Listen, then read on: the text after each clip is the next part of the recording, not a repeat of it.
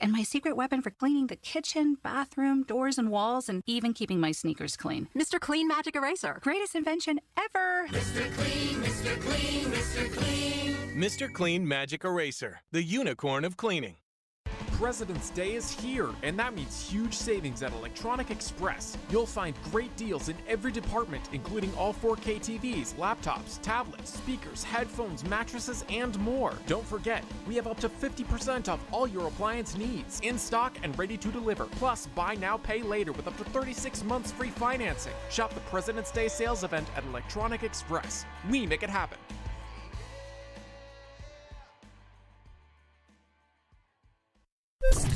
From the Hillside Medical Game Studios, WPRT-FM Pegram, WPUC HD2 Laverne, with Darren, Donick, and Chase middays from 10 to 2. Talk amongst themselves. It's not a star-studded group. They're not all there. ESPN 1025 The Game and the Game Nashville app. A Cromwell media station.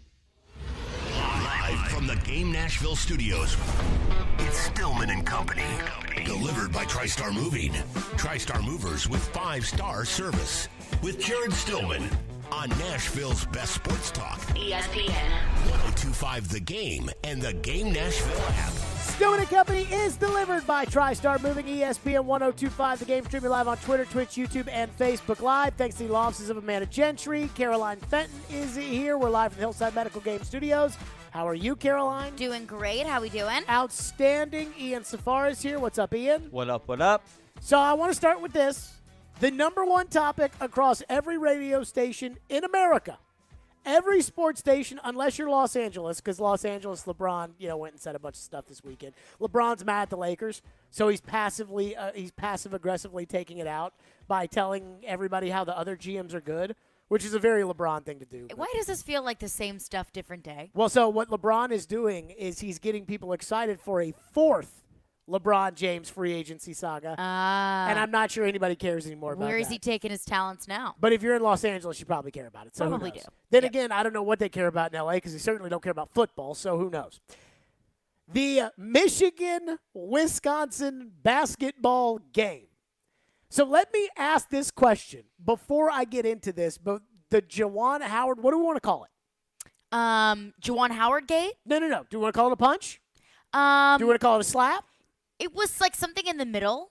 Let's call it a slap, a hit. Because I was thinking about this, like the difference between the open palm and the fist, right? But the open palm almost feels a little sassier. It almost feels a little bit more personal than the closed fist punch. I just think about it like this, right? Like it's one thing to slap somebody across the face like Jerry Springer style. Right. It's another thing to ball up the fist and do that across the face. And they're both pretty bad. I used a very inappropriate way of breaking down the two that I'm not sure I'm completely comfortable about here. I just don't know. If in the history of and look, I mean, people do a lot of things to punish their kids. I'm not sure anybody's ever taken a fist and hit their kid on the rear end before, as opposed to an open hand. Open hand slap on the rear. I would call it a slap with another word in front of it, and that word starts with a B. So that you would say that that's what Juwan Howard did yesterday. Yes, it was a B slap. Before we get to that. Did you watch that game? Nope. At all? Nope. Didn't care. Don't care about that game. Didn't watch that game. Frankly, didn't even know that game was being played. Didn't care less about it, except for those 5 seconds of just absolute mayhem. And I do have to say, the best part of all of it that no one is talking about is post, scuffle. There was a Wisconsin assistant that did a very incredible gesture at the end of it, and we are underestimating just how wonderful that is because we don't use that gesture anymore, and it was incredibly appropriate for what was going on. The in-your-face crotch shot. Yeah, Yeah. Ian, the cherry on top of everything. Ian, did you watch that game at all yesterday? Pre-slap? No, I did not. Okay, so here's my favorite part about this entire story, right? So I did 2 hours on this morning on Sirius. I mean, it literally loaded phones the whole time. I guarantee you, I get the exact same calls that I got earlier today. And we'll take your calls, but I do care about this. I know this is going to sound crazy. I don't care about Michigan or Wisconsin basketball.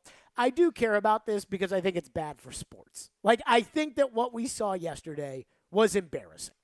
And I look back at trying to like compartmentalize my level of how much of this is everybody across America is looking for something to talk about. There's no football. There was no meaningful basketball that was played this weekend. You know, the other sports, the NBA All-Star game was terrible. The best part of the All-Star game, and I watched it yesterday, I don't know why. I watched it. The best part was when they welcomed Michael Jordan out, and Michael got a louder applause than LeBron. Like, I thought that was pretty crazy, the 75th anniversary team.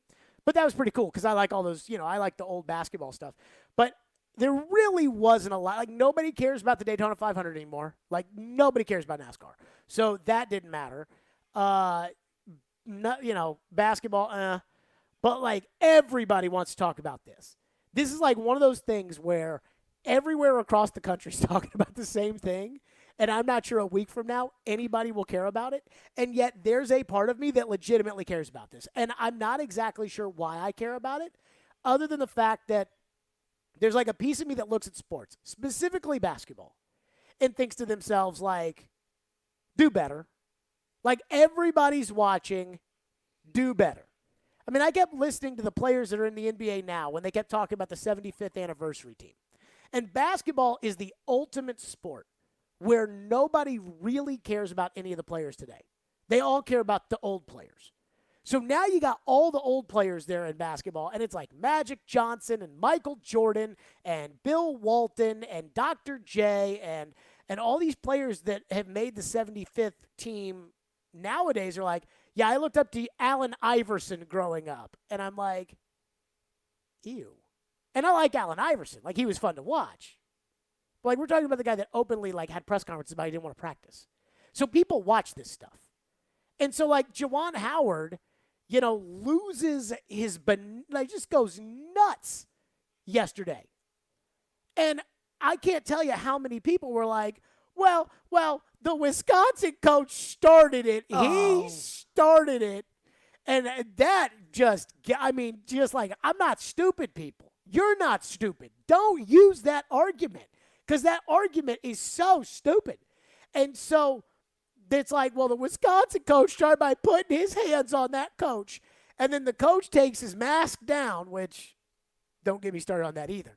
The coach takes his mask down and he starts yelling, at the Wisconsin coach. And then you got people like kind of breaking it up or whatever. You got some Big Ten guy that jumped in there. And all of a sudden, next thing you know, here comes the Michigan coach with a balled-up fist, and he throws it, and for some reason, it goes full hand right before it hits the guy in the face, the side of the head, the Wisconsin assistant coach, and then it's worse, and then they have their press conferences, and both coaches looked like dummies because neither of them took responsibility for it. I mean, the Michigan coach, and we'll play some of this in a little bit, the Michigan coach, Juwan Howard, was like, well, he started it when he called those timeouts. Again, timeouts that nobody knows anything about because nobody actually watched this game. No. So, you can say that they called a timeout and they were pressing but, do you really know if you didn't watch a game? No, but that is what I've heard was, Wisconsin was pressing, Michigan was pressing, and Wisconsin had to call a timeout because they had in all their second string guys, and they didn't really know how to respond to the full court press. So he called a timeout to be able to just address that. But yes, on the surface, calling a timeout with 20 seconds left when you're up 15 is a bad look. But also pressing? Yes. I don't know if it's punch-worthy.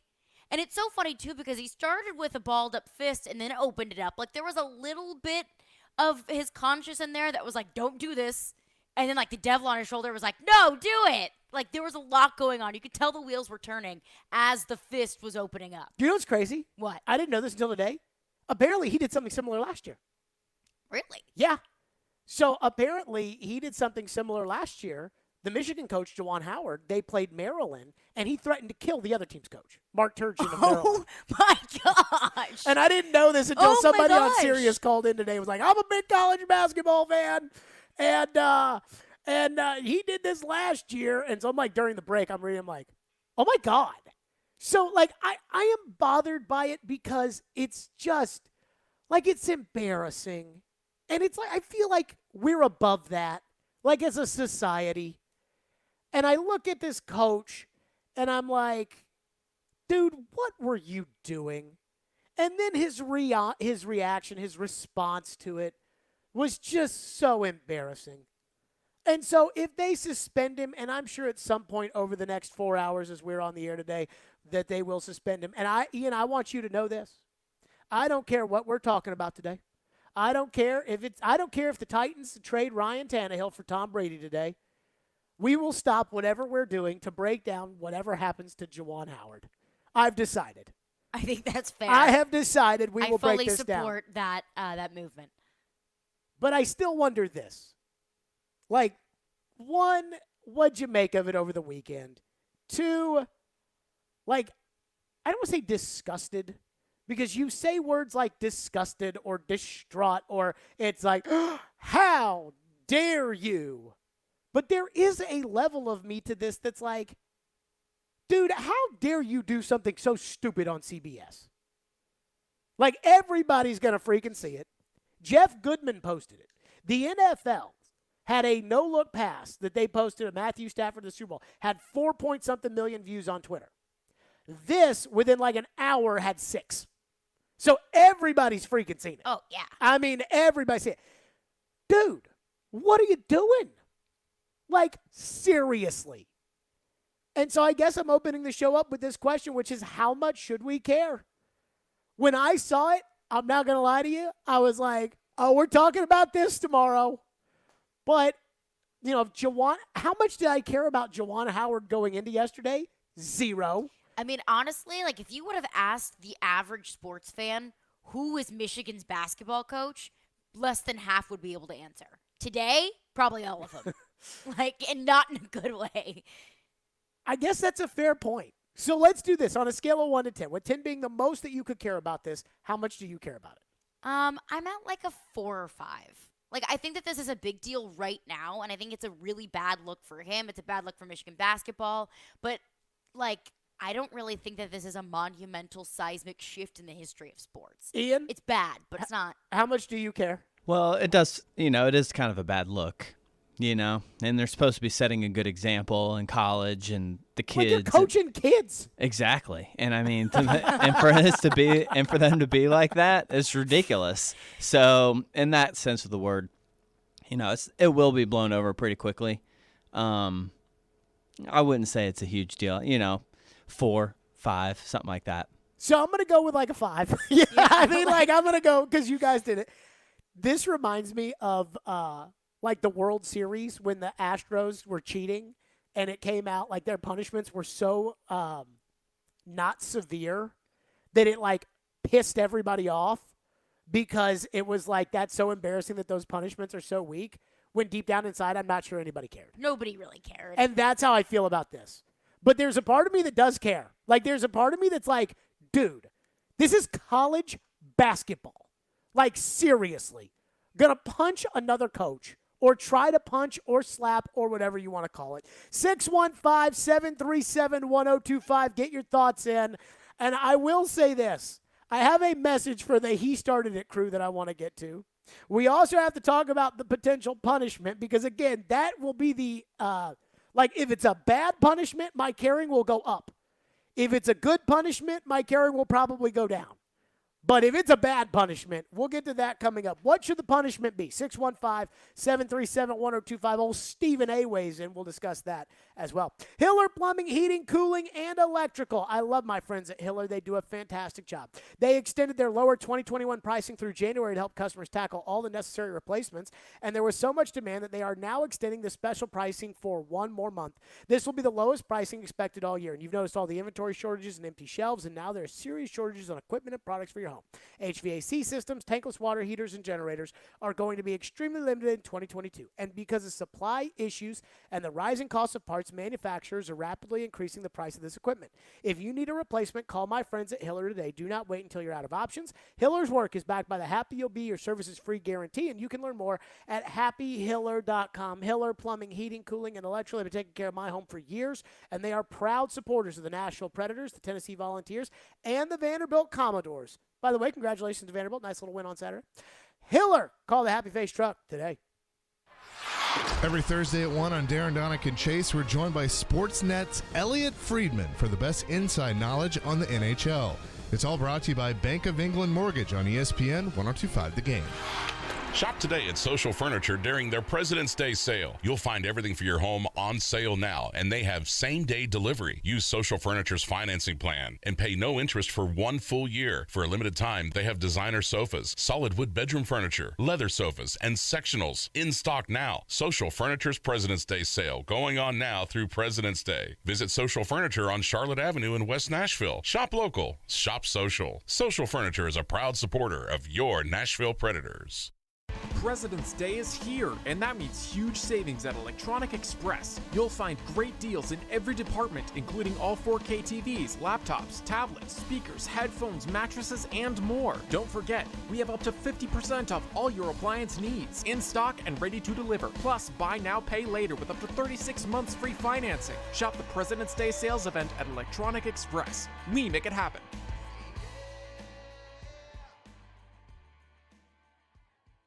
Darren McFarland. A lot of dots to connect there, a lot of storylines. Willie Donick. Be careful what you wish for. And Chase McCabe.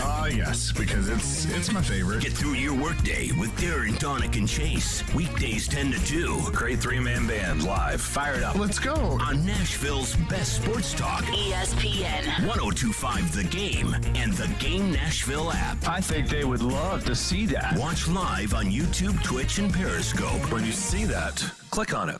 Bank of England Mortgage has been helping Americans live the dream of home ownership for over 100 years, since their humble beginnings in England, Arkansas. They've gone from a community bank to a nationwide mortgage lender. BOE delivers innovative mortgage products with superior customer service and the most knowledgeable loan officers in Nashville. Find your nearest location in Middle Tennessee at BOE1214.com or call 615-823-1215. Bank of England Mortgage is a division of Bank of England Mortgage. Equal housing lender, member FDIC, NMLS 418-481. If you've missed any of today's show, just search Stillman and Company on Apple, Spotify, or your favorite podcast platform.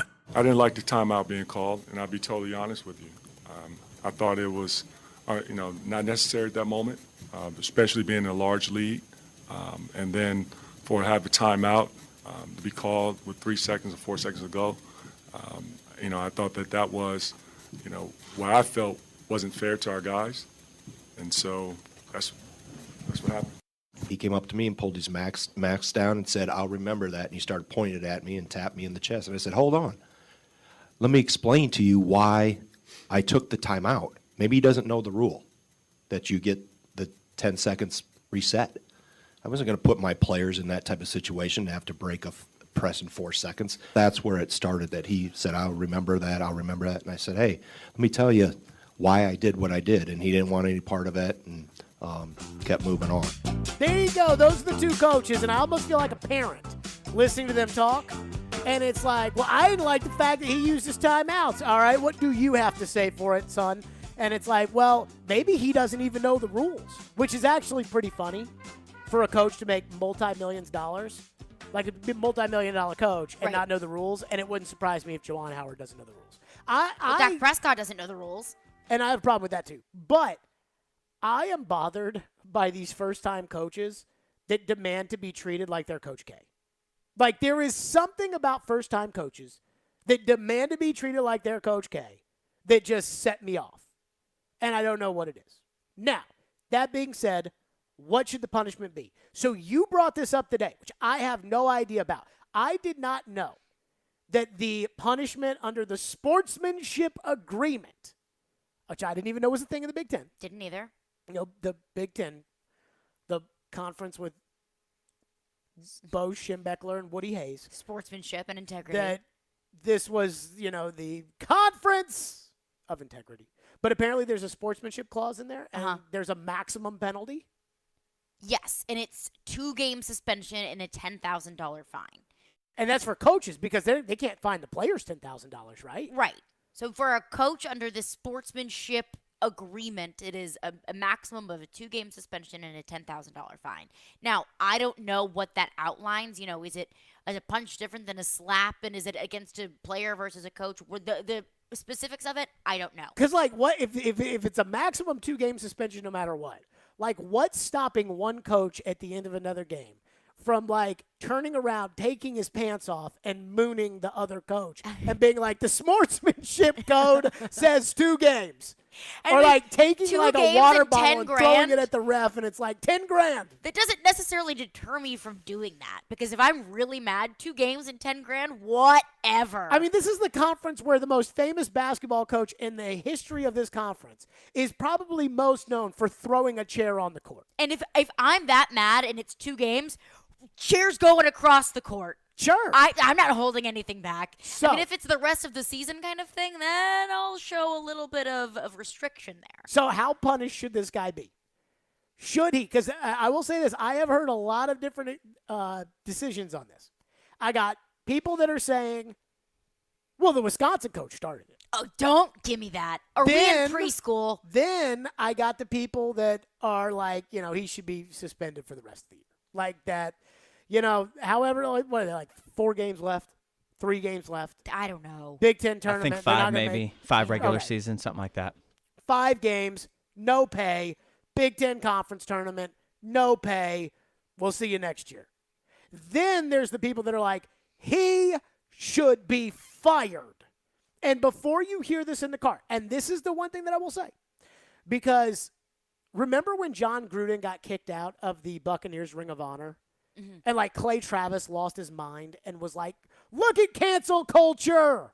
And even you were kind of like, that's a little much kicking him out of the Ring of Honor. Yes. And then I was like, yeah, in these emails, he was making fun of the owner's son for being gay. You were like, kick him out. I mean, it's So, the like- owner's decision, too. So, like, we put you in our Ring of Honor, and now you're going to say all this stuff about my son. Yeah, get out. you're out. So, when there's context to it, it makes a little bit more sense.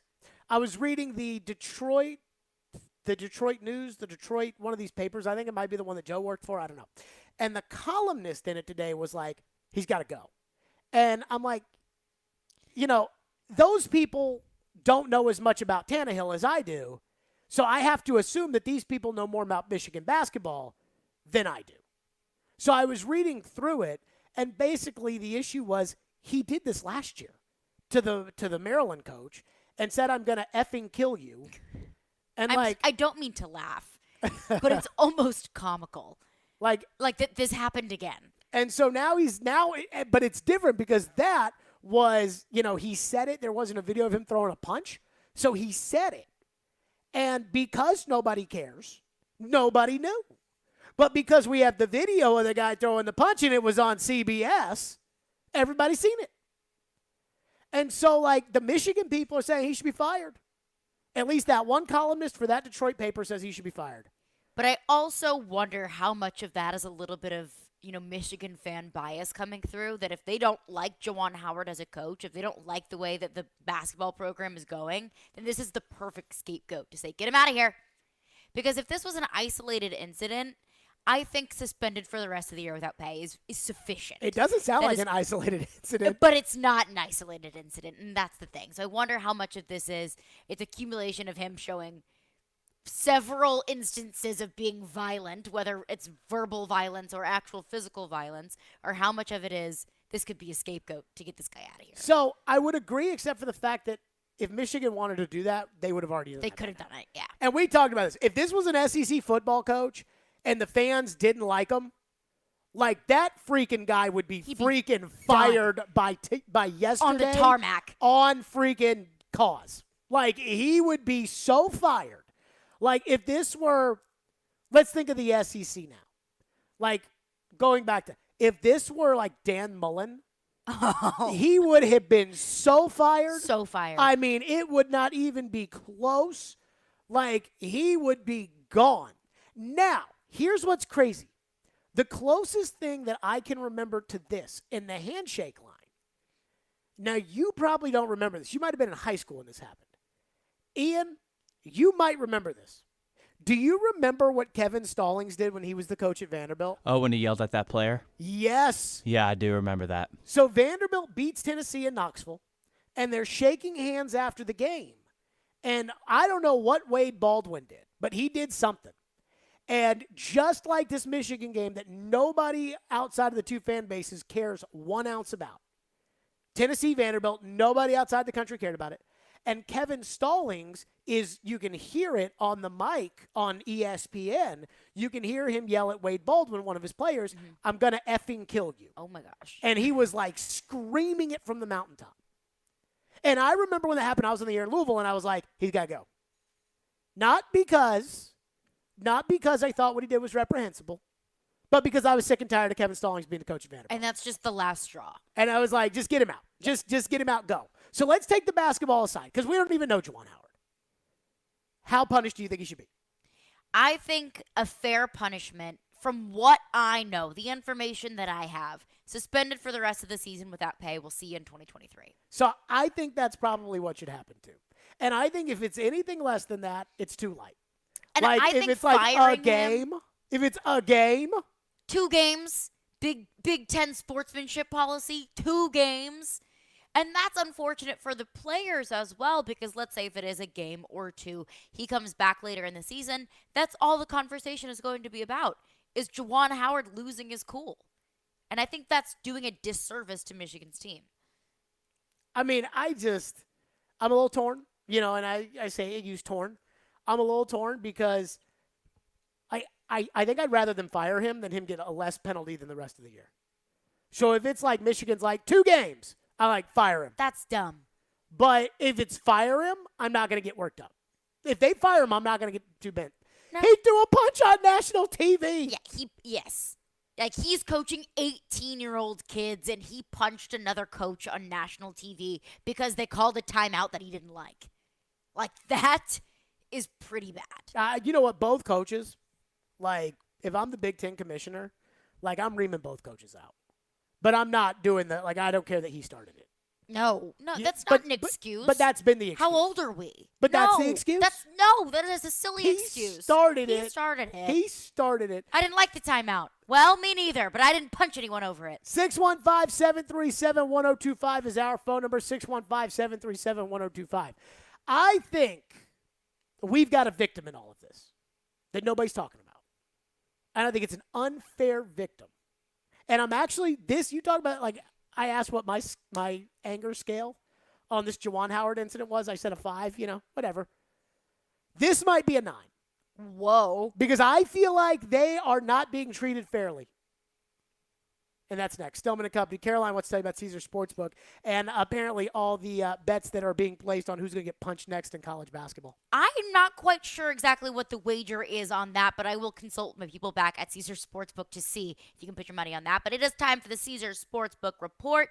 Now, if you haven't started betting with Caesars yet, do it now, and they'll throw you a feast. Yep, download the app with code RADIOEAT, RADIOEAT, one word, Radio Eat.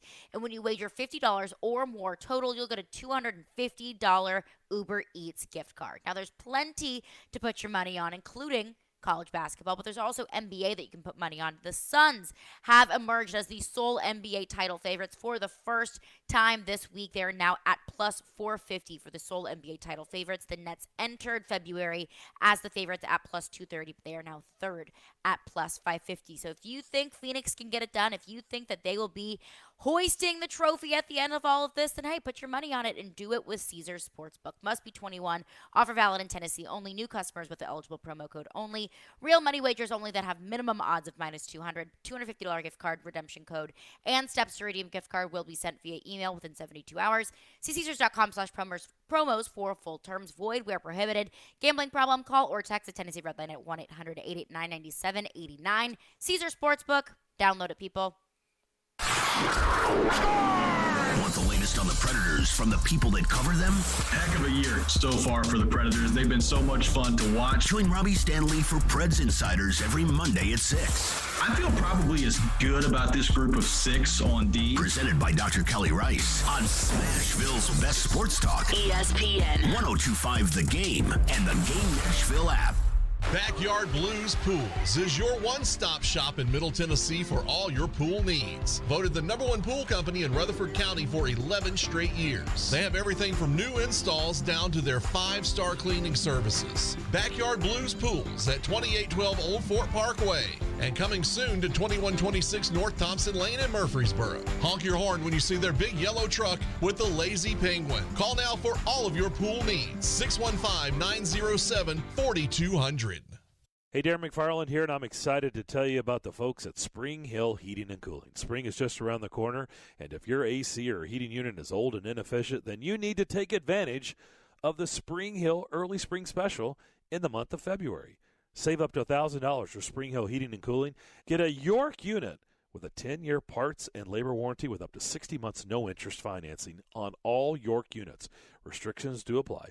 Schedule now at springhillac.com. Spring Hill Heating and Cooling, a York-certified comfort expert company. When you work here at Cromwell Media, the owner of this radio station, you're joining a really great bunch of people. We care about each other, and we care about our customers. It shows in everything we do, day in, day out. And 2 of our teammates are celebrating anniversaries this month, and we want to salute them. Drew Chester on our sales team has been with us for 4 years, and Elijah Campbell, the producer of our midday show on 102.5 The Game, is celebrating 3 years. Thanks, Drew and Elijah, for all that you do, and for making Cromwell Media such a great place to work.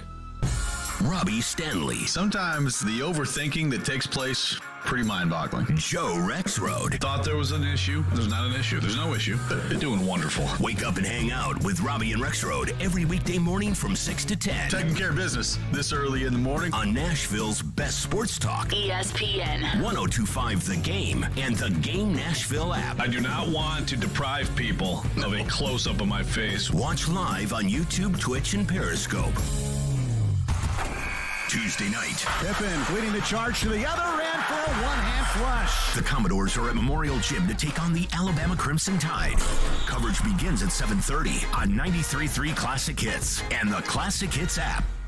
Hey, Nashville, this is Dan Lebitard. You're listening to Nashville's best sports talk, ESPN 102.5 The Game. He should be suspended immediately. It should be for the rest of the season. I'm talking about the rest of the regular season, the conference tournament. If they were fortunate enough to get to the NCAA's, that too, he should not be allowed to coach another game this season. And if he ends up avoiding getting fired, he would be a very lucky individual, because I'm of the opinion it's entirely possible that Juwan Howard's going to be fired within the next 24 hours. Woo! Stephen A. with a little smoke. A little smoky smoke on First Take today. A little heat on there within the next 24 hours. It would not be a shock, Stephen A. says. I really don't think it would be a shock to me either. Would it be a shock if you ranked Kirk Cousins ahead of Dak Prescott? To Stephen A. Smith? Kirk Cousins? Are we talking about the same Kirk Cousins? I don't know if I personally would do it, but has Dak won a playoff game on the road? Dak won a playoff game on the road? Yeah. Oh, it's a tough sell. I'm going to say this, and I feel like I can say this. Can I have a second? Sure you can. Because there is somebody who's been victimized in all this. Oh, no. Dick Vitale. And I like Dick Vitale. And honestly, I think Dick Vitale likes me. We don't know each other very well. We know each other well enough. I'm rooting like hell for Dickie V against his battle of cancer. And even though sometimes I find his commentary to be a little annoying, at the same time, there is nobody who's got a better heart than Dick Vitale. And there is nobody who has raised more money for cancer kids than Dick Vitale, maybe on this planet. And I love me some Dickie V. But Dick Vitale was the first one to tweet this out yesterday. And he's blaming the handshake line. He was tweeting out, why do we have a handshake line? And people yesterday, why do we have a handshake line? And oh, God, it's the handshake line's fault. Why do we have to have a handshake line? That's so little league to have a handshake line. And I'm like, people, what did the handshake line do to you? What did the handshake line do yesterday to Juwan Howard? What did the handshake line do? Can I ask this question? And here's why I'm asking. And I mean this with all sincerity. I feel like we live in this weird society where people believe that it always has to be somebody else's fault. That nobody can look at the 6'10 guy who lost his marbles about something so stupid and may lose his job over it And then kind of lied about it with he touched me. And like, dude, you are 6'10". He is like 5'4". Like, what are we talking about? It's like, well, you know what? We got to blame the handshake line. You know what? It's the handshake line's fault. And I'm like, oh, no. I saw someone text into the text line, which is driven by WilsonCountyHunter.com, and said, if this is a basketball discussion, you need to get Rex Road on. And I'm like, you know what? And I didn't listen to that show this morning, but I guarantee you Joe went soft on this. I don't know why, but because Joe just strikes me as the kind of guy who would be anti-handshake line. Like, oh, the handshake line's stupid. I don't know. I feel like Joe loves and appreciates the beautiful game of basketball so much. And he is a Michigan State fan. Let's not forget that, as much as he denies it. That is true. It has been confirmed by his kid that he is a Michigan State fan. Well, I feel like he would be anti anything that hurts the game. Not the handshake line, because God forbid, grown men shake hands after a game made for children. So does Joe hate the handshake line or no? No, I don't think so. I think Joe is more mad that Juwan Howard did it than the handshake line. Because Joe wants to uphold the integrity of his beautiful game. Can we leave the handshake line out of this? It's so weak to blame it on the handshake line, because God forbid we hold our athletes and their coaches to a high standard. What is he expected to do? How hard in the is handshake it? line? We all played You Little expected League, right? to not punch someone in the face? We all played Little League. Remember? Good game, good game, good game, good game, good game, good game. I mean, I could do it when I was 8 years old. I got one of these little fracases one time. Oh, did you? Mm-hmm. So this was my sophomore year of college. We were playing Georgetown at Georgetown. And there had been some bad blood the year before. Mm-hmm. And Georgetown, for like women's basketball, think of what you think of Georgetown. Their women's basketball team, at least at the time, I don't know what it's like now, but their women's basketball team then was not like that. Like, they were rough. And so we're playing Georgetown. And we get there, and we weren't very good this year, but we're the defending national runner-up. Uh-huh. So we just lost to Connecticut or whatever. And so we used to have this thing where, like, wherever we'd go, one player would be like, what day is it? And the rest of the girls would be like, game day. Like, what day is it? Game day. Whatever. Right. So we're warming up. And again, I knew that there had been a little bad blood from the year before. And we started doing the what day is it game day. And I hear one of the Georgetown players say, well, I'm going to get on the mic and show him who's louder. And I was like, so our strength coach at the time was this dude named Hammer. And I turned to Hammer. Of course it is. And I was like, oh, and he looks like a Hammer too. And I was like, Hammer, we're going to have like a little rumble in the jungle here. I mean, like, we might have a throwdown today. And he looked at me and he just goes, shut up. And literally not 5 minutes later, I'm on one side of the floor. I forget what I was doing. And I'm on one side of the floor. And next thing I know, I see some of our girls starting to go at it with their girls. So I end up getting myself right in there. And, I mean, it was on SportsCenter the next day. Like, it was a throwdown. And we had this one player who was from, like, a really rough part of Milwaukee. Uh-huh. And, like, I don't know if you know about, like, the Chicago, Milwaukee, so this is a really rough part of Milwaukee. And honestly, I love her. Like, great person, great whatever. But, I mean, when it was time to throw down, like, she was ready to go. She was ready. And so, like, I don't remember. Like, it looked much better on television than it was in reality. Because I just remember she was kind of, ready to go. Throw some bows. And so I grabbed her from behind, like, full bear hug. And I just remember pulling her back. And I remember her being like, she was like, let me go. And I remember thinking, yeah, Rachel, that's exactly what I'm going to do right now. Okay. I'll just let you go and just whatever. And so when you look at it on television, which this was before every game was on TV, but this game was on TV. So the cameras were rolling and they caught this and they brought it up. And then College Game Day was at Connecticut the night before for the women's game. So SportsCenter the next day is like after Connecticut wins and Dickie V's like, it's awesome, baby. Then it's like, and a sad note from the women's game as well, Georgetown and Louisville yesterday. And so you see this fight start to go down, and you see me, I'm wearing this giant red sweater, and you see me start to roll in. And I pick this girl up, and I guess it was her momentum or something, but again, it didn't feel like it was that big of a deal. But she was like, out of control. Let me go. And so I'm like pulling her out. Like, it looks like I'm pulling a tooth. Like, I'm like pulling her out. And so I looked like freaking Hercules in there, like stopping a fight. And so, like, I'm not going to lie. Like, for about 2 days after that, I was like, yeah. Did you see me on SportsCenter? I was like, yeah. I did what I had to do. Well, apparently, like the Big East at the time, like if you throw a punch and it connects, you're out for the year. And so, like, the coach was like, Rachel, you need to thank him for everything that he did. Well, the Big East has stricter sportsmanship and integrity rules than the Big Ten does. Yeah, but the Big East doesn't exist anymore, so maybe that's why. Maybe that's true. You know, maybe there's something to that. But so I know what that's like, but it's different when it's a coach. You know, like, it's different when it's a coach.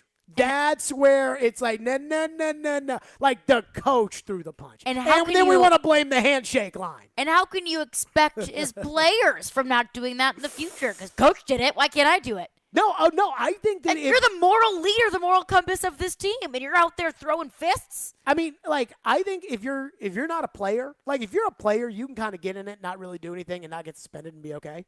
Because, like, you know, players got to stand up for their players. But you're a coach. Let me put it to you like this. Okay. Say it's Titans game. Taylor Lewan, another guy, get into it after the whistle, right? It so would be Taylor Lewan. Easiest target. So Lewan and another guy get into it after the whistle, right? So then guy pushes Taylor, guy whatever. Vrabel gets in there. Guy pushes Vrabel. Vrabel takes a shot at the player. He going to lose his job. Probably so. Like, because he's the coach? You are held to a higher standard. And I can understand the players out there and, you know, testosterone's running high, adrenaline's running high. If things get heated, that happens. That's part of the sport. You can't hit a player. Your job to not do that, to not throw punches, to not get violent, because you have to understand what's at risk here. What's at stake.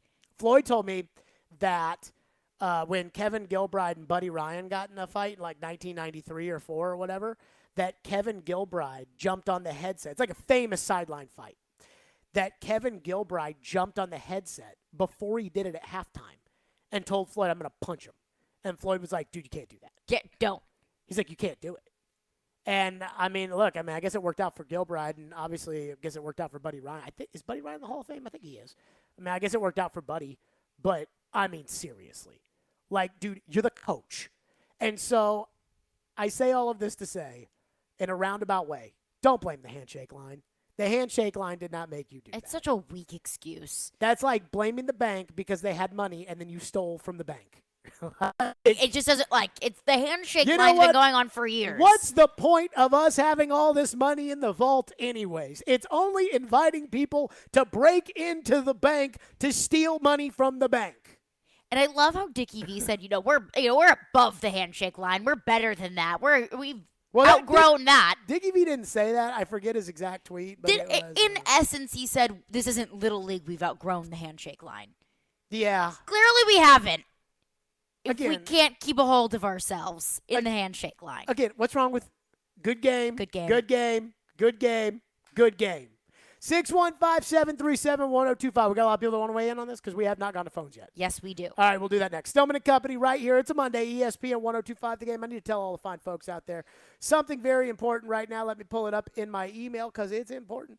Hey, join us for Smashville Live Wednesday right here on 1025 The Game. Smashville Live will air on Wednesdays during the Preds season from 6 to 7, featuring Preds players, former players, and other special guests. And you can watch on 1025 The Game's Twitch, Facebook, and YouTube page. So be sure to join us this hockey season for Smashville Live, brought to you by New Amsterdam Vodka, Spring Hill Heating and Cooling, and Red Spirits and Wine in Bellevue. The 2022 SEC Women's Basketball Tournament is back in Nashville as Bridgestone Arena hosts the annual celebration of SEC's Women's Hoops March 2nd through the 6th. Join us and experience the bright lights of the Music City as we crown a champion. Tickets are on sale now, so contact your university ticket office or head to secsports.com. SEC Women's Basketball. It just means more. From Fox 17 News, this is a Code Red weather alert. I'm Fox 17 News Code Red meteorologist Dan Guthrie. Cloudy skies with breezy conditions this afternoon, a high of 66. Scattered showers will be developing this evening and will continue into the day on Tuesday. This weather report brought to you by Hiller Plumbing, Heating, Cooling, and Electrical. Call the Happy Face Truck today.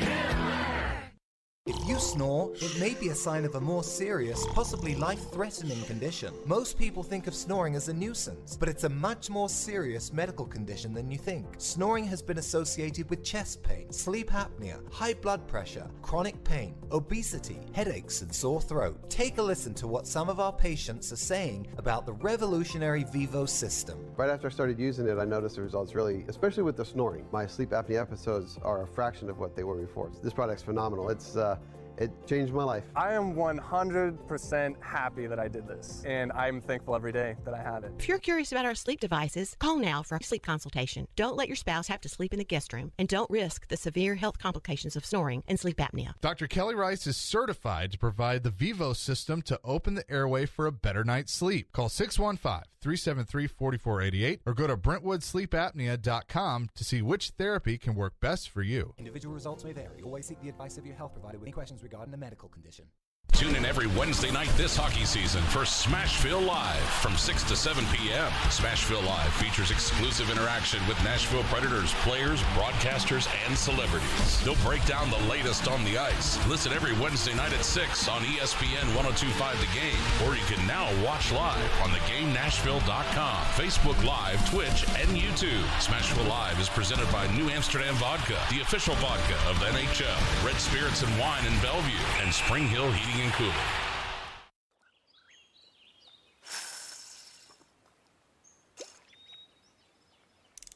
For the love of Tennessee at dawn. For the love of the fight. For the love of having nowhere else you'd rather be. For the love of Tennessee. Travel safe. Brought to you by the Tennessee Department of Tourist Development, the Tennessee Association of Broadcasters, and this station.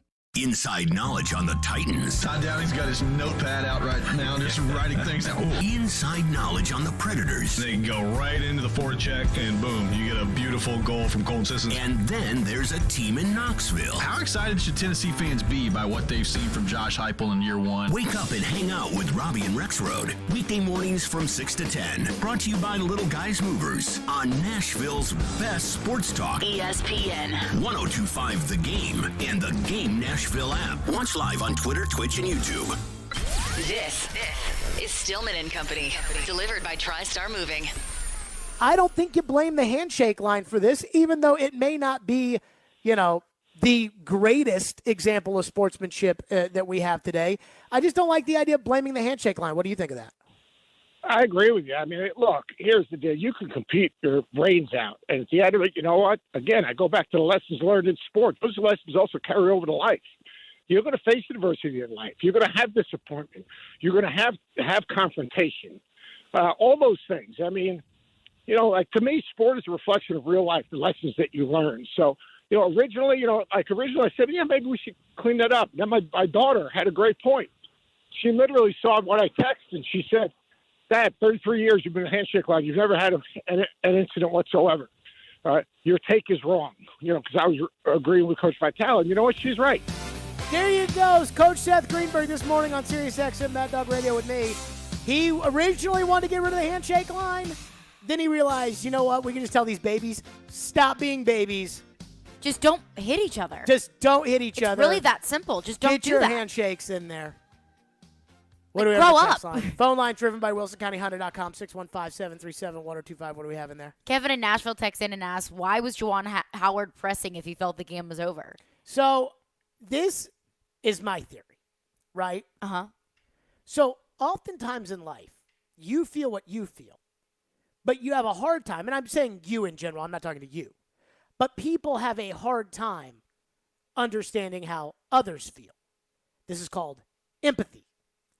And oftentimes, I don't know about you, but I do feel like there are a lot of people out there that, lack empathy. I would agree with that. And so what happened was Juwan Howard was just pressing because, autopilot coaching, oh, yeah, we're supposed to press here. All right, go ahead and press. And then they called the timeout, and all he did was felt like this coach was sticking it up his rear, really, screw you, coach, and not, thinking, hey, there's a reason why they're doing this, or, hey, maybe I should back out of the press. And that's usually how a lot of these incidents happen. is, like, when it comes to lack of maturity, how often do you hear people that do things like this, how often do you hear them say, yeah, I screwed that up, my bad? Not very often.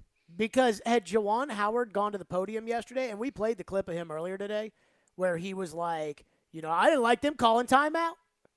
Had Juwan Howard just gone to the press conference and been like, I can't believe I did that. And whatever punishment they choose to give me, I understand.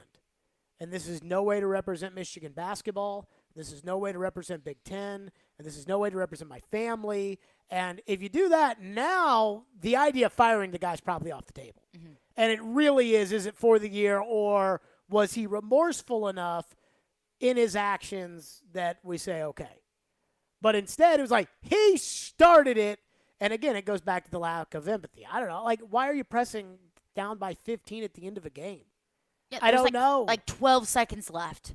It's like, what are you going to do? You're going to try to throw a Hail Mary if you're down by 22 points in the fourth quarter with 11 seconds? Like, hey, let's throw a Hail Mary here. No.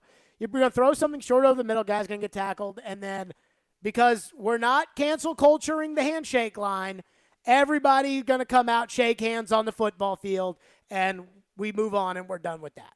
That is what should happen. But, again, who knows? And then the other thing, too, like, these guys aren't college basketball coaches.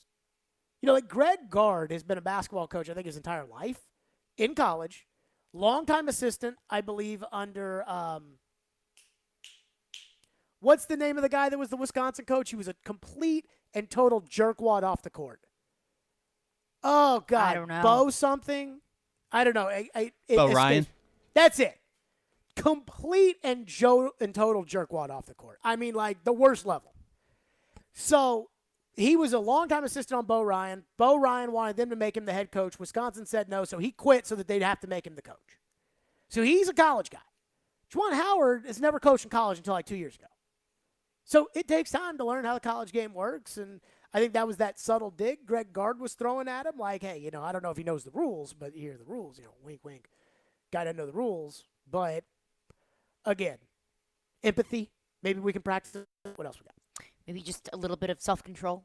Yeah, add that to it, too. Yep. Another texter texts in and says, I don't understand why Juwan Howard hit the assistant coach. Why didn't he hit the head coach? Who made him mad? Okay. We were trying to dissect this a little bit. Do you think from what you saw that he was aiming for the assistant that he smacked upside the head? No. I think he was aiming for the head coach, and amongst all of this, the scuffle, hit the assistant coach. I don't see why he would be aiming for the assistant coach. Okay, unless the assistant coach said something. So I'm going to analyze this as we speak. Okay. I want a live breakdown. I have watched this many a time. So I've seen this video a bunch. And I'm trying to see, okay, hold on. This says NSFW language. So let me turn my thing down. All right, let's see. When's the punch come? Okay, no, all right, went too far. First of all, by the way, there were some cops in there at the beginning. And it's like, shouldn't the cops have been like, hey, hey, hey? Instead, they were just kind of trying to play nice. This isn't a good angle to be able to see the hit in the head. I don't know. I think he was just aiming for the Wisconsin coach, and he ended up hitting the assistant coach. What's next? Another texter texts into the text line and says something very important. It says, Big Ten, the conference who changed its rules last year to get Ohio State into the playoffs, total integrity. Okay, he definitely was not trying to hit the head coach from Wisconsin, because the head coach from Wisconsin is literally like 15 feet away from him.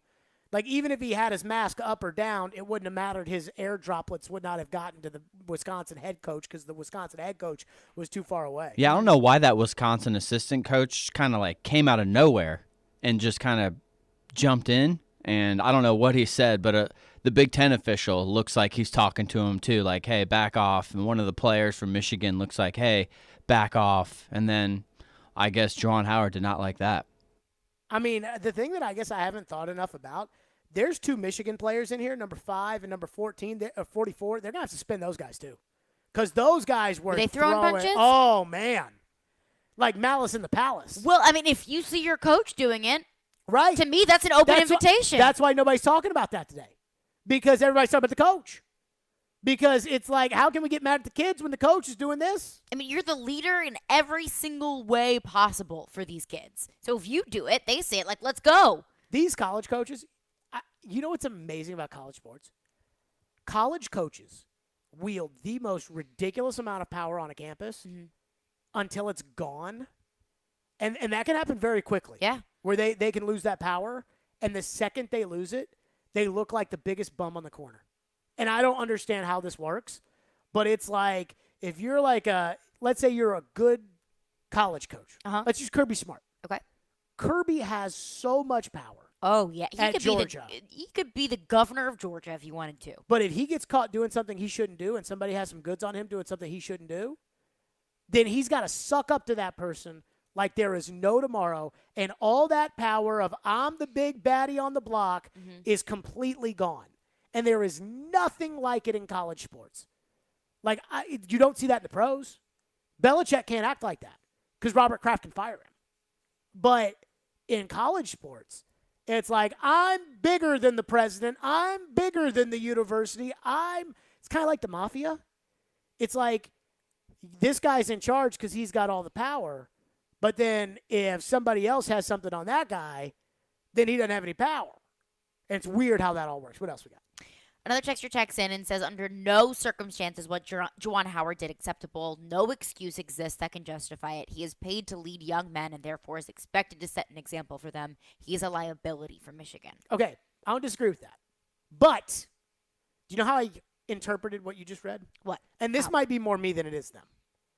I read that as Juwan Howard has an obligation of morality to the people, and how dare he? And like it feels very preachy to me. Yep. And yet I don't disagree with it. I know. I don't it's like disagree. I'm criticizing the text, but I don't. I mean, the texter's right. Because that's what the truth is. He is the leader for that team. He is paid to lead them, and it is not acceptable to do what he did. But it still feels very preachy. It does. And I don't know why I don't like it. I don't want to say pearl clutching because I don't think that's what it is. Because I'm in both camps. I'm in the camp of what he did was absolutely unacceptable, and he's in charge of the lives. Lives might be a little bit dramatic. Basketball lives of so many young men. Yet I do think that there's a little sense here of, I understand it. I understand what he did. I understand that emotions run high. I don't endorse it, and I vehemently disagree with it. But, I mean, the vibe from this text, I can't speak for this texter because he didn't say, but I can feel that this is like he should lose his job kind of side of things. Right. And I'm not quite there. Like the holier than thou. Yes. But, like, if they wanted to fire him, I wouldn't be against it. I wouldn't get up on my soapbox and be like, that is ridiculous. That dude threw a punch at another coach on TV. Bad. On CBS. I mean, that made CBS, and you know how I feel about the coaches that don't wear suits? Uh-huh. Like, I think it declasses the sidelines a little bit. Yes, you are a very elitist when it comes to what coaches wear. It's like a school dress code. You know what I mean? I don't think it matters. If you want to wear a quarter zip, go for it, Will Wade. Go for it, Bruce Pearl. Before we stop making the coaches wear suits, how many times we have coaches punching other coaches on the sidelines? Oh. How many? What was Bobby Knight wearing when he threw a chair? Bobby Knight doesn't wear suits. He wore a suit. No, he was a sweater guy. But, please answer my question, witness. I don't believe any. Okay. But I don't think this is a trickle-down effect. 615-737-1025. We got some drama with the Colts. And now we had drama on Friday, but we were talking about the Titan Stadium. We're too busy doing that, which, by the way, I can't say this on the air because I haven't gotten enough information, but I got some tea over the weekend about that Titan Stadium. I told you what it was. Yes. It's some tea. It's some tea. It's some tea about the Titan Stadium. And if I dig up a little bit further and I get a little bit more, then I'll be able to share it with you. But coming up next, there was gossip or there was some news in Indianapolis over the weekend, and now everybody's putting their 2 cents in. We'll discuss that next. Stillman and Company. It's ESPN 102.5 The Game. The voice of reason. No, you blew it. That's what happened. It didn't slip away. You blew it. The voice of the fan. The officials had let that game get out of control before anything got thrown. The voice of Nashville sports is your home of Nashville's best sports talk. ESPN 102.5 The Game and the Game Nashville app. ElectronicExpress.com. We make it happen. Attorney Joe Cordell. Think back to a time when you've had to contend with a difficult challenge in your life, but that, in the end, came out okay. I'm willing to bet that in almost all those cases, you had someone alongside you that you trusted, whether the challenge related to a career change, a health crisis, or even the death of a loved one. But if the challenge is divorce and you're a guy, there's a good chance that your trusted friend for all life's challenges to date has been your spouse, whom the legal system now terms the opposing party. This is why guys notoriously are prone to feeling isolated and alone during the divorce process. The good news is you don't have to go through this alone. Let Cordell and Cordell be the partner that you can count on through the challenges of divorce. Call us at 866-DADS-LAW or visit CordellCordell.com. You are not alone. Schedule an appointment with one of Cordell and Cordell's Nashville area attorneys. 866-DADS-LAW, 810 Crescent Center Drive, Suite 160, Franklin, Tennessee, 37067. CordellCordell.com. Your home value is way up. You can use that money now to pay off credit cards or remodel your house, or both. Hey, Willie Donner for Loan Pronto. Loan Pronto can convert that home equity into cash as little as 2 weeks from now with no cost to you and zero hassle. Mike and Joan in Brentwood called Loan Pronto and they did a Loan Pronto zero cost cash out refi. They got a check for $100,000. They used $50,000 to pay off all of their credit cards and a car loan. Use the other $50K to upgrade their master bath and kitchen. They locked in a new APR in the twos and lowered their total monthly bills by hundreds of dollars. Hello? What are you waiting on? Call Loan Pronto now and convert your home value into cash. Put that money to good use. Do it now, and you can even skip your next 2 house payments. Call 615-499-5780 or loanpronto.com. 615-499-5780 or lowpronto.com. Equal housing lender. NMLS 166-1781. Subject to lender approval. Not all loans apply. At Copper Branch, they live life to the fullest. Food is your energy and your life.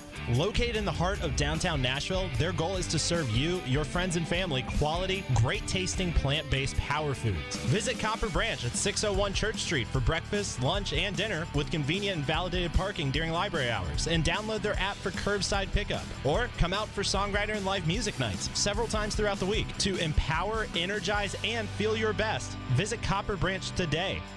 Hey, it's Chase McCabe of Darren, Donick, and Chase. I started my radio career as an intern right here at ESPN 102.5 The Game.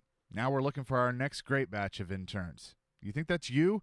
Send your resume to together@cromwellmedia.com to apply today.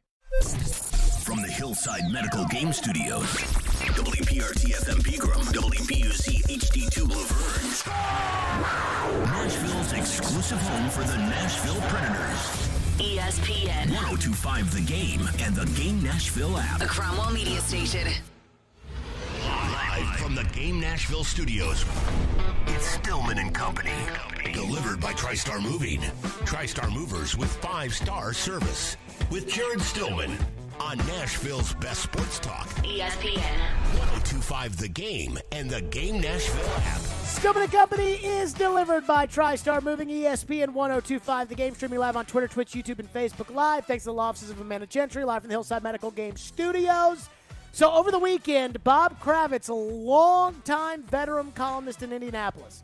He was with the paper for forever, then he went to a TV channel, now he's with The Athletic. Guy I like a lot. Bob Kravitz wrote over the weekend he thinks it's over between the Colts and Carson Wentz. And if you are dialed in, if you are a sports guy, there's certain things that when somebody says it, it's like, wow, this guy said it. Well, if this guy said it, then there must be something to it. Now, Kravitz wasn't reporting that he thinks that, he wasn't reporting news that he knows Wentz is out. But again, 3 people now all say they think Wentz is out. Longtime columnist in Indianapolis, Bob Kravitz, who I think, has pretty good pulse on the team. Jeff Saturday, longtime center for the Indianapolis Colts, was Peyton's center for all those years. My guess is still pretty well connected to the team. And Chris Mortensen, the guy who broke the news from, I believe, the hospital when he was receiving cancer treatments, that Peyton Manning was retiring because Peyton respects Chris Mortensen so much that Peyton gave it to him. Those are the 3 people that have reported or have opined on some level or another that Carson Wentz is out in Indianapolis. kind of makes me think Carson Wentz is out in Indianapolis. We've Pretty talked trustworthy about this. people. And also hearing from the actual mouths of Frank Reich and Chris Ballard and Jim Irsay. Yeah, well, and The they cryptic also messages of we don't well, know it's the too future. early to discuss, and it's beyond obvious that the owner doesn't like the quarterback. And I'll use the Titans as an example. You know I want the Titans to get rid of the quarterback. Yeah. And I'm not going to stop talking about how I hope the Titans get rid of the quarterback and how, quite frankly, I do kind of think the quarterback's a little bit of a phony. I think everything that we've been led to believe about Tannehill, he's such a great leader, and nobody questions Ryan, and Ryan this, Ryan that, and Ryan can't even own up for the loss after he cost you the season. Like, to me, the way that he didn't take ownership for the loss and his lack of a press conference on that Monday told me everything everybody says about Ryan. I talked to somebody who played on the team, and I was like, is this real that Ryan's this great leader? They're like, nah, he's kind of a quiet guy. Okay, gotcha. Noted.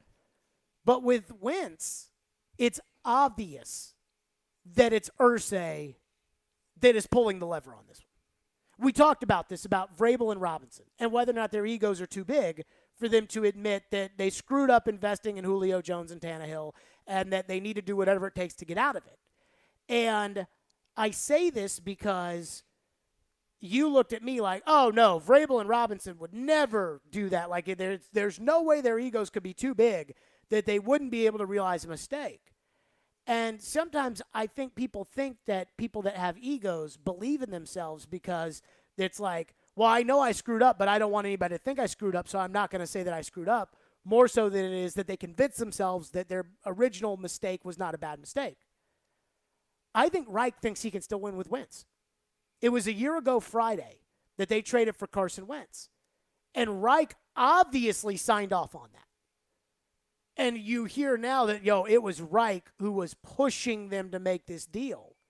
And Indianapolis knew they were overpaying when they made the trade because it was reported as a third-round pick and a conditional second.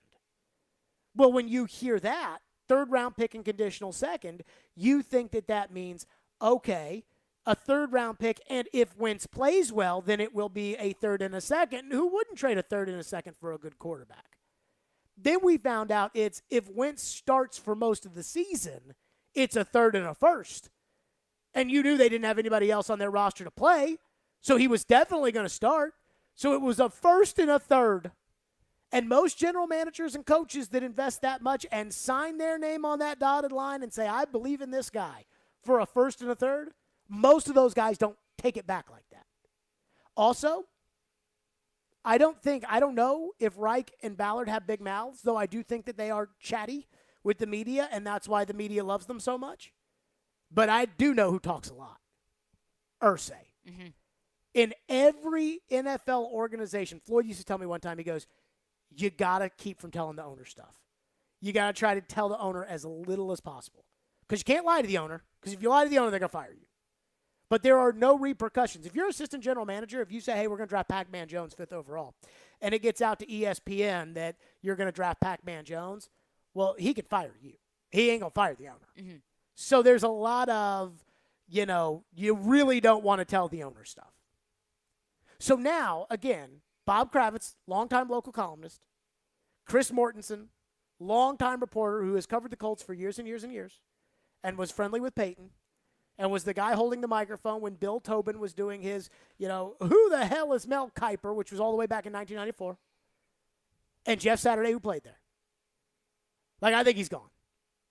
Now, because there's not a lot of football news this time of year and everybody's waiting for Aaron Rodgers to make his decision because that'll be the next move, now we've got let's debate if it's a good idea for Carson Wentz to stay or go in Indianapolis. Let me be the first to raise my hand in the air and say this.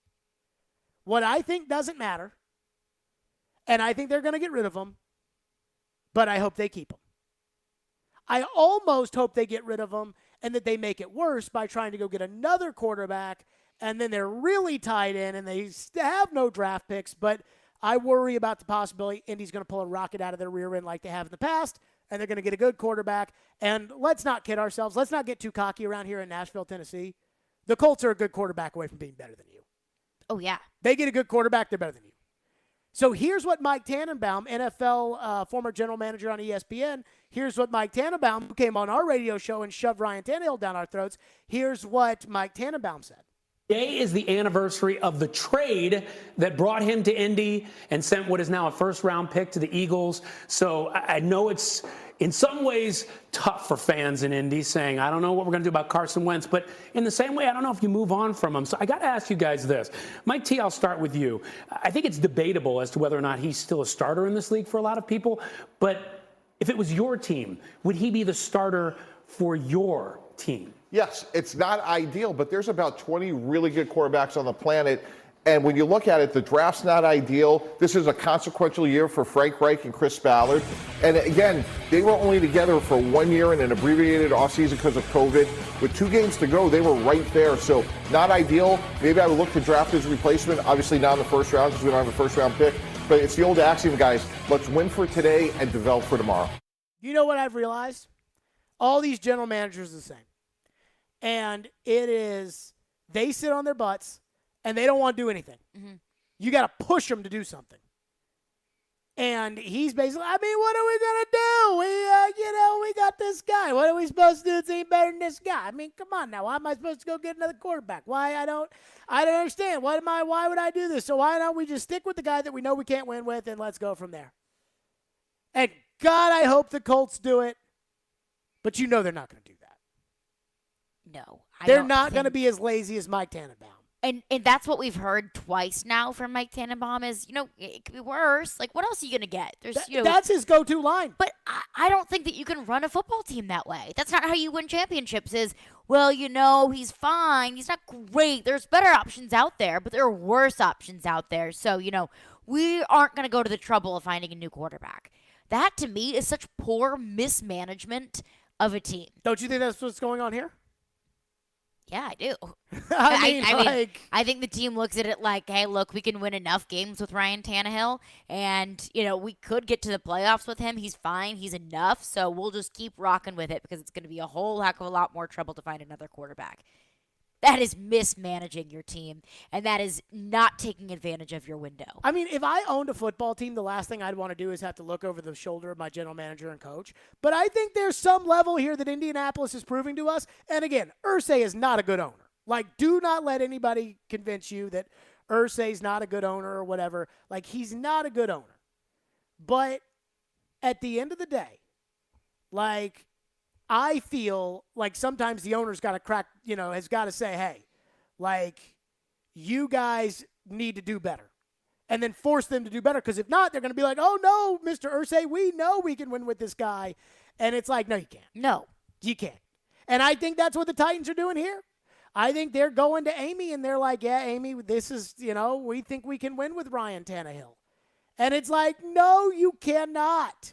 So kudos to Indy's owner, who never gets anything right, for at least kind of maybe pushing his guys in the right direction.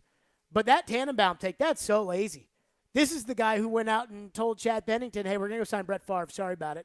And he's telling everybody, he goes out there and tells everybody, you need to be happy with what you have at quarterback. Why? That's his thing. Like, why do you need to be happy with what you have at quarterback? Because there are options out there that are worse. It's not how I would run a football team. That's what they keep telling you. And that's why when I hear that from Mike Tannenbaum, part of me got a little upset because I thought, okay, well, if that's what Mike Tannenbaum would do, then that's the wrong decision, and that's probably not what the Colts are going to do. Though it does remind me one time, like Floyd hated Kirk Cousins. And Cousins! And Washington had him, and there was a rumor that San Francisco was going to trade for him. And I remember him looking at me being like, so then who's going to be San Francisco's quarterback? I was like, I don't know. Guess I'll figure it out. He's like, well, you can't do that in the NFL. I was like, I mean, I guess they'll figure it out. It's not my job. And I do think with the Titans, like, if you go the figure it out route, you're going to lose a lot of games. And I think that's what they're afraid of. But add that to the kitty, 615-737-1025. Again, Mike Tannenbaum says, I'd stay with Wentz, and yet it's obvious they're going to get rid of him. Coming up next, though, Colin Cowherd does not have the same reaction with these people as Stephen A. Smith does. But Colin Cowherd, interestingly, compares Carson Wentz to a quarterback. We'll discuss that next. Stillman and Company. It's ESPN 102.5 The Game. Tune in every Wednesday at 4:30 p.m. for Nashville's own Jason Fitz with Jarrett Stillman and Company. Fitz started his sports talk career right here on 102.5 The Game, and now he anchors shows for ESPN. Jason Fitz is brought to you by Blood Assurance. Give blood, give local, give life. Presented for the people by Caesars Sportsbook. We are all Caesars. Terms and conditions apply. Must be 21 and up.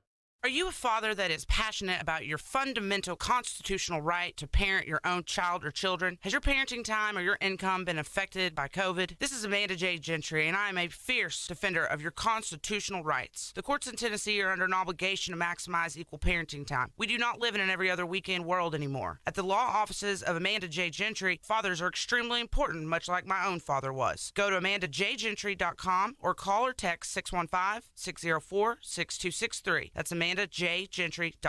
How can a half-carat diamond magically grow into a 2-carat diamond? With Genesis Diamond's 110% diamond upgrade guarantee. Our trade-up policy is the best in the United States. That's Stasia at Genesis, explaining how if you buy a diamond today and want to trade it in for a bigger one next year, Genesis always gives you back your original purchase price plus an extra 10%. We will gladly give you every single penny you paid for the diamond plus an extra 10%, which is amazing. No one does that. As a real-life example, take Stasia's customer Paul. When he first started, he got a half carat, and then as he became more successful, we rewarded him. He came in and he got a 3/4 carat, and then he's traded for a carat. I'm sure I'll see him this year for a carat and a half. As they grow and change and become more successful, their engagement ring can grow with them also. And there's no catch, no minimum trade-up requirement, and it works on diamond studs and diamond pendants as well. You get every single investment dollar you put into the diamond, you will get an extra 10% towards the new diamond. Genesis Diamonds and luxury pre-owned Rolexes. You can trade as many times as you wish. Continuously voted best jewelry store and best place to buy an engagement ring. Green Hills and Cool Springs. If you missed the latest from Stillman and Company, delivered by TriStar Moving. I don't think Julio's coming back. You don't think Julio's coming back? No. You think he's done? I think they're going to cut him. What? Yeah. How can the Titans cut him when they invested so much money into him?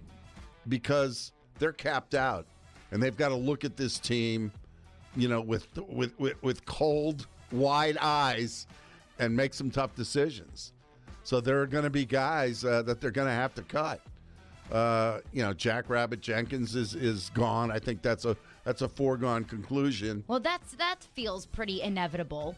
Roger Saffold, another one that just feels like it's going to be too expensive to keep on. Saffold is gone. But with Julio Jones's contract, the way that it's constructed, they're going to take a cap hit no matter what. Tune in Stillman and Company with Jared Stillman. Weekday afternoons from 2 to 6. On ESPN. 102.5 The Game and the Game Nashville app. Interact with Stillman and Company. Call or text the show at 615-737-1025. Driven by WilsonCountyHyundai.com. What do you think happens with Wentz here? Yeah, I think he's done in Indy. I mean, I think when you look at what happened with Wentz and the way the season ended, and you hear all the things and reports coming out of Indianapolis, there's not a lot of. It does not feel like it's a hopeful situation. I would say this though: Chris Ballard, Frank Reich, and Jim Irsay all understand. It's not just letting somebody go. It's who can you get to replace him. So if they don't feel like whoever they can get is going to be an upgrade, I think they would roll it back or run it back with Carson Wentz and try to get him better. Listen, 210 yards per game is not good enough. Not for a first and third round pick who's at whatever year in the league he is and has had the performance. Like, you got to have more. And I think there's part of that he didn't meet expectations. The numbers themselves are good, but in the most important games, Tennessee Titans didn't play well at the end, right? So there's so many things that that go against what Wentz was trying to do. And so I would say I think he's done, but it also is predicated on, I think they're watching the Aaron Rodgers news because that's going to be the domino that lets all the others fall so they can find out where they really are in the sweepstakes of QB. Do you think anybody else listened to that, Jeff Saturday on ESPN, and thought, oh, wow, that's coming right from Irsay? I did. Well, I mean, Jeff Saturday seems to be the He's like, I'll tell you, informal spokesperson. I think Jim Irsay, Frank Reich, and Chris Ballard all know that X, Y. Oh, you think that, Jeff? You think so? You just came up with that on your own? You haven't communicated with them even in the slightest? I mean, like... red flag. Just think about how non-definitive Floyd was about a lot of things, and then think, boy, if Floyd was really definitive on national TV about something the Titans did, don't you think it would have come from the Titans? May have had a little bit of input from the Indianapolis Colts there. So I posted this the other day, and it was a screenshot of a conversation one Colin Cowherd was having. Now, here's what's crazy. Colin Cowherd, I feel like, is just is equally as famous as Skip Bayless and Stephen A. Smith. Yes. I think it's the same level. Yeah. Like, right? Like, they were at ESPN, then he left, now he's at Fox, now he's got a show. People retweet him, people don't like him, people do like him. You know, he's just like those guys. If Stephen A. Smith or Skip Bayless say something about the Titans, I mean, the fans both on Twitter and on the show when we talk about it are like, if Colin says it, it's like, yeah, okay, yeah, whatever, Colin. I don't know what makes Colin Cowherd so different than those two. He's put on some sort of pedestal. But not those two? Those two are as well. But it's almost like people have this perception of, oh, anything Stephen A. Smith says is going to be so outlandish and so ridiculous. We don't listen to him. But it's almost like Colin Cowherd is seen as this, speaker of the truth. Oh, see, I think it's the other way around. Really? Yeah, I think Titan fans just don't care about Colin. I think they care about Stephen A. and Skip. I think if Stephen A. says something bad about Tannehill, we talk about it for an entire hour at a time. I mean, I've almost been trained to anything that Stephen A. says goes in one ear and out the other.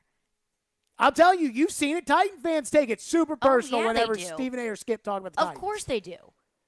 But, I don't know how much is Titans Shannon Sharp? Stephen A. Smith watches. Stephen A. what? See, Stephen A. Sharp, I almost said. So, Shannon Sharp and Colin, people don't care about. And Shannon is in the Hall of Fame. People don't care. Skip and Stephen A., it's like, oh, my God, everybody stop what you're doing because Stephen A. Smith said this today about the Titans. I digress, though.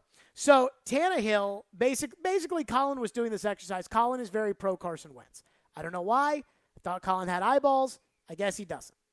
But he was basically comparing Carson Wentz and taking certain stats and cherry-picking them and comparing them to other quarterbacks. So it would be like a little mystery box, and then it would be like, oh, see, he actually compares well to Josh Allen. Then it was a mystery box. Oh, see, he actually compares well to Kirk Cousins. Then it was a mystery box. Oh, see, look, he's actually a lot better than Ryan Tannehill. So here was the graphic that Cowherd used on Friday on his show. Carson Wentz versus Ryan Tannehill. Touchdowns to interceptions, Wentz 27-7. Tannehill 21-14. Passer rating, Wentz 94.6. Tannehill 89.6.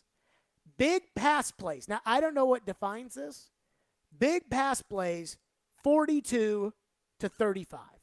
So Wentz is ahead of Tannehill in those three stats that he picked out, and that is Wentz is better than Tannehill kind of breakdown. Now, I posted just a little emoji of the eyes open, woo, because I didn't want to give it away how I felt about this. But I did wonder how people thought about it.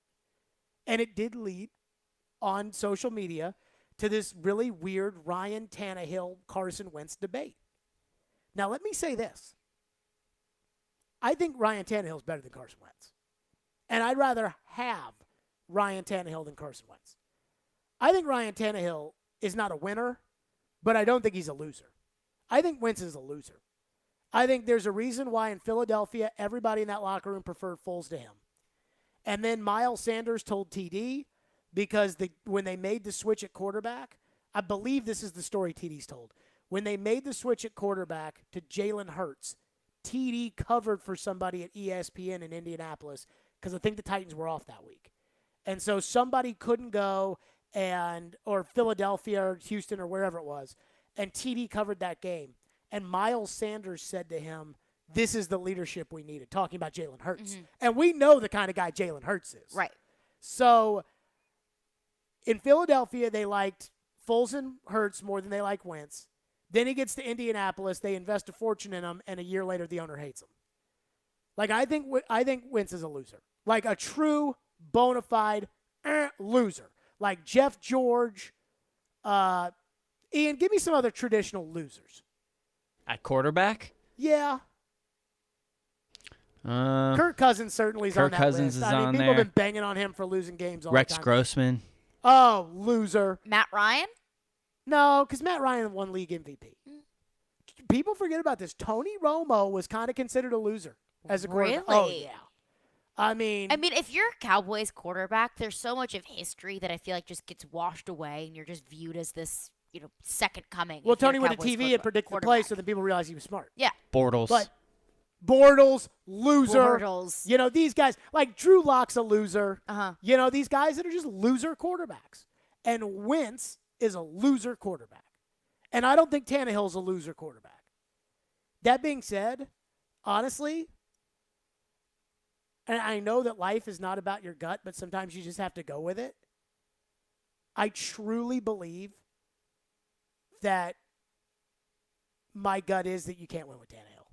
Like the Cincinnati game and the season that we saw and the Ravens game, I don't need any more arguments. That I know you're going to pull out some stats, just like Cowherd pulled out these stats to make Wentz look better than Tannehill. I think Tannehill is better than Wentz. I would agree with that. I wouldn't take Carson Wentz over Ryan No, Tannehill. and I'm not saying get rid of Tannehill just to get rid of Tannehill. I'm saying get rid of Tannehill to go get somebody better. Yes. Like I'm always saying, hey, what's going on with Tom Brady? Where's Aaron Rodgers? Why are you not, barking up those trees? Not, hey, just get rid of them and then go roll out there with Jameis Winston. I'm not saying that. But it doesn't change my opinion on Tannehill. Like, the one thing that I'm not doing is I'm not walking away from the Cincinnati game, which to me was unforgivable. I'm not walking away from that. I'm not allowing myself to change my opinion. Well, it's so hard to go find a quarterback. Why? Why not just try to see if he'll do better next time? And that I can't do. But I do think he's better than Carson Wentz. But if we're going to start using he's better than Carson Wentz as justification for keeping Ryan Tannehill, then I think that's pretty weak, and I think that proves that the bar and the standard is on the floor. Isn't that reality unless the owner, like the Colts, unless the owner tells the general manager and coach change quarterback, they're not going to do it. No. Do you think Indianapolis would be changing the quarterback if the owner didn't tell the coach and the general manager? We don't know that the owner did that. But I think the owner did it. The owner doesn't like Carson Wentz. Yes. And that's fairly obvious. Yes. So would they be making a change at quarterback if Jim Irsay liked Carson Wentz fine? Probably not. Right. Like, I don't because think this is Reich's guy. I don't think Amy, and again, I know Amy cares a lot. Like, that I can tell you. I know she cares about winning and losing a lot. But you're never going to see Amy Adams Strunk, I think, roll into John Robinson's office and be like, get him out of here. But sometimes maybe she needs to be like that to get them off their asses to go get you a better quarterback. If the Colts would have won the division, would that have been enough to keep him? I don't know. See, like the Tannehill accomplishments. I mean, if they would have been able to win the division and get the 1 seed like the Titans were, would that have been enough? But are they Tannehill accomplishments or are they Titan accomplishments that Tannehill just happens to be a part Do of? you when people say Tannehill got them the division and got them the 1 seed, what is your response to that line of thinking? I would say no, he didn't. I would say the defense did. I would say Derrick Henry when he was healthy did. I would say A.J. Brown did. I would say Ryan Tannehill did nothing to get that team to the divisional round of the playoffs. I truly feel the same way. That's 12 wins, though. That's a lot. I know, but he didn't win them those games. Well, he didn't all lose them all either. I know. That's the hard part. Yeah. So, I mean, But the one that he did lose was the most important one. And he lost other ones this year. Which ones did he lose? Texans. Jets, yeah. There's one more that he lost them. Steelers. That's Steelers one. You talk about right up my fanny. That one, like I still get mad thinking about that. Like it's a freaking snap. 52, hike, and he fumbles the snap. I think that speaks more volumes than the games that he would have won. Well, see, here's wins the is thing a about QB stat, though. It is. Here's the thing that gets me with Tannehill. No matter what you tell me, I think emotionally or mentally or what, I think he's soft. I think that's why he went and balled up in the corner against Cincinnati. I think it's why when things started not going his way against the Steelers, he completely melted down. I think he is – now, physically, I think he'll take a pop. If he breaks his jaw – I think, hey, I got to do what's in the best interest of me for the team, But I think, like, emotionally or from a confidence standpoint, I think he's kind of soft.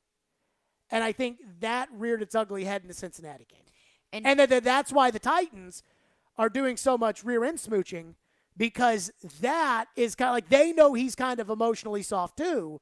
So they kiss that fanny all the time so that way he doesn't think that they're down on him. David Beauclair brought up the point last week. Is he comfortable? Is he too comfortable with his contract? Did you see what I said to that? Yes. I quote tweeted it, and I said yes. Yes. Now, I don't know that for a fact, but we'll just get to your phones and include all that as well. 615-737-1025 is our phone number. We'll get your thoughts in on that, 615-737-1025. But I do find the comparison odd and interesting that people want to go there with Wentz and Tannehill. 615-737-1025. Plus, Caroline wants to know if they really were that different. We'll discuss. Stillman and Company. It's ESPN 1025 The Game. Hey, this is Roman Yossi, and this is Smashville. Going to the front of the net, he scores.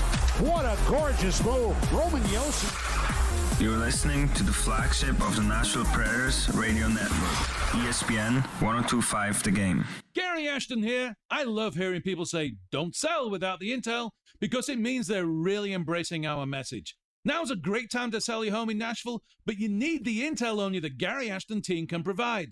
Intel that helps you sell your home without any staging or showings. Intel to find your next home so you can sell your current one while the market's hot. Intel to win the buyer battle and cash in on your home equity now. Let everyone else get the same information and compete for the same properties, while you get the Intel edge with the Gary Ashton team, the official real estate team for your Tennessee Titans. And if you're looking for a great career, join our team. We added 65 new agents last year, and we want you to join us this year. Remember, don't sell without the intel. And if you're looking for a great career, the Gary Ashton team wants you in 2022. Call 615-301-1650 or visit GaryAshton.com today. Hey, what's going on? It's Chase McCabe. Enjoy all your favorite sports like never before at, you guessed it, my friends at BetMGM. Just sign up using the code 1025GAME, and your first wager is risk-free up to $1,000. When you register with BetMGM, you'll get instant access to a variety of parlay selection features, my favorite, live betting options, player props, and daily boosted odds specials. Plus, you'll earn BetMGM rewards points that can be redeemed for online bonuses or converted into comps for rooms, restaurants, and more at over 20 MGM resorts in Las Vegas and nationwide. Just download the BetMGM app today or go to BetMGM.com. Use that code 1025GAME and place your first wager risk-free up to $1,000. Visit BetMGM.com for terms and conditions. 21 years of age or older to wager. Tennessee only. New customer offer. All promotions are subject to qualification and eligibility requirements. Rewards issued as non-withdrawable free bets or site credit. Free bets expire 7 days from issuance. For problem gambling support, call the Tennessee Red Line at 800-889-9789. Middle Tennessee, you can count on an award-winning service team for all your home maintenance and improvement needs. Lee Company, we're A+ rated with the Better Business Bureau and trusted by thousands of homeowners in our community. Our team is ready to assist with all your home maintenance projects, heating and air conditioning, plumbing, electrical, appliance service, and more. Experience the convenience of calling one phone number for all your home maintenance needs. Call Lee Company today at 615-567-1000 or visit leecompany.com. Parman Tractor and Equipment is your one-stop tractor and equipment solution, and Middle Tennessee's Link Belt and Takeuchi dealer. Rent or purchase a track loader, mini excavator, large excavators for your job site, or something in between. Parman is now hiring and seeking qualified candidates for construction equipment truck drivers, service technicians, and more. Apply at ParmanTractor.com or call 615-865-7800. Come be an employee owner with the Parman team, your Middle Tennessee Link Belt and Takeuchi dealer. Tonight, it's a matchup in the Big Ten. Anderson, +1, and he'll go to the line. As Oklahoma State heads to Kansas. Abaji for deep, and they get another. Coverage begins at 7:30. On ESPN 94.9 and the Game Nashville app. Hey, it's ESPN NFL analyst Tim Hasselbeck on Nashville's best sports talk, ESPN 1025 The Game. First of all, the Bengals ain't going to be the favorites next year. I got Kansas City. I got Buffalo, okay? I got Lamar Jackson and the Baltimore Ravens when they come back, all right? I'm paying attention to Herbert and the Chargers. I'm certainly not sleeping on the Tennessee Titans because not only do they have Derrick Henry, but they found an additional running backs, okay, with Foreman and Hilliard once Derrick Henry went down. Now, I would prefer that they get somebody other than Ryan Tannehill behind center, but that's just me. Mike Vrabel's a coach of the year for a reason. Stephen A., and I'm going to tell you what, that's how everybody feels about the Titans. Like, that's how everybody feels, which is, oh, yeah, they're a good team, but I take quarterback, man. You know, it could be worse with Tannehill, but, you know, it's... I don't think that's what people think here. What do you think people think here? I think people think that Tannehill's fine. I think that people think that, well, you know, what do you expect him to do? You know, Derrick Henry was injured this season. A.J. Brown was in and out of the lineup. He didn't have Julio Jones for majority of the season. What do you expect him to do? Tannehill's fine. So, you know what's funny that you say that? And I'm not a big believer in narratives, right? Uh-huh. But I know a narrative when I see one. Yes. Let me use Jimmy Garoppolo as the example here. Jimmy sucks. Like, I watched them play Cincinnati, a game that Jimmy almost lost them. I saw him play Tennessee, a game that Jimmy definitely lost them. I saw Green Bay, a game in which Jimmy wasn't really all that good and made a bad mistake, but their defense and special teams won them the game. And Jimmy did a great job of not losing them the game at the end. I watched them play the Rams in the playoffs. I watched him play Dallas, where Jimmy threw Dallas back into the game. And I watched him play Indianapolis on Sunday Night Football early in the season where Jimmy was terrible in the rain. And, like, I am convinced Jimmy sucks. And I think the 49ers are convinced that Jimmy sucks because they're trying to move on from Jimmy. And whenever you hear about what they're going to do at quarterback, it's always like, well, you know, they invested these 3 picks in Trey Lance, so they're probably going to go with Trey Lance. And then it's, well, but if Brady comes out of retirement, then Brady could go to San Francisco. And if Brady does it, then – but then I flip on the TV, and they're talking about Pittsburgh, and they're like, what should Pittsburgh do? And it's like, well, if they get Jimmy, they might be contending for a Super Bowl. And I'm like, guffaw. Rob Ninkovich said last week that the Colts are just a Jimmy Garoppolo away from a Super Bowl. Who did Rob Ninkovich play with? Jimmy Garoppolo. Okay. Yeah. Again. I just think that's asinine to say. Like, Jimmy sucks. Like, I'm not kidding. And again, yes, I do think wins are a quarterback stat. I think some dudes win, and I think some dudes lose. But I think San Francisco's a really good team, and Jimmy is holding them back. And I know people aren't going to agree with me because, well, Jimmy got them to the Super Bowl, and then Jimmy lost them the Super Bowl. It's like the Marvin Lewis argument. Cincinnati could never win. They win playoffs 5, 6, 7 years in a row, and they couldn't win a playoff game because Marvin would lose in the first round every time. And then it'd be like, well, hey, it's better than what Cincinnati's used to. Then Zach Taylor gets in the playoffs in 1 year. They win 3 playoff games. I mean, I think Jimmy sucks. I don't know anything about this Trey Lance. But I think Jimmy sucks. And that if he's any good, he should play. This isn't like the Jordan Love kid, who I also think might suck, and Green Bay might know it. And that may be why they're so afraid. But I think they look at it like, yeah, if we have Aaron, we're still contenders for the Super Bowl, and we're not without him. I don't think San Francisco looks at Jimmy that way, and they shouldn't because Jimmy's not that good. But again, this goes back to the whole narrative thing. I think around the country, the narrative is you can't win with Tannehill. But here, we've allowed ourselves to ignore what everybody around the country thinks about the quarterback, and we've allowed ourselves to convince us that if they do the exact same things this upcoming year but get a little bit better, that'll be enough to get Tannehill over the hump. But I just don't believe that. And they may win a game that they didn't win last year. Like, so say they could be the number 2 seed in the AFC playoffs, and they could beat the Raiders and Josh McDaniels and Derek Carr in the first round of the playoffs at home, and people would be like, see, look. You said Tannehill couldn't win in the playoffs, and now look. But that doesn't mean that I think Tannehill can do that for 4 games, which is what it's going to take. Because you're not going to be the 1 seed next year. It's impossible. So I guess that's just where I guess I differ from the general consensus around here. Well, I think general consensus of Titans fans comes from a few different things, where they may hear Stephen A. Smith say, this team is built to compete now. They've got to figure out a solution at quarterback. And I think there are a lot of Titans fans that view that as, well, Stephen A. Smith never cared about the Titans. Stephen A. Smith doesn't watch the Titans. We watch the Titans, and we know the Titans. And there's a good bit of Titans fans falling in love with Titans players. And there's a good bit of Titans fans who use the excuse of, well, we were here in the Jake Locker days. We know how bad it could be at Sure. quarterback, and we feel that Tannehill is the guy that can get us to the playoffs. And I'd rather be in contention than, have the alternative that could be much worse. And I think that's a pretty dangerous way to view the quarterback situation. I also think that a lot of fans view it as, well, Ryan Tannehill didn't have any weapons, so what do you expect him to do? It's exactly what Colin Cowherd said about Carson Wentz. That Carson Wentz isn't the issue. Yeah, that it's in Pittman, Taylor, and a bunch of bums. He has no pass catchers. So, that's the problem. It's poor Carson Wentz has all of this built-up arm talent that he's not being able to use because he doesn't have anyone to throw to. And I think that's a pretty pitiful excuse for both Carson Wentz and Ryan Tannehill, is that what do you expect them to do? They don't have anyone to throw to. They don't have a team around them. What are you supposed to do? And I think that's pretty weak. Yet, I do think that that's what we're going to get.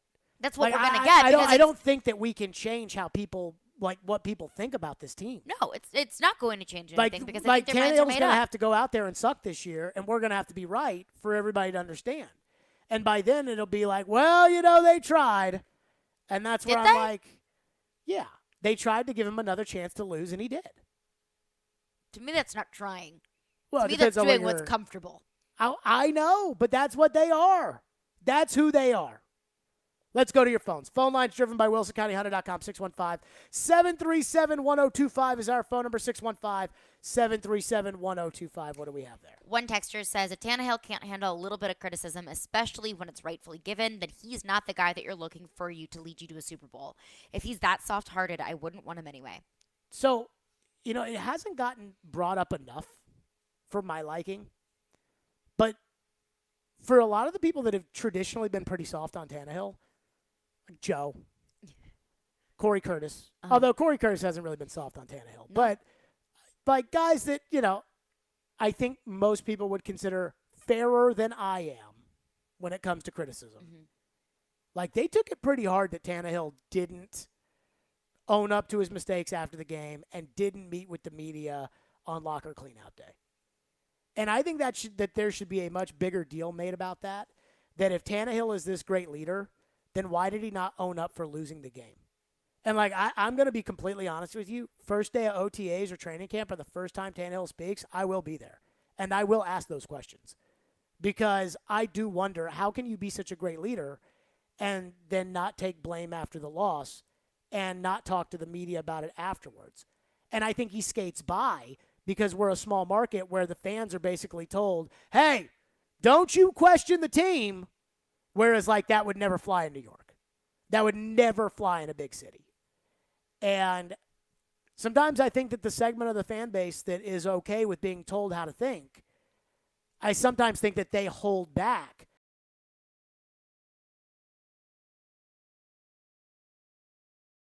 Wanting people to be critical of the Titans in order for them to be more successful. Hold that thought. 615-737-1025 is our phone number.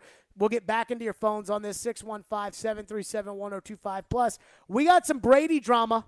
You see this? I did see that. We got some Brady drama, and it's not going away, and Tom could make it go away if he really wanted it to go away. He didn't want to. So what do we make of that? We'll do that next. 615-737-1025. Go to theGameNashville.com/deals to check out Nashville's best deals. Right now, there are deals for everything from half off the Woodhouse Spa, half off dining at the Mainstay and Hard Rock Cafe, half off Brooklyn Bowl, plus $50 free with the purchase of $100 in downtown dollars. Check out all of Nashville's best deals now at theGameNashville.com/deals. Shop the President's Day sale at Mattress Firm and save up to $500. Plus, you can get an adjustable base. That's a $499 value for free with select purchases. Bob's Steak and Chop House is a renowned award-winning steakhouse in major cities across the U.S. Nashville is lucky to have a location here in downtown at the Omni Nashville Hotel. Fine dining is brought to a new level at Bob's with awards like the Wine Spectator Award 4 years in a row, TripAdvisor Certificate of Excellence 5 years in a row, and Open Tables Diner's Choice Award 6 years in a row. Fine dining at its best. Bob's Steak and Chop House, open Wednesday through Saturday, 5 to 10 p.m. in the Omni Nashville Hotel. Complimentary valet parking is always available. From Fox 17 News, this is a Code Red weather alert. I'm Fox 17 News Code Red meteorologist Dan Guthrie. Cloudy skies with breezy conditions this afternoon, a high of 66. Scattered showers will be developing this evening and will continue into the day on Tuesday. This weather report brought to you by Hiller Plumbing, Heating, Cooling, and Electrical. Call the Happy Face Truck today. Hey guys, it's the new year. Are you still struggling with erectile dysfunction? I've yet to meet anyone that enjoys timing those intimate moments around a pill. Well, now you don't have to. The advanced wave technology at Hillside Medical has been shown by Cambridge University and the Cleveland Clinic to restore and even regrow blood vessels. It can improve circulation and eliminate erectile dysfunction. No pills and no side effects. If you're ready to put a stop to your ED, call us in the next 2 minutes and you'll receive a consultation, assessment, and blood flow ultrasound free. Plus, a special gift that produces immediate results in the bedroom. You're going to love that. Trust me. This is a $600 value, free to callers now. 615-576-5000. That's 615-576-5000. Guys, get rid of your ED and get that spark back. Call Hillside Medical now to qualify. 615-576-5000. Hey, it's Jared for TriStar Moving. If you're looking to move, you need to give my friends at TriStar Moving a call. At TriStar Moving, you'll get 5-star service throughout the entire process. Everything will be taken care of, from covering your floors, banisters, railings, front door thresholds, furniture, TVs, and more. They took great care of my move and made it as stress-free as possible. If you're looking to move, give TriStar Moving a call, 615-640-1219, or visit them at nashvillemoving.org/radio and get 5% off your entire move. TriStar Moving, my official movers. Hey, it's Elijah Campbell from Darren, Donick, and Chase, and I got my radio start right here as an intern at ESPN 1025 The Game.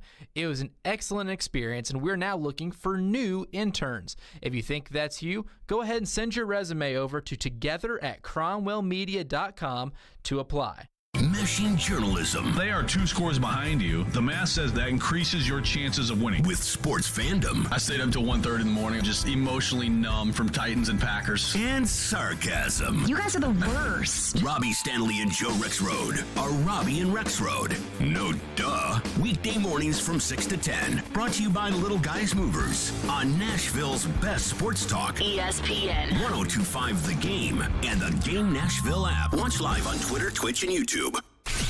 Stillman and Company is on. Delivered by TriStar Moving.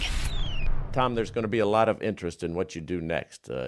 You stay close to the fans by doing this program. This is our last show. We won't be talking to you on a weekly basis until next August.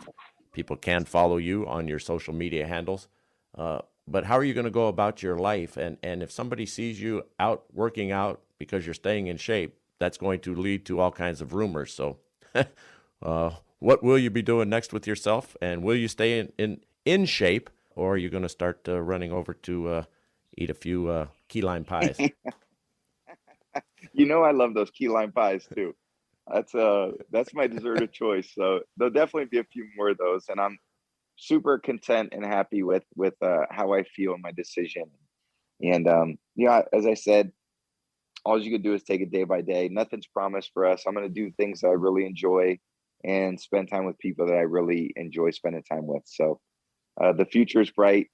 I look forward to the opportunities that are ahead. And I look forward to speaking with everyone again next year. So there you go. That was Brady talking about, I love my key lime pies. It's nobody's dessert of choice, Which, Tom. by the way, we did rip key lime pie last week, and then we got ripped for ripping key lime pie. We got some really mad textures in the text line. Like, we talked about some pretty spicy topics that day, but we had the text line blow up more, with more texts and more anger than anything we had said I that do day. think we owe an apology to key lime pie. I don't feel the need to do that. I felt like only old people liked key lime pie, which would make sense with why Jim Gray would talk about it. Because I feel like there's some type of inside joke there. With his Caroline key lime. and I and key lime pie, or with him and Brady and Jim Gray. His key lime pies, and he's like, I like my key lime pies. And he doesn't even eat dessert. Here's the thing that gets me with Brady and Jim Gray. Of all the things that get me, and a lot gets me. And again, remember, these are my coworkers because that's the Let's Go podcast on Sirius XM Mad Dog Sports Radio. Yeah, the guys you hang out with at the water cooler. We're coworkers, just like we're coworkers. Yeah. Am I a coworker of Tom Brady then? No.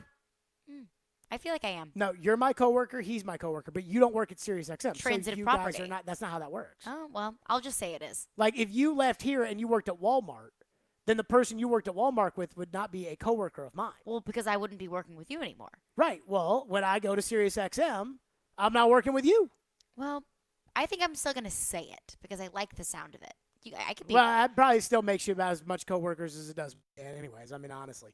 But every time Brady laughs at a Jim Gray joke, and it's been going on for years because they used to do this interview during halftime of the Monday Night Football games, he sounds like Fozzie from the Muppets.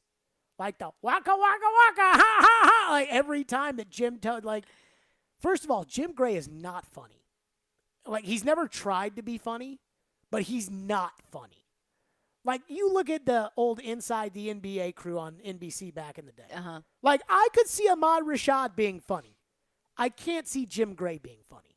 You know, I just see Jim Gray, and I'm just like, all right, Jim, just tell us what happened on the sidelines and get off the TV.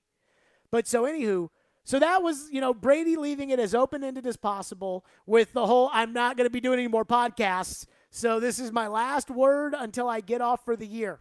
So Rich Ornberger, who was an offensive lineman in New England, and I will say this, when he got out, he went into the media, and he was doing TV or was on some TV show, and Floyd loves Rich Enberger, or loved Rich Enberger. Mm-hmm. I mean, he was on TV in the studio. I remember Floyd being like, that guy was with us in New England. He one of the smartest guys I know.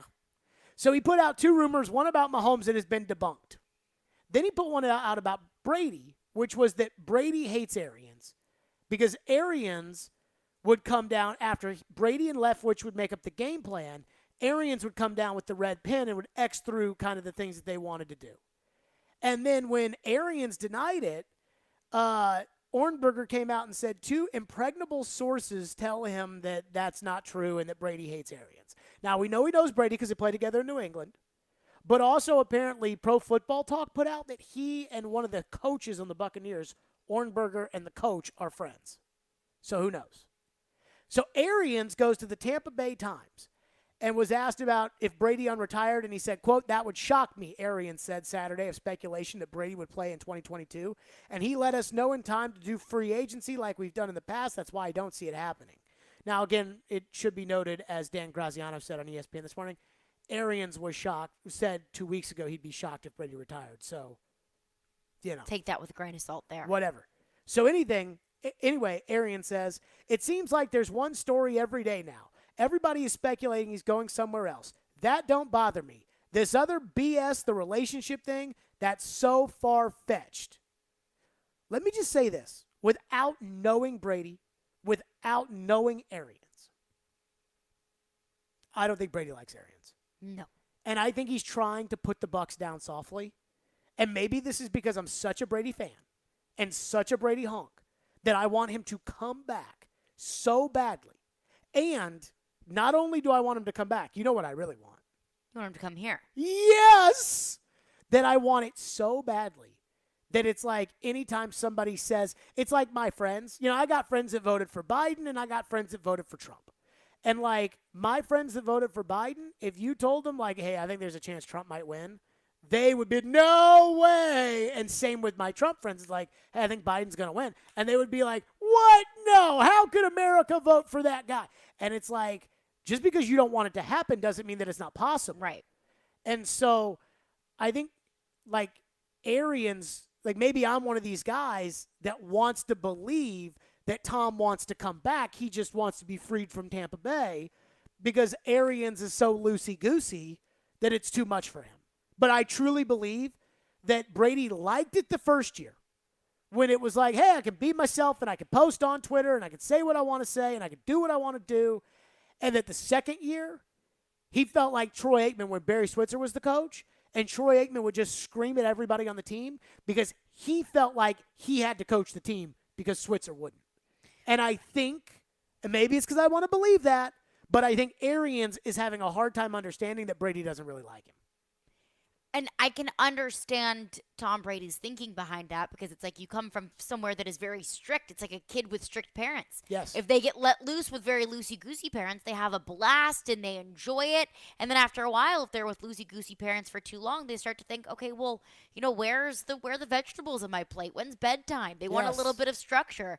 I think Tom realized, like, my year of being set free was great. We won a championship out of it, but this isn't what I want my career to turn out like long term. And I am only getting older. My time in the league is only getting shorter and shorter if there's any time left at all. And I'm not going to win a championship here, so I'm going to go wherever I can win a championship. I fully do believe that Tom Brady is coming back. Oh, I hope you're right. And I do believe that Bruce Arians probably doesn't see the hiccups in the relationship that Tom Brady sees, because whose red pen was crossing over whose stuff? Well, I don't know if that's true. It was Bruce Arians. I mean, like that specific thing maybe not true. But I have to think that there is probably something along those lines that is true. Maybe it's not specifically Bruce Arians physically taking a red pen to Tom Brady's plan, but there's probably some things that Tom Brady wanted to do I think that it's Bruce the lack Arians of discipline. nixed. Probably so. So I watched a lot of – I told you this on Friday when I was back on the air because I was off Wednesday and Thursday, and I randomly watched a bunch of documentaries on the Dallas Cowboys. Mm-hmm. I'm not a Cowboy fan, but I watched a bunch of documentaries, and one of them was about Barry Switzer. And Aikman hated Barry Switzer. Mm-hmm. Now, Aikman went to Oklahoma where Switzer was the coach, and then he transferred to UCLA, so he probably didn't like him to begin with. But basically the way that it was kind of spelled out was – Jimmy Johnson was a hard ass, and Troy got to be the good guy.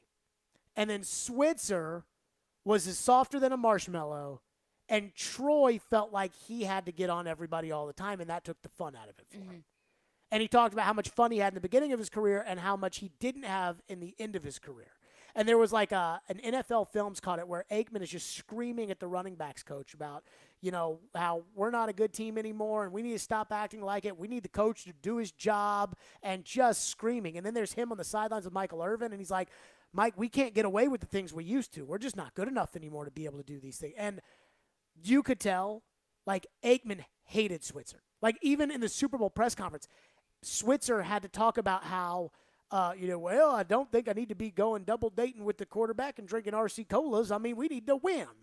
And it was like, right, and that's why Aikman doesn't like you, because he doesn't think you help him win. And that's the same with Brady, where, like, I think Brady looks at Arians and is like, you don't help us win because you don't run a disciplined ship. So I'm tired of all the bull crap, and I want out of here. And I hope it's true. I honestly think it's true. I just don't know if he's going to come back. I think if he would, like, let's say he was here and they had the team that they had, he would stay. Like, Brady would play another season with Vrabel, and he would stay.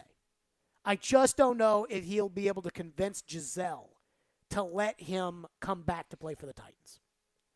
And that's where That's a stretch for me. I get a little bummed out thinking about the possibilities. But Tom Brady's frustration with Bruce Arians because the ship isn't quite tight enough, I don't think that's far-fetched at all.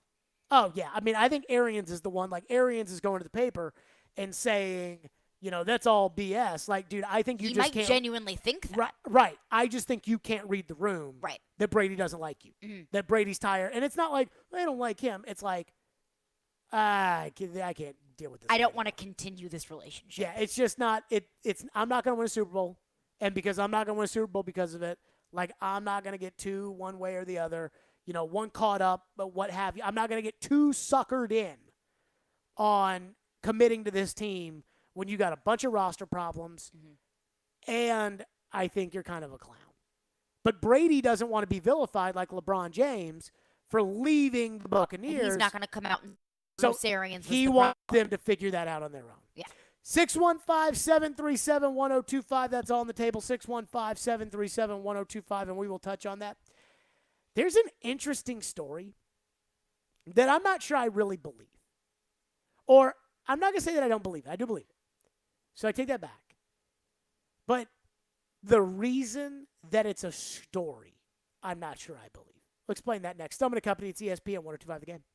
The voice of reason. Now, you may say, well, a quarterback is more important than a running back. That's fine. You can say whatever you want. The voice of the fan. Even if we have to develop him while he's playing, I just want a boring first-round pick.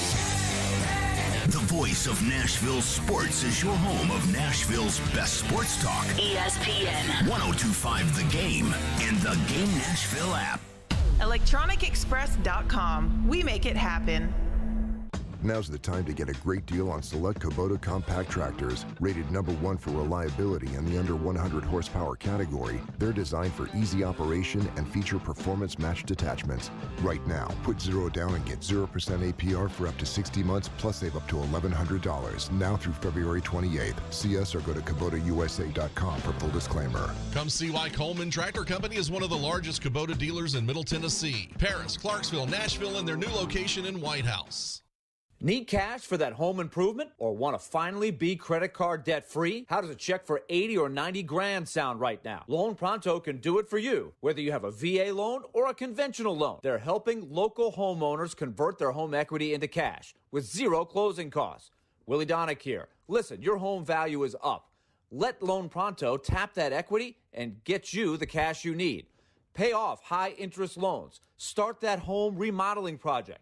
Veteran homeowners are really loving this because with a VA loan, you can tap 100% of your home's equity. That's a ton of cash. Loan Pronto's all-digital process makes it fast and easy. They are doing loans with APRs in the 2s. And if you call now, you can even skip your next 2 house payments. Call now to see what your options are. Loan Pronto, 615-499-5780 or loanpronto.com. That's 615-499-5780. Equal housing lender, NMLS 166-1781. Subject to lender approval. Not all loans apply. Hey everybody, Robbie Stanley here to tell you about my friends at Jasper's as the neighborhood bar and restaurant to catch the next Preds game. Jasper's is located on West End Avenue and offers a fun atmosphere with a game room, TVs, and a large bar and lounge area. Plus they offer free parking. That's right, free parking on West End, and offer specials for every Preds game day, including $10 smash burgers and $3 bottled domestics. So come on down to Jasper's next game day for happy hour every weekday from 4 to 6 p.m. and 2-for-1 beers all day on Sundays. Just tell them that Robbie Stanley sent you. Hey, it's Chase McCabe of Darren, Donick, and Chase. I started my radio career as an intern right here at ESPN 102.5 The Game. Now we're looking for our next great batch of interns. You think that's you? Send your resume to together@cromwellmedia.com to apply today. My heart was racing just making spaghetti. I could have waited to tell my doctor, but I didn't wait. I was short of breath just reading a book. I could have delayed telling my doctor, but I didn't wait. They told their doctors and found out they have atrial fibrillation, a condition which makes it about 5 times more likely to have a stroke. If you have one or more of these symptoms, irregular heartbeat, heart racing, chest pain, shortness of breath, fatigue, or lightheadedness, this is no time to wait. Contact your doctor. Brought to you by Bristol-Myers Squibb and Pfizer. From the Hillside Medical Game Studios, WPRT-FM Pegram, WPUC HD2 Laverne, broadcasting 97.5 Murfreesboro, 106.3 Williamson County, ESPN 102.5 The Game, and the Game Nashville app. A Cromwell Media Station. Live from the Game Nashville studios, it's Stillman and Company. Delivered by TriStar Moving. TriStar Movers with 5-star service. With Jared Stillman on Nashville's best sports talk. ESPN 102.5 The Game and the Game Nashville app. Stillman and Company is delivered by TriStar Moving, ESPN 102.5 The Game. Streaming live on Twitter, Twitch, YouTube, and Facebook Live. Thanks to the law offices of Amanda Gentry, live from the Hillside Medical Game Studios. So, there's some big news. Big news! And yet I'm not sure if it's actually big news or not. I'm also not sure how much people like or don't like the Combine. And I've always wondered this. I used to love going to the Combine when we would go pre-COVID because we'd go to the Combine for 3 days, be me, Floyd, and Chase. We'd go to the Combine. They'd give us money for meals, and then we'd go everywhere we'd go. Floyd would be like, I insist. And we're like, all right, fine. We'll just, keep the money, whatever. Because, that was Floyd. We go to, some of the best restaurants in Indianapolis, which is not really saying much. It's, Olive Garden. So it's not that bad. Don't be dramatic. We'd go to some of the best restaurants in Indianapolis, and then we'd see, random football people that would just come up to the table and, chat, at dinner. Bill O'Brien would just stop by and, talk to Floyd and us for a while or whatever. But it was always fun. It was always fun. You run into people, you'd have awkward moments. Like one time we're in a hallway. and at the convention center in Indianapolis, and Ken Wisenhunt was walking through. Have I told this story before? I don't think so. I So- don't think I've heard this one. Ken Wisenhunt, and you got to keep in mind that when I came to Nashville on the radio, the idea of a guy that would be on the radio and is like, fire the coach, is like something that they just were not used to around here. And he was the first one that got it from me. And so, needless to say, he didn't like me very much, and I obviously didn't think much of him as a coach. So we're walking in the hallway in Indianapolis, and we're at the convention center, and he wasn't wearing Charger gear. And, like, everybody wears their team gear all the time. It's like the, college coaches convention or something. And he was wearing regular clothes, walking through the hallway, and me and Floyd were wearing, like, 102.5 The Game jackets. And he, like, looked at me, and I looked at him, and I looked at him like, I know who that is. Who is that? And I was like, and as soon, like, right after we passed him, as soon as I was like, I know who that is, Floyd turns to me and goes, it's your boy. It's your boy. And I was like, oh, God. So I like the Combine fine. I know they had a bunch of COVID restrictions in place last year. And when it comes to the football people, like, the Combine stuff matters. I remember when the radio show turned into the NFL Draft Today with Jared and Floyd. Because there was nothing to do during the COVID shutdowns and there were no sports, we would literally, like, every day, like, Mel Kiper Jr.'s got a new mock draft. Let's take a look at Mel Kiper's mock draft. And we go through it. And we'd look at, like, the Athletic would have the draft guide and the guys that worked out at the Combine, which was before COVID, that the guys that worked out, we had those numbers. And he would care. Like, what'd he run? 4.2. Okay, yeah, I could. What'd he run? 4.6. No. And it's like, oh, wow, like, it was really that serious that this guy just ran in his underwear and did whatever. Like, it matters to those people. Yeah. But not sure how much it matters to us people, like the actual Combine. So it's come out now that the agents that represent a lot of these players are very upset that the NFL has decided to propose a COVID-19 bubble for prospects at the Combine. According to ESPN, a group of player agents is threatening to organize a boycott of key elements of the annual event of the Combine if concerns about the COVID bubble are not addressed. The NFL sent a memo last week to draft prospects and their agents outlining rules for the Combine, including a bubble that would keep prospects from interacting with their personal trainers, doctors, nutritionists, and agents while in Indianapolis. A group of agents representing more than 150 of the 324 invited prospects has pushed back, saying it will hold its players out of Combine drills and interviews if the league does not relent on those plans. Those players would, if the boycott is implemented, participate only in the medical evaluations at the Combine. Ian, what was the most important part of the Combine for Floyd? Injuries. The Physicals. medical evaluations. They would do their Combine drills at their individual pro days instead of in Indianapolis. So that's kind of the rub here. Is basically they'll go to Indy and they'll do the physical because Floyd used to. These are world-class physicals. You never get any physicals like this anywhere else. There's guys that will go to the Combine and realize they only have one kidney. And I mean, he took the Combine physicals pretty seriously. Like, if somebody had a problem there, like, he wasn't bullcrapping that. Like, that was, see ya, get him off the draft board. So they're still going to do that. But they're threatening to not run the 40 and not throw in the drills and not catch in the drills and not. Does anybody care about this? And let me say this, and this is why this kind of pisses me off a little bit. I'm bothered by the fact that the agents are going to the media because, let's be honest, that's the connection, agent to media. Micah Parsons, unless he's got a couple years in the league and knows people, Micah Parsons ain't taking out the phone and calling some beat writer for the Cowboys and saying, hey, this is what, it ain't happening like that. There's no college kid in America that has, like, contacts and sources to get to Adam Schefter. They go to their agent goes to Schefter. So the agents don't like it because if they're bubbled up and they're confined only to the Combine, who are they not going to be interacting with at the Combine? With coaches? No, they'll interact with coaches. Reporters. They won't interact with reporters, but that's not the important thing. What's the important thing? Ian, if they're bubbled up and they're not allowed to interact with anybody at the Combine, who are they not going to be interacting with? Players. Doctors. No, they'll be doing that, the medical evaluations. Who's complaining about this again? Agents. Okay. Who won't they be able to see in Indianapolis if they're bubbled up? I don't know. Agents. Okay. That's why the agents are mad. Why? Because they kiss ass at this event. If they don't see other agents? No. So what they do, what these agents do, is they rent out big ballrooms and they call them the suite. So it's like, oh, hey, when you're not doing your drills, when you're not doing this, stop on by the Nike suite. And you go into the Nike suite and they scan you out and they get you all the gear, and then maybe you'll sign a deal with Nike, or maybe you'll wear Nike cleats at the combine.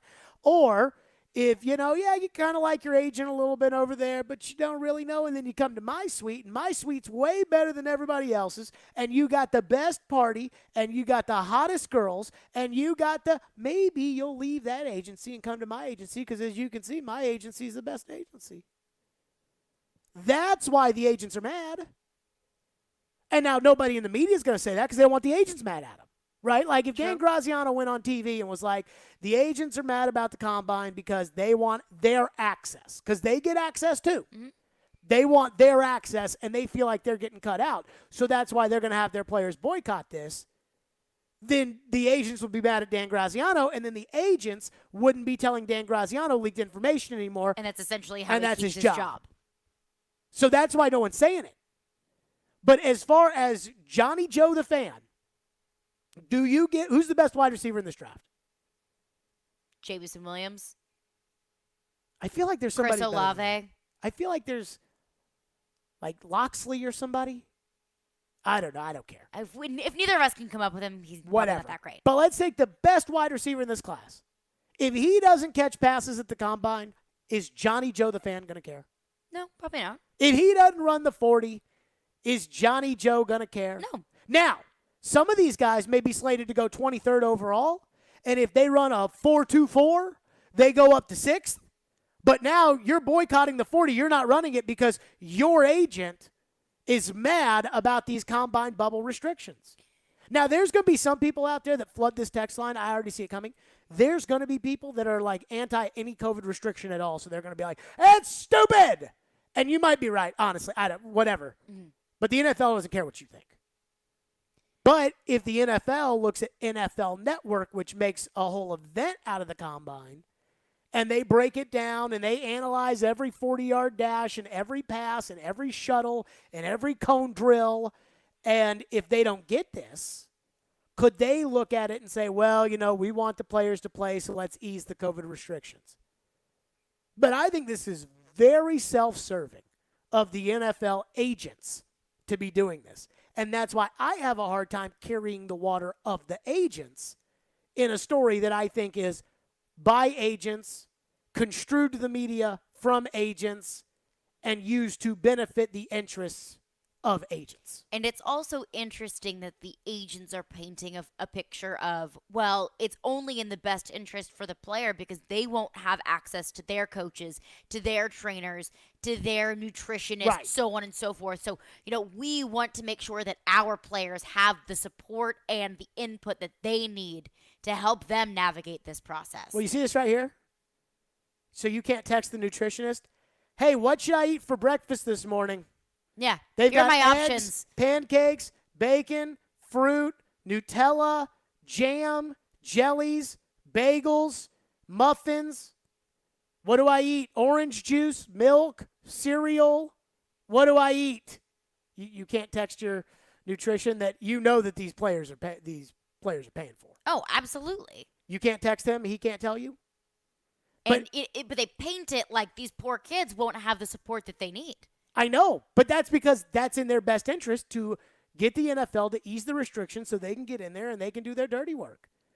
The rampant tampering that goes on at the combine is second level. That's like people are like, you're crazy for thinking Vrabel's going to tamper with Russell Wilson at the Pro Bowl. And then D. Mace told us, oh, yeah, John Gruden was tampering with me at the Pro Bowl all the time. I mean, like it happens. I remember one time Floyd was talking about how when the night's over, you go out to the steakhouses and stuff, and you just happen to run into the agents. And, oh, yeah, it just happens to be a week and a half before free agency. So now Very you start interesting how to that works. talk a little bit, something, and then, who knows? And then next thing you know. And I was like, oh, did you do any tampering? Absolutely course not. I'm a man of integrity. 615-737-1025. Add that to the list. We're back to your phones next. 615-737-1025. Stillman and Company. It's ESPN 1025 The Game. Rookie Austin Cindric wins the 64th running of the Daytona 500, and you heard it here. Here they come, Cindric trying to squeeze Blaney into the fence, and at age 23, Austin Cindric has scored the Daytona 500 win. Your home for NASCAR. ESPN 1025 The Game and the Game Nashville app. When it comes to your credit card, Discover believes in having real people available 24/7 to help answer your questions. Discover. Exceptionally common sense. Hey guys, it's the new year. Are you still struggling with erectile dysfunction? I've yet to meet anyone that enjoys timing those intimate moments around a pill. Well, now you don't have to. The advanced wave technology at Hillside Medical has been shown by Cambridge University and the Cleveland Clinic to restore and even regrow blood vessels. It can improve circulation and eliminate erectile dysfunction. No pills and no side effects. If you're ready to put a stop to your ED, call us in the next 2 minutes and you'll receive a consultation, assessment, and blood flow ultrasound free. Plus, a special gift that produces immediate results in the bedroom. You're going to love that. Trust me. This is a $600 value, free to callers now. 615-576-5000. That's 615-576-5000. Guys, get rid of your ED and get that spark back. Call Hillside Medical now to qualify. 615-576-5000. Thinking about making a change? You've put in the years and had success, but ready for something more? Well, good news. Little Guys Movers is looking for folks just like you to own and operate their very own Little Guys Movers franchise. From Broadway to Brentwood to Mount Juliet, if you can hear my voice, there's an affordable, profitable Little Guys franchise opportunity nearby. Use your existing 401k to invest in yourself. Financing options are available. Join a team with 30 plus years of growth and good times. Learn more at littleguysfranchise.com and then make that call. At Genesis Diamonds, it's not just a new year. It's a new opportunity to bring you more choices, more value, more ways to celebrate your love.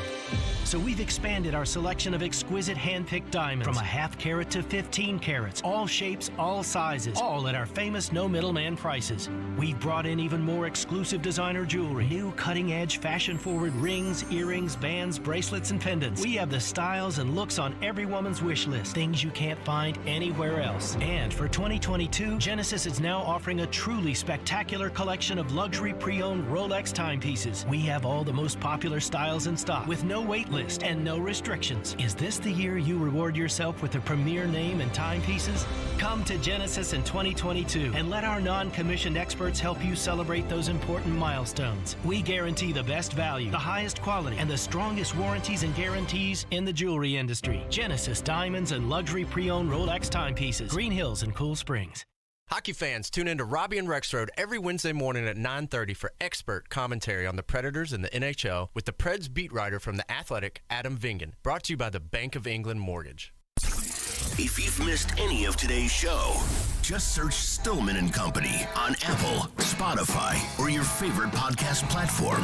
Hey, when the Predators have a weekday game this season, it's your chance to participate in Preds Pick to Click, brought to you by New Amsterdam Vodka.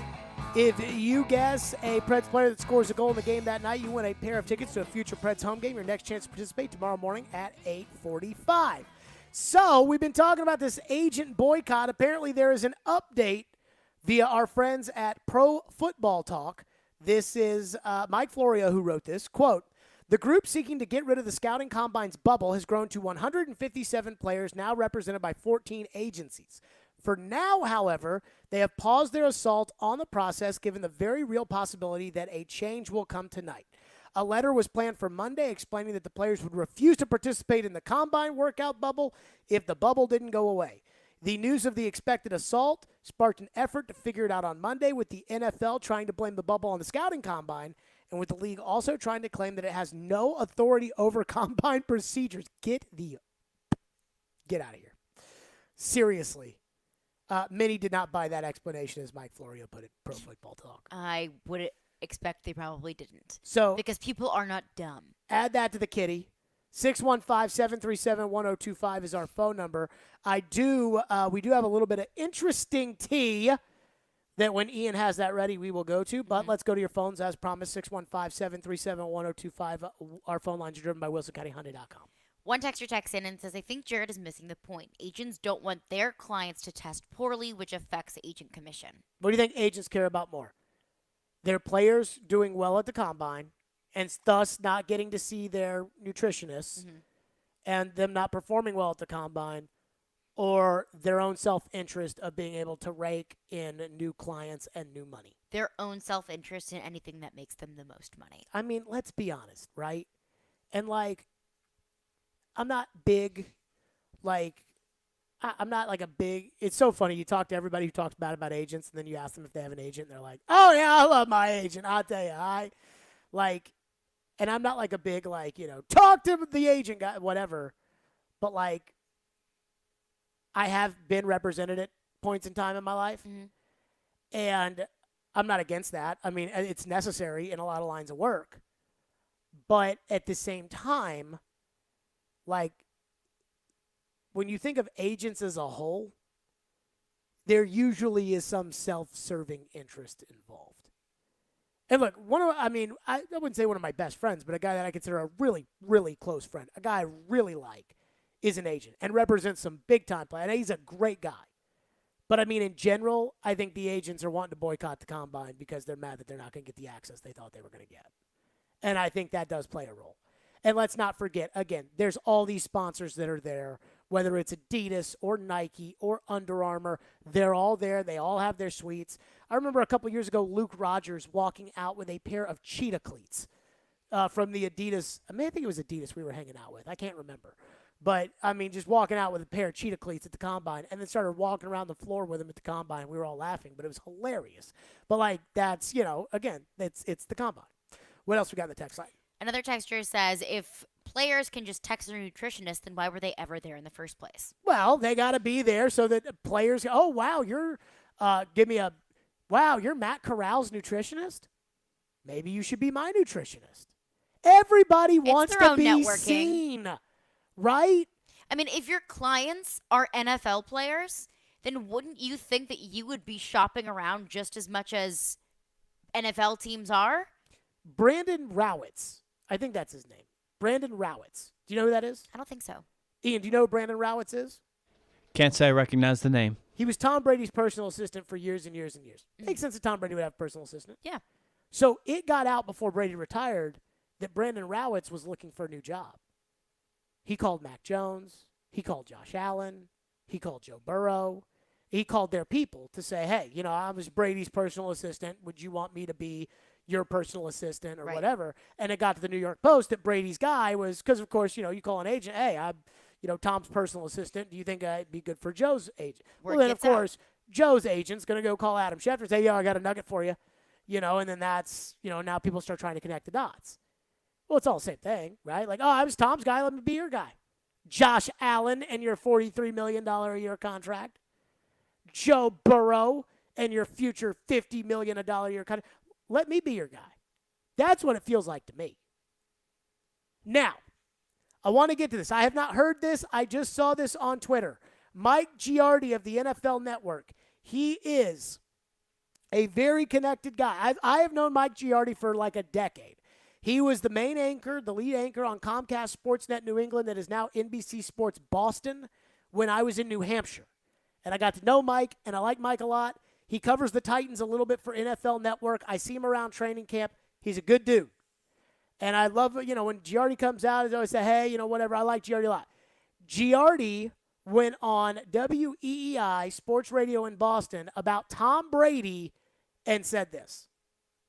Is Tom Brady going to play in the National Football League in 2022, and could it be unseating your boy with the San Francisco 49ers? I believe that he is going to play next year. Sourced, too, right? Can you repeat what I saw you say on TV?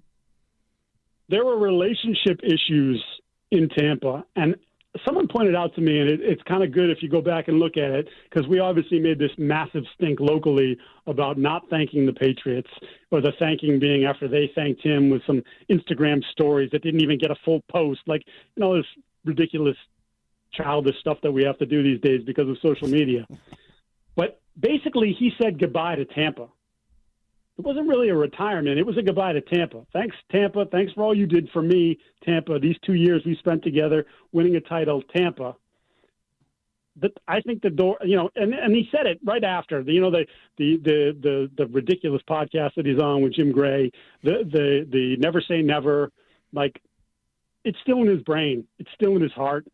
Maybe it doesn't happen right away. Maybe he waits for someone to get hurt.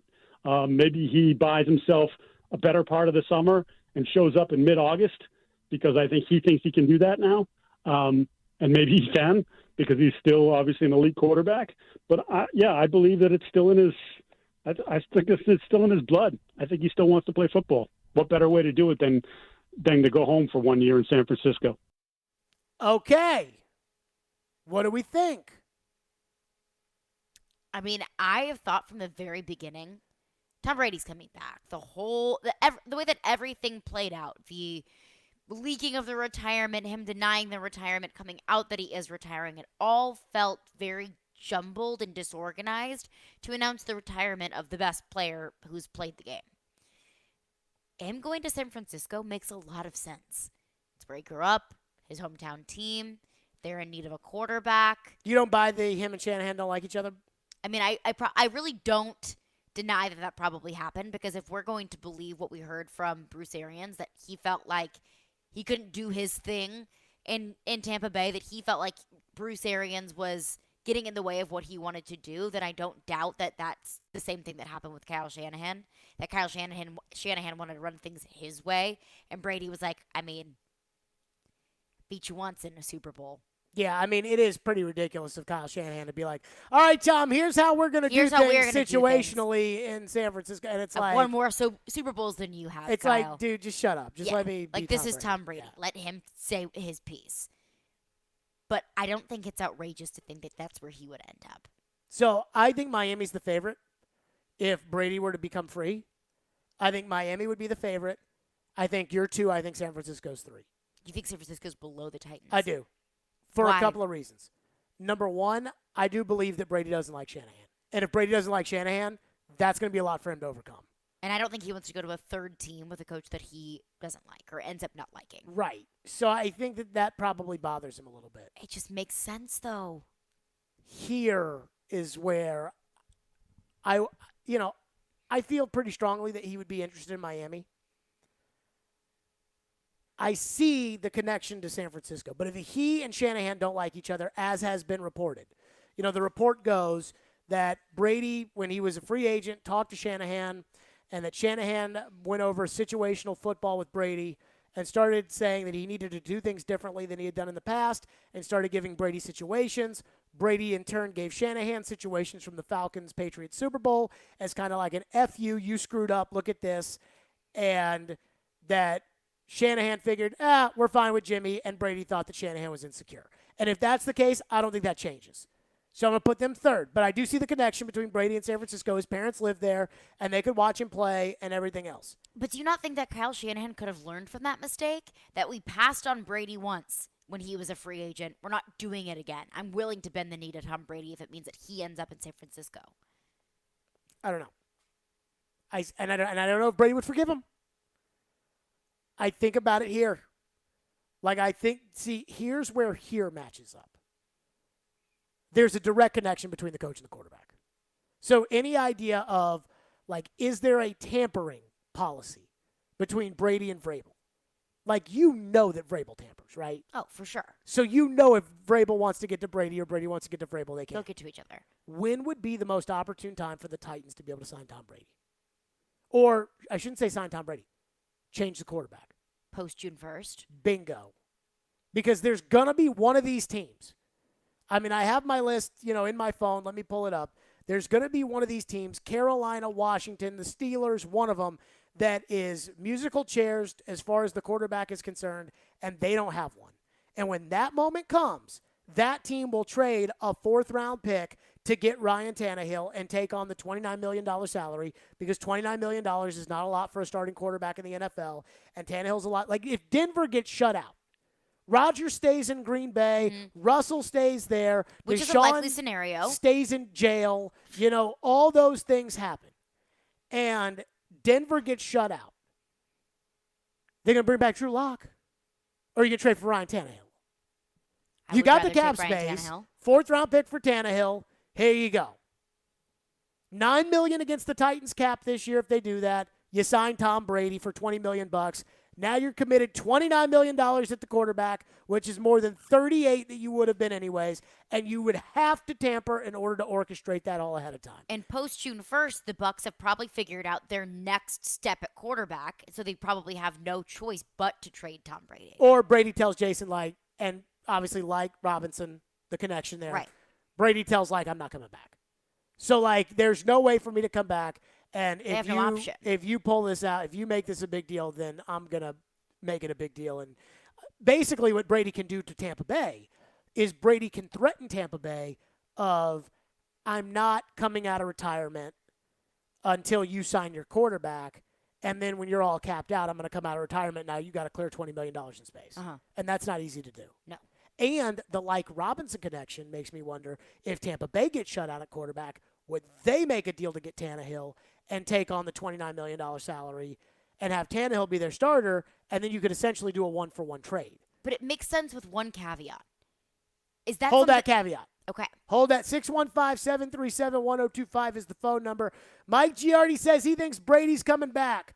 I am all for it, all because you all know I don't want Tannehill to be the quarterback, and because I would literally poop my pants if Adam Schefter reported on the air that the Titans are trading for Tom Brady.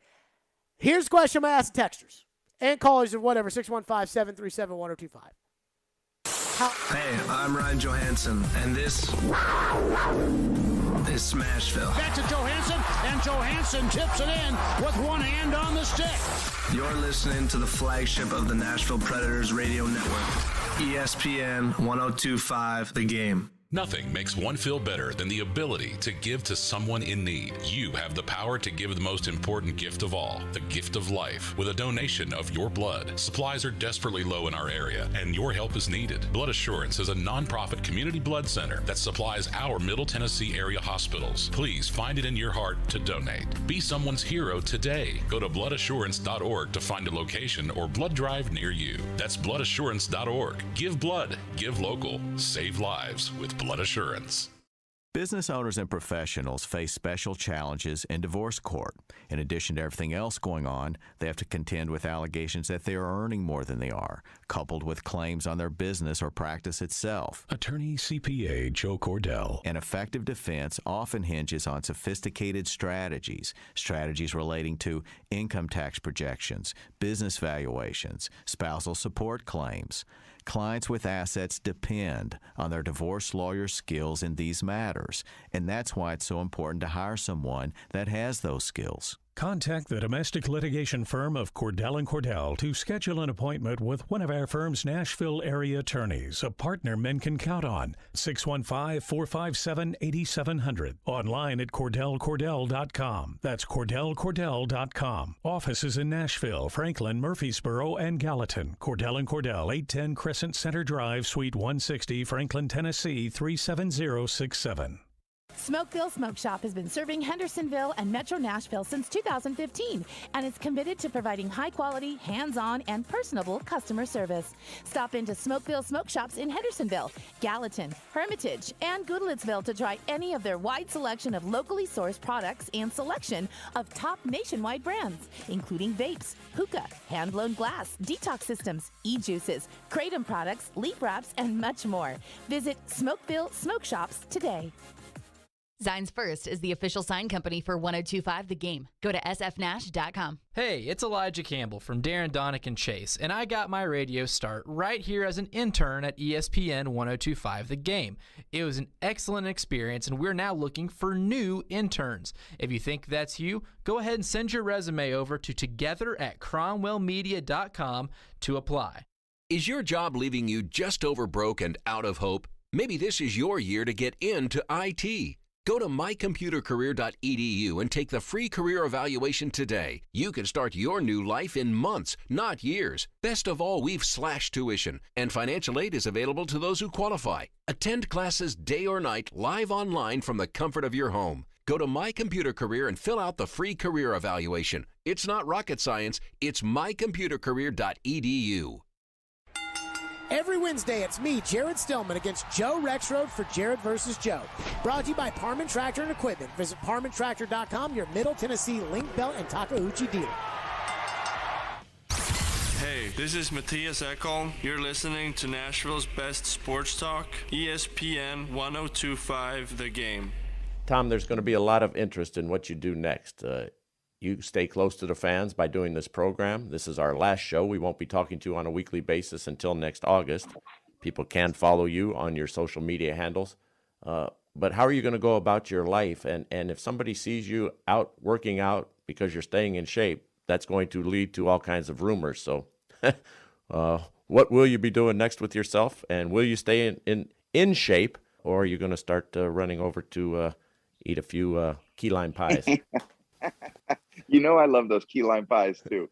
That's my dessert of choice. So there'll definitely be a few more of those, and I'm super content and happy with how I feel in my decision.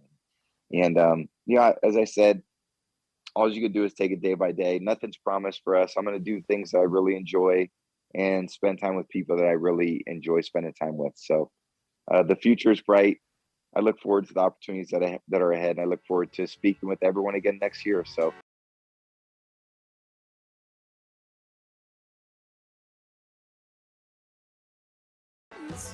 Well, to be fair, Tom Brady's probably speaking to the people no matter if he's playing or not or where he's playing. Well, that's because that channel that he's on, Sirius XM, Mad Dog Sports Radio, Channel 82 is a great channel, especially tomorrow from 8 to 11. Just nice FYI. plug.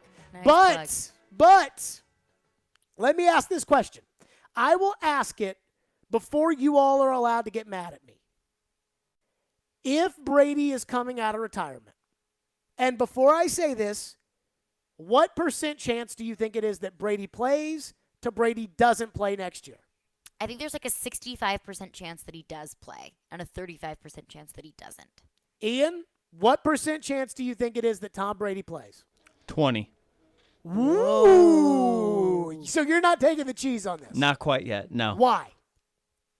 I do agree that the whole announcement was a little, botchy, but I don't know. I'm just not feeling it.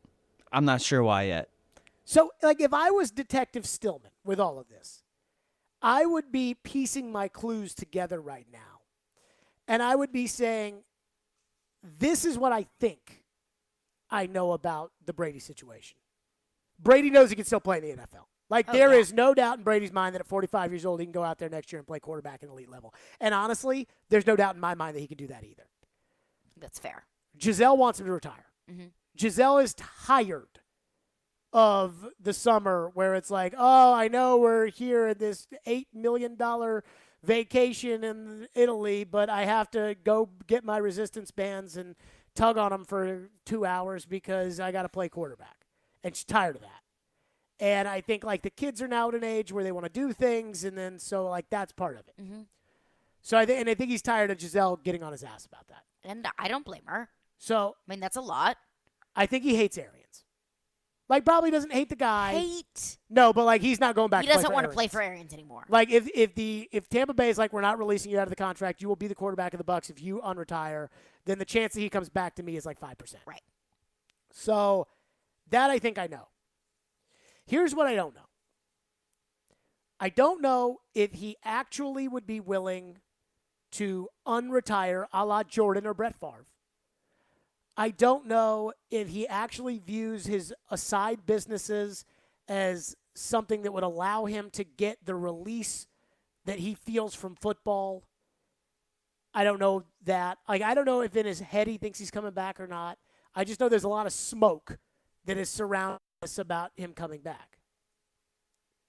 I don't know how important that Miami $17 million mansion is to him coming back to play football. And I don't know if the Titans would be on his list if he does come back to play football.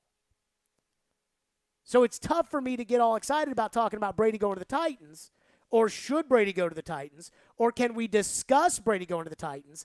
It would be hard for me to do this because there's 4 boxes that need to be checked before we can get to okay, now we can talk about Brady to the Titans. But when he came here the year before he left New England, and they scrimmaged for 2 days, and he and Vrabel played grab ass the entire time, I brought this up of like, well, Brady's contract's going to be up this year, and what do you think? And the old man was having none of it. And I feel like in my heart, when the Titans moved off of Mariota, their plan was going to be, Tannehill will take over for the rest of the year. We'll see what we can do. Then we'll go try to get Tom, and if we don't, we'll draft a quarterback. That was their line of thinking, which was the Chargers' line of thinking too, and they ended up with Justin Herbert. So, again, that's what I think if I was playing detective here. What I do know is like when we talk about Rodgers, and again, I've reported this, and I don't think people want to believe it, but Aaron Rodgers is open to joining the Tennessee Titans, or at least he was open to joining the Tennessee Titans when I reported that he was open to joining the Titans, and A.J. Hawk on the Pat McAfee show confirmed that I had said that. I don't know if Brady wants to come to the Titans or not. But if Brady were to try to play kingmaker, kind of like LeBron. Now, LeBron doesn't do anything in secrecy, but I also don't think LeBron is as slick as Brady. You would need like 4 people in cahoots. Vrabel and Robinson would be 2 of them. I definitely think Vrabel and Robinson could keep their mouths shut. And then they do plenty of that. Like just not say a word, a peep, and send all these smoke signals that they love Tannehill. And then right there, June 2nd, Brady's itching to play. Tampa Bay is committed to, let's pick a quarterback for Tampa Bay. Teddy Bridgewater. They've committed to Teddy Bridgewater, and Tampa Bay's going to go with him. And they've decided Brady's itching to play. And, the Titans have traded Ryan Tannehill to the Washington Commanders. Sounds so weird. It does sound weird. They have traded Tannehill to the Commanders, and Tom Brady will be the next quarterback of the Titans. And if Vrabel and Robinson are able to kind of toe that, I think it's possible. Why would Vrabel and Robinson feel the need to throw up all these smoke signals about how much they love Ryan Tannehill? Because they don't want Tampa Bay or anybody to know that they're playing the game behind the scenes. And so how do you do that? Think about it this way. Would that be considered tampering? Of course it's tampering. If you were having an affair with somebody, right? Wouldn't you try to do everything in your power to make somebody think that there was no way you were doing that? Probably so. So wouldn't loving Ryan Tannehill and smothering him with your love, wouldn't that be the way to hide the fact that you're secretly cheating on him with Tom Brady? In that scenario, then, are the Titans completely dedicated to Tannehill unless it's Brady? I don't know. Maybe they think Rodgers is too far-fetched. Maybe it's not. Well, think about this, right? Like Rodgers, and I think he's got to decide this week. But that's really the next domino that falls in the offseason is what does Aaron Rodgers want to do? Because Green Bay can't make a plan. Denver can't make a plan. The Russell Wilson market can't make a plan. Nobody can make a plan until Rodgers decides what he wants to do unless Brady unretires. That's the first step. Then once Rodgers decides what to do, there'll be like 6 different things that fall out because of that. Then if there's a market for Russell Wilson, and for some reason I'm taking the cheese that the Seahawks are going to keep Russell Wilson. I believe it. Why? I don't know. But I think the Seahawks are going to keep Russell Wilson, and Russell Wilson's going to stay for 1 more year. And so forget about that. So then it really only leaves Deshaun Watson out there. And Deshaun Watson, I don't know. Like they were talking about him on SportsCenter yesterday. And Hannah Storm asked Jeremy Fowler the question about Watson, and Fowler was like, yeah, the Dolphins want him to settle with these women beforehand, but it's hard to know what will happen. And then Hannah Storm was like, and let me just say, we're just saying what if, because he's still got 22 sexual assault cases out there, so don't forget about that. And that's a big what if. Sure, for any owner, for any team, especially if you're talking about draft picks and everything else. So maybe the Titans think they can't get in the Rodgers sweepstakes. So what they're going to do is they're going to smother Tannehill, and they're going to wait on Brady. Because I'll say this as a fan, I want them to be investigating every avenue possible. But if Vrabel already knows Brady's going to make a power play to get out and come here, then I wouldn't be calling about Aaron Rodgers because I'm fine with doing the Tom Brady thing. So but again, I mean, I'm just speculating here. I don't know. And I guess I'm asking the question of whether or not we can speculate. And I asked for phones, so let's go to those next. 615-737-1025 is our phone number, 615-737-1025. Plus, we'll hit some headlines as well. That's coming up next. Stillman and Company right here at ESPN 1025 The Game. From Fox 17 News, this is a Code Red weather alert. Scattered showers to heavy rain expected as we head into Tuesday, especially Tuesday afternoon and evening, where we could see a few strong to severe storms. Should last through early Wednesday morning. For Fox 17, I'm Chief Meteorologist Katie Morgan. This weather report brought to you by Hiller Plumbing, Heating, Cooling, and Electrical. Call the Happy Face Truck today. Need to hire? You need Indeed. With Instant Match, you'll receive a list of quality candidates whose resumes on Indeed match your sponsored job description. Visit Indeed.com/credit. Shop today at Social Furniture during their President's Day sale. You'll find everything for your home on sale now, and they have same-day delivery. Use Social Furniture's financing plan and pay no interest for 1 full year. For a limited time, they have designer sofas, solid wood bedroom furniture, leather sofas, and sectionals in stock now. Social Furniture's President's Day sale going on now through President's Day. Visit Social Furniture on Charlotte Avenue in West Nashville. Shop local. Shop social. Social Furniture is a proud supporter of your Nashville Predators. Erectile dysfunction ruins sex, but it's more than that. It harms otherwise good relationships. It destroys marriages. It can cause depression and anxiety, and it can be extremely hard on a man's self-esteem. This is Kim for the Tennessee Men's Clinic, and if you're suffering with ED, if it's affecting you, I want you to know that if you're like most men, we can treat it and get you back to the man you used to be. At the Tennessee Men's Clinic, we're ED experts. Our protocols have success rates as high as 90%. We've successfully treated thousands of men in the Music City, and we have a variety of treatment options and treatment combinations that could have you performing like you haven't in years. You could even last up to an hour and experience great sex again that is satisfying for both you and your partner. In treating your health, expertise matters, so make an appointment today. Your initial appointment is only $99 and includes blood work and a medical consult. Call 615-208-9090 or go to TennesseeMen'sClinic.com. Visit our website to learn more, including side effects. Treatments extra. Results vary.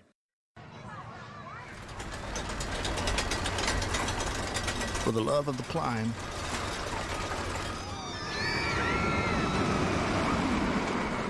for the love of the fall, for the love of knowing your kids' laughter is the sweetest music there is. For the love of Tennessee. Travel safe. Brought to you by the Tennessee Department of Tourist Development, the Tennessee Association of Broadcasters, and this station. Hey, it's Chase McCabe of Darren, Donick, and Chase. I started my radio career as an intern right here at ESPN 1025 The Game. Now we're looking for our next great batch of interns. You think that's you?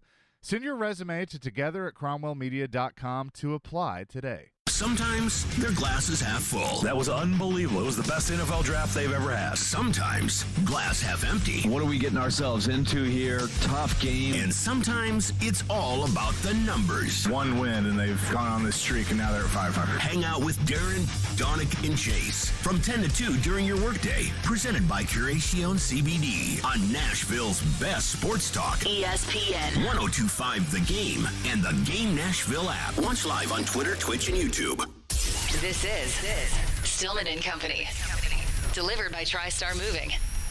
Is Tom Brady going to play in the National Football League in 2022, and could it be unseating your boy with the San Francisco 49ers? I believe that he is going to play next year. Sourced, too, right? Can you repeat what I saw you say on TV? There were relationship issues in Tampa, and someone pointed out to me, and it's kind of good if you go back and look at it, because we obviously made this massive stink locally about not thanking the Patriots, or the thanking being after they thanked him with some Instagram stories that didn't even get a full post. Like, this ridiculous, childish stuff that we have to do these days because of social media. But basically, he said goodbye to Tampa. It wasn't really a retirement. It was a goodbye to Tampa. Thanks, Tampa. Thanks for all you did for me, Tampa. These 2 years we spent together winning a title, Tampa. But I think the door, and he said it right after, the ridiculous podcast that he's on with Jim Gray, the Never Say Never, like, it's still in his brain. It's still in his heart. Maybe it doesn't happen right away. Maybe he waits for someone to get hurt. Maybe he buys himself a better part of the summer and shows up in mid-August because I think he thinks he can do that now.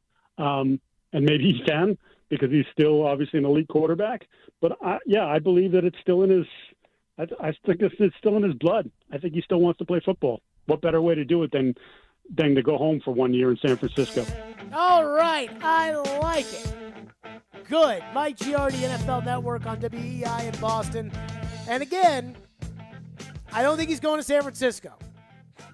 I just don't think that he likes Shanahan, and I don't think Shanahan likes him. How could Shanahan not like him? Because Shanahan, he got a hair across his ass about the whole thing about how dare Shanahan ask me about situational football, and then Brady embarrassed him, and so. I mean, put your pride aside, dude. This is Tom Brady that could potentially be on a silver platter. The Michigan coach almost lost his job yesterday because he could not put his pride aside about pressing and timeouts in a blowout game that nobody across America was watching. I'm aware that egos very much so exist, especially in the NFL. Oh, yeah. But come on, Kyle. All right. It's Tom Brady. What do we have in the text line? 615-737-1025. I feel like these Titan fans are just not willing to go down this rabbit hole with me. I think that there are two different groups of Titans fans. Well, Titans there's fans, the boo-hoo Tannehill crew. why would we get Brady? Tannehill's fine. And then the group that it's like, we would do whatever it takes to sell out to get Tom Brady. One texter texts in and says, what would hold Titans brass back from just an outright trade of Tannehill for Brady? Vrabel surely knows Brady is the better of the two. Okay, let's say, again, this is situational, just like if you've ever played baseball in Little League or high school, when it's like, all right, runner on second and third, one out. And then you hit the ball to the left fielder and you see what he does with it, right? Mm-hmm. So this is all situational. Let's say Brady wants to come back, and he calls Vrabel, even though it's tampering, which we know they do. He calls Vrabel, and he says, I want to be the quarterback of the Titans. Then what? Then I would think that he would do whatever it takes to make sure that happens. Do you? Why wouldn't you? 2 years ago, he didn't do that. Do players do that? Oh. Call other coaches and be like, hey, I want to be your quarterback? Or is it just because Vrabel and him are tight? Remember the story in the Man in the Arena docuseries. Randy Moss is on the Raiders, and they stink. And they play a game on Sunday against the Steelers, and Randy Moss hates it. And he gets on a plane, and he flies to Minneapolis, and he sneaks into the Patriots hotel, and he goes up to Tom Brady, and he goes, I want to play with you. And that was it. But and he didn't Moss call left the Belichick hotel. and No. be like, hey, I want to play with Brady. No, he didn't. But I'm just telling you, again, Vrabel and Brady are not coach and quarterback. They're teammates. So this would be more like peers like Moss and Brady. I think if Brady wanted to play for the Titans, he would call Vrabel and would have no reservations about doing so. That's just me, though. How do you think Vrabel would respond to that? I don't know. Because I could see it going one of two ways. Either Vrabel says, all right, you know what? We've got a Super Bowl window. We don't know if Tannehill's the guy. We have Tom freaking Brady knocking on our door. Tom freaking Brady. And we decided not to go after him 2 years ago because we thought that Tannehill was the guy. But after these 2 years, we've realized that he's not, and we're not making that mistake again. Or he could look at it like, Tom, you can't put me in this position.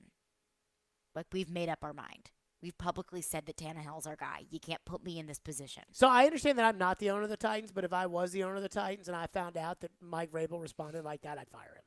I mean, I think that would be – I don't know if I would fire him. I think that's a little dramatic. I would fire him. But if you're looking at it like how we look at it, the Titans situation – Like, you didn't come to me. So Tom Brady called you and said he wants to be the quarterback of the Titans. And we can make this work after June 1st, only $9 million to the detriment of Tannehill. Think about this. Who's paying for all this? Me. I'm the one who just wrote the check for that signing bonus on that Tannehill extension that was stupid anyways. And now I'm paying for Brady. So I'm the one who's eating the money. I'm the one who paid it. And you're going to say, hey, we've already made up our mind. We're sticking with Ryan Tannehill, and you don't come to me about it. I am firing you. I would fire him for that. Now, again, it's easy to say I'd fire the coach for this. It is a lot harder to have a press conference and say, yeah, we just felt like it was in the best interest of our organization to make a change at the coach because he tampered and wouldn't do what we wanted him to do. Then again, that is why Miami fired Brian Flores, so there's that. I mean, I don't know. I don't know how Vrabel would take it, but I would have to say if I'm in Vrabel's shoes, if you are being handed the best possible alternative for a position that you aren't incredibly sold on, which I am not, why not go for it? This Tom Brady calling the Titans and telling them that he'd want to play for them is a get-out-of-jail-free card. 100%. Just like the Titans and Colts, and I think there was another team, San Francisco. Titans, Colts, and San Francisco passing on Brady 2 years ago so that Brady ended up in Tampa Bay was a get-out-of-free-jail card for Jason Light because he had been there for 6 years, and they hadn't won jack. And they had Jameis Winston at quarterback, and if Jameis Winston came back as their quarterback, they weren't going to win jack. So what Tom Brady did was he literally got him out of jail. Jason Light, and I like Jason Light, but he may not have a job if it's not for Tom Brady. And right now, Vrabel and Robinson have pinned themselves in this corner with Tannehill that only the just saddest of boohoo Tannehillers cannot understand the purgatory that you have put your football team in and how painful that purgatory may be.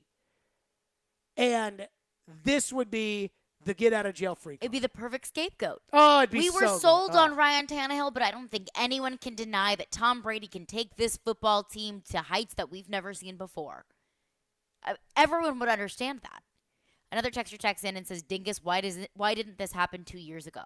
I don't know why we took the cheese. The Titans were in a completely different position 2 years ago. No, they weren't. The Titans were coming off of a run for the AFC. No. Yes, they were. No, it was the same. It was not the same. It was the same, Caroline. We just didn't know that Ryan Tannehill would choke. That's the thing. That's the biggest difference. You didn't know that Ryan Tannehill would choke. Plus, we also don't know that Brady was for sure interested in coming here. We know that. Do we? For sure? Yes, Floyd, we know. Okay. Like, we know. Right? I don't know if we that do. Crap bum organization in Tampa Bay. They won. Because of him. In that wretched city. But also, did you know that he had it in him to win another championship? No, I didn't think he would. A lot of people didn't. A lot of people thought he was old and washed up. I did not think Brady, I was stunned that Brady won that Super Bowl. I think everyone was. And I love Brady. And that's a fair concern because I would like to put myself in your shoes 2 years ago, and I probably would have thought, he's too old. He's washed up. Move on. Quit trying to chase what he was. Because we had those same conversations about Julio. Now, Julio Didn't and fit Tom the Brady, offense. very different. Talked about that a lot, too. Yeah. Oh, yeah. What are you going to do with Derrick Henry? I couldn't give two poops about that anymore. What are you going to do with Derrick Henry if So Tom let me Brady's get your let me get a quarterback that fits the offense and throws the ball to the other team. I mean, did you think that that's what Ryan Tannehill would turn out to be? You know what's funny? An interception machine? What's funny about Tannehill is that I was one of his earliest supporters in town, and I felt like Tannehill had this weird Steve McNair quality about him that was like, when the game's on the line, you want the ball in his hands. I just felt that way about Tannehill. I felt like the numbers in the playoff games were low because the Titans were winning the whole time, and if you're winning and you're feeding the big dog and he's ripping off 9 yards a carry, why would you stop? And that when they lost the game to the Chiefs, I thought Vrabel got out-coached in the second half, which I still believe, and that their defense could not stop Kansas City, also something that I believed at the time. My faith started to erode the Ravens playoff game. I mean, I wasn't totally out on Tannehill, but I was like, I need to see a little bit more. I need to see a little bit more. Then this season, without Arthur Smith and when kind of more of a load was put on him, he really struggled. Then the playoff game where I was like, screw this guy. And I am stuck there and I'm not coming off it. Because you can't win with him. No. I think we've learned that. But they're in the same spot they were before. They're competing with all the other teams in the AFC. They're all the same. Teams that could only get better. There's 6 with their teams. quarterback situation. There's like 6 or 7 teams in the AFC. Mm-hmm. There's you, New England, Buffalo, Kansas City, Cincinnati, Chargers, Miami, Raiders. Go ahead and put them in there. Like, that's it. and Colts if they figure out Yeah. quarterback. That's it. Other than that, don't worry about anybody else. Those were the same teams you were worried about then. Same teams you're worried about now. It's the same. They just have to right the wrongs. But, we don't even know if Brady actually wants to come back. So we'll keep that in our back pocket for the rest of the week. I'm sure it will come up again. 615-737-1025. Coming up next, I got to tell you, I am furious with somebody right now. And I mean, is it really that complicated? It shouldn't be. We'll discuss that next. Stillman and Company, ESPN 1025 The Game. The MTSU Blue Raiders live here. Down, Middle Tennessee. 3-ball, yes, sir. And when you're in the borough, tune us in on 97.5. In the end zone, caught, touchdown. We are Nashville's best sports talk. ESPN 1025 The Game. ElectronicExpress.com. We make it happen. Hey, it's Chase McCabe here to tell you about Dr. Kelly Rice Family Cosmetic and Dental Sleep Medicine.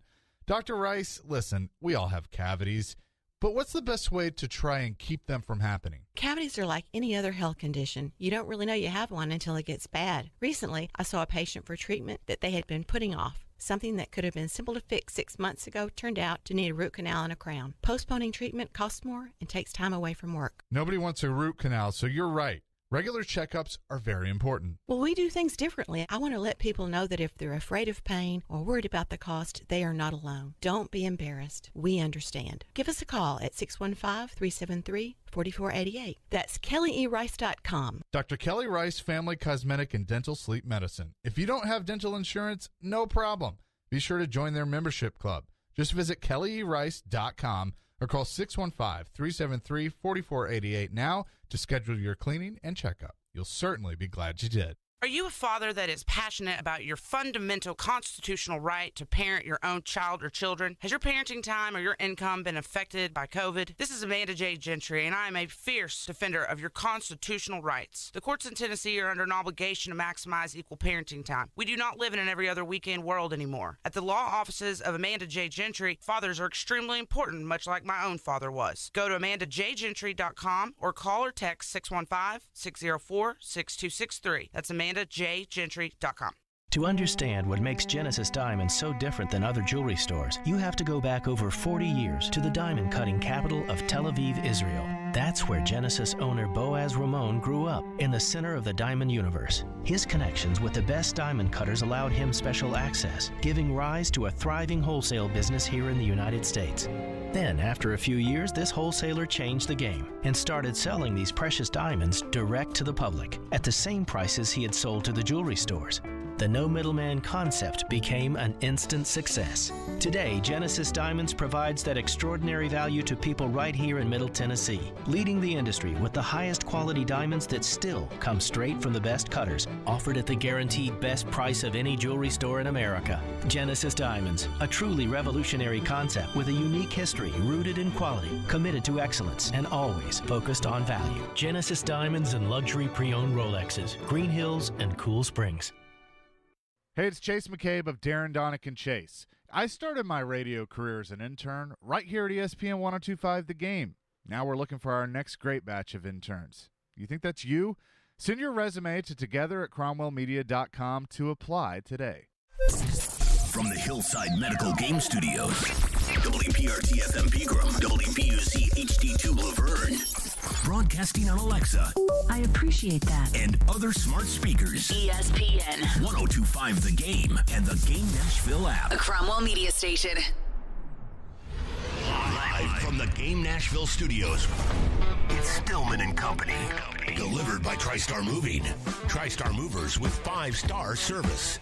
With Jared Stillman on Nashville's best sports talk. ESPN 1025 The Game and the Game Nashville app. Stillman and Company is delivered by TriStar Moving, ESPN 1025. The Game streaming live on Twitter, Twitch, YouTube, and Facebook Live. Thanks to the law offices of Amanda Gentry. Live from the Hillside Medical Game Studios. So I was kind of expecting that the 5 o'clock hour, we would have some news to be discussing today. And I am mad at the Big Ten Conference because I don't feel like we have any news to discuss on news that we should be discussing today. I don't believe we are, but I've been checking aimlessly to see if the Big Ten Conference has really come up to maintain their standard for integrity and sportsmanship. Not yet. Okay. So Juwan Howard tries to punch. And again, I want us to approach this like we're the Big Ten commissioner. Okay. We all saw what happened yesterday in the Michigan-Wisconsin game. Now, I asked the question earlier today in the show, how much do we actually care about this? You said a 4. Ian said a 4. I said a 5. Like, I'm pretty appalled that in sports we have a coach that's trying to throw a punch at another coach. Like, that's too much for me. Yeah. And I think it's ridiculous, and I think it sets a horrible example. And then you see the two kids, if you look at the video, you see the two Michigan kids, they get super worked up as soon as the coach throws the punch, and they're going to have to suspend them too. What is taking all damn day to get a suspension out on the coach? I mean, I looked at it, and I was like, this is what I thought yesterday when I saw it. I thought, rest of the season. You know, the college basketball season is pretty much over anyways. So fire him for the rest of the season. Or suspend him for the rest of the season. Don't fire him. No tournament. Then let him come back. They're not going to make the tournament anyways, but I hear you. Then he comes back next year, and it's like, all right, mind your P's and Q's. That should not take all day. That feels like the most reasonable punishment because firing him over it, while if they did decide to do it. I am for firing before I am for a small punishment. I wouldn't say that that's, where my heart lies is fire him. But if they do decide to do it, then I understand that they have reason and they can fire him for cause. But rest of the season, so that way he is no longer a distraction because a 2-game suspension and then come back right after that, that's not long enough. That's not enough to let the dust settle. Suspend him for the rest of the season. He's done. He comes back next year, and all of this dust has settled. Nobody remembers what happened. It's not as big of a storyline anymore, and whatever. Nobody remembers what happened. Well, but more so than a 2-game suspension. Obviously, people are going to remember it. I mean, but there are going to be more stories and bigger storylines that come out in the next 6 months. Oh, yeah. Like next week, we won't care. But he will forever be the coach that tried to punch another coach. Yes. But in 2 games from now, that's way bigger of a storyline than it is, next November. Okay, so they play Wednesday night at home against Rutgers. Okay. So they probably don't have to announce it until tomorrow if he's suspended. But surely they would have to announce this, right? But Adam Rittenberg, who covers the Big Ten for ESPN, yes, says here Big Ten releasing statement soon on Michigan-Wisconsin situation. This was 45 minutes ago. With discipline included. Well, come on, Adam, hurry it up. That's all I'm saying. That's all he has in the last 45 minutes. So what do you think the suspension or what do you think the punishment's going to be? I mean, I think it should be suspended for the rest of the season. 2 games isn't enough. Firing, I think, is a little bit traumatic. Well, it's all going to be everything at once. So it's not going to be him. Like, it's not going to be just him. Right. I think they're going to suspend the 2 Michigan players. You told me the sportsmanship is 2 games? Yes. According to the Big 2 Ten games policy. and a $10,000 fine, so I assume that's only for a coach. Yeah, they're not going to fine kids $10,000. So I think the 2 kids, 44 and I forget the other one, I think 44 and 5, I think they're going to get suspended for 2 games. I think he's going to get suspended for the season and will not coach in any postseason play. And I think Greg Gard's going to get 2 games, the head coach at Wisconsin, and it wouldn't surprise me if they gave the assistant coach that gave the crotch chop, that Wisconsin coach. That's my favorite part of all of it. It wouldn't surprise me if they gave him a couple of games and if they gave a game to the guy that got smacked.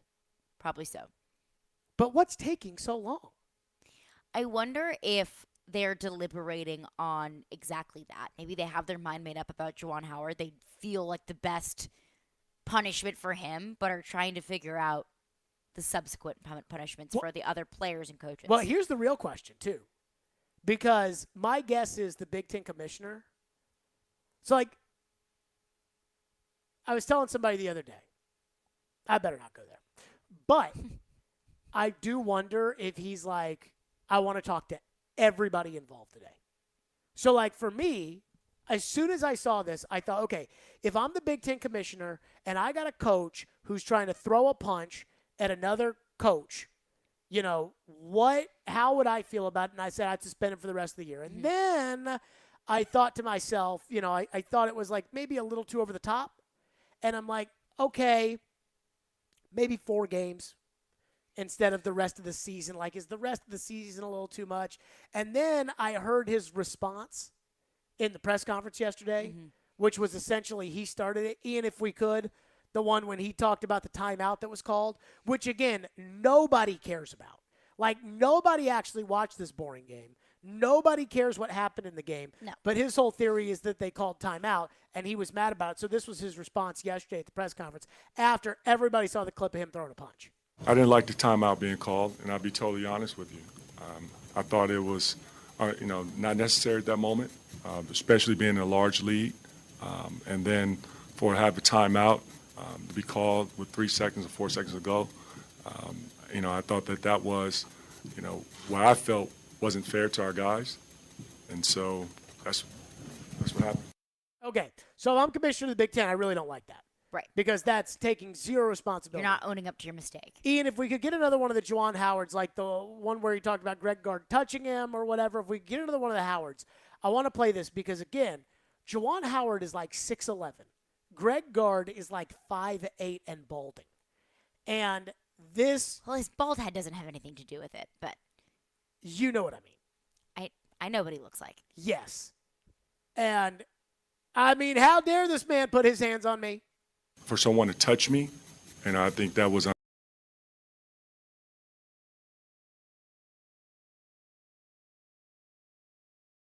that's what escalated it. See, his fault. How dare this man touch me? How dare he touch me, and that gives me the right to just smack him upside the head. Smack somebody else with a half fist, half open palm. So if I'm the commissioner, like I said, I thought season. Uh-huh. Then I thought, okay, maybe take it back a little bit, maybe 4, games, whatever. Now I'm back to season, and I'm almost wanting to pick up the phone and say we're kicking him out of the conference. Like I'm close. Why? I'm thinking about it. How did you get from season to kick him out of the conference? Because at some point, if you've got no remorse for your actions, I mean, think about it. We've all punished people before in our lives. Like, we're not parents, but, if somebody doesn't have remorse for their actions, it makes They're going to do it again. Want to punish them a lot more because it's like they didn't learn their lesson. And in so the case of Juwan Howard, did those 2 clips sound like somebody who learned their lesson? No, not at all. No. Sounded like someone who would do it again. Yes. So like somebody who did it last year in the Maryland game when Mark Turgeon, the coach at Maryland, said that he threatened to effing kill him. That's another interesting caveat. This isn't an isolated incident. This is something that has happened before. I wonder if the Big Ten takes that into consideration. Because I don't know off the top of my head if there was any discipline following a death threat. But I do wonder if the Big Ten looks at it and says, look, you threatened someone before. You hit someone this season. Where does it end with you? Like, maybe what they're doing is they decided they wanted to talk to everybody this morning. Talk to everybody this morning. Then they wanted to talk, the commissioner and the associate commissioner and talk about it. Now they're telling everybody with, like, the caveat of, like, you will not publicly complain about this. Right. Just so you understand. And maybe they've told Juwan Howard, you got to go to anger management. Like, Maybe. You've got to go to anger management. You are not doing this anymore. We are not doing. And so maybe that's what's taking so long. There are probably, if they do decide to let him back either after the season or after a couple of games, whatever it may be, I do have to believe that there are bullet points. Like, you need to come out and apologize publicly. There are certain things that we need you to do to ensure that this doesn't happen again because you are becoming a liability. Do you think we will have an answer by the time we get off the air? I don't. No. Why? Because it's taken them this long. It's not this complicated. It's taken them this long. But I do wonder if the Big Ten is approaching this pretty slowly because I wonder if they think that they're setting a precedent. Like, okay, now the next coach that swings at another coach, if we give him the season, then they're going to say, well, that was 4 games plus the Big Ten championship, so it should only be, or if It it's should be enough a number of of a games. deterrent that's like, so then you suspend him into next year. Because we haven't talked about that. Yeah. We've talked about small punishment, season, fired. But season changes per case. If this happened game 1, would they say you're out for the season? If Michigan was a contender for the tournament, is that another caveat to this as well? That, okay, let's say Coach Cal does this, in the middle of the season. So if he was out for the rest of the season, he would have missed more games, and Kentucky likely is in contention which for would the make tournament. you have to go into next year with the punishment. Right. I don't know. I think they're approaching it very slowly because they don't want to set a precedent. So let's see what they do. 615-737-1025. And what should they do, which I think is a fair question to ask, and it is one that I am interested in asking, and I do wonder what you all think that they should do. 615-737-1025 is our phone number. And again, it shouldn't be this complicated. But you know what? What if there's one person in the Big Ten office that's like, well, Greg Gard started it? Because there is an element of that. Let's get your thoughts on it next. 615-737-1025 is the phone number, 615-737-1025. Plus, somebody who I thought was getting the blame yesterday, I think is no longer getting the blame. We'll discuss that next here on Stillman & Company. TriStar Moving, the presenting sponsor of the Stillman & Company radio program and a proud supporter of this show, and I am a proud user of TriStar Moving. And I moved with them over a year and a half ago, and it was the best move ever. That's right. I hated moving, but not anymore thanks to TriStar Moving because the process is so simple, and that's why their motto is TriStar Movers with 5-star service. From the initial phone call to the final signature, moving was a breeze, and they offer home protection covering your floors, banisters, railings, door jambs, and even the doors themselves.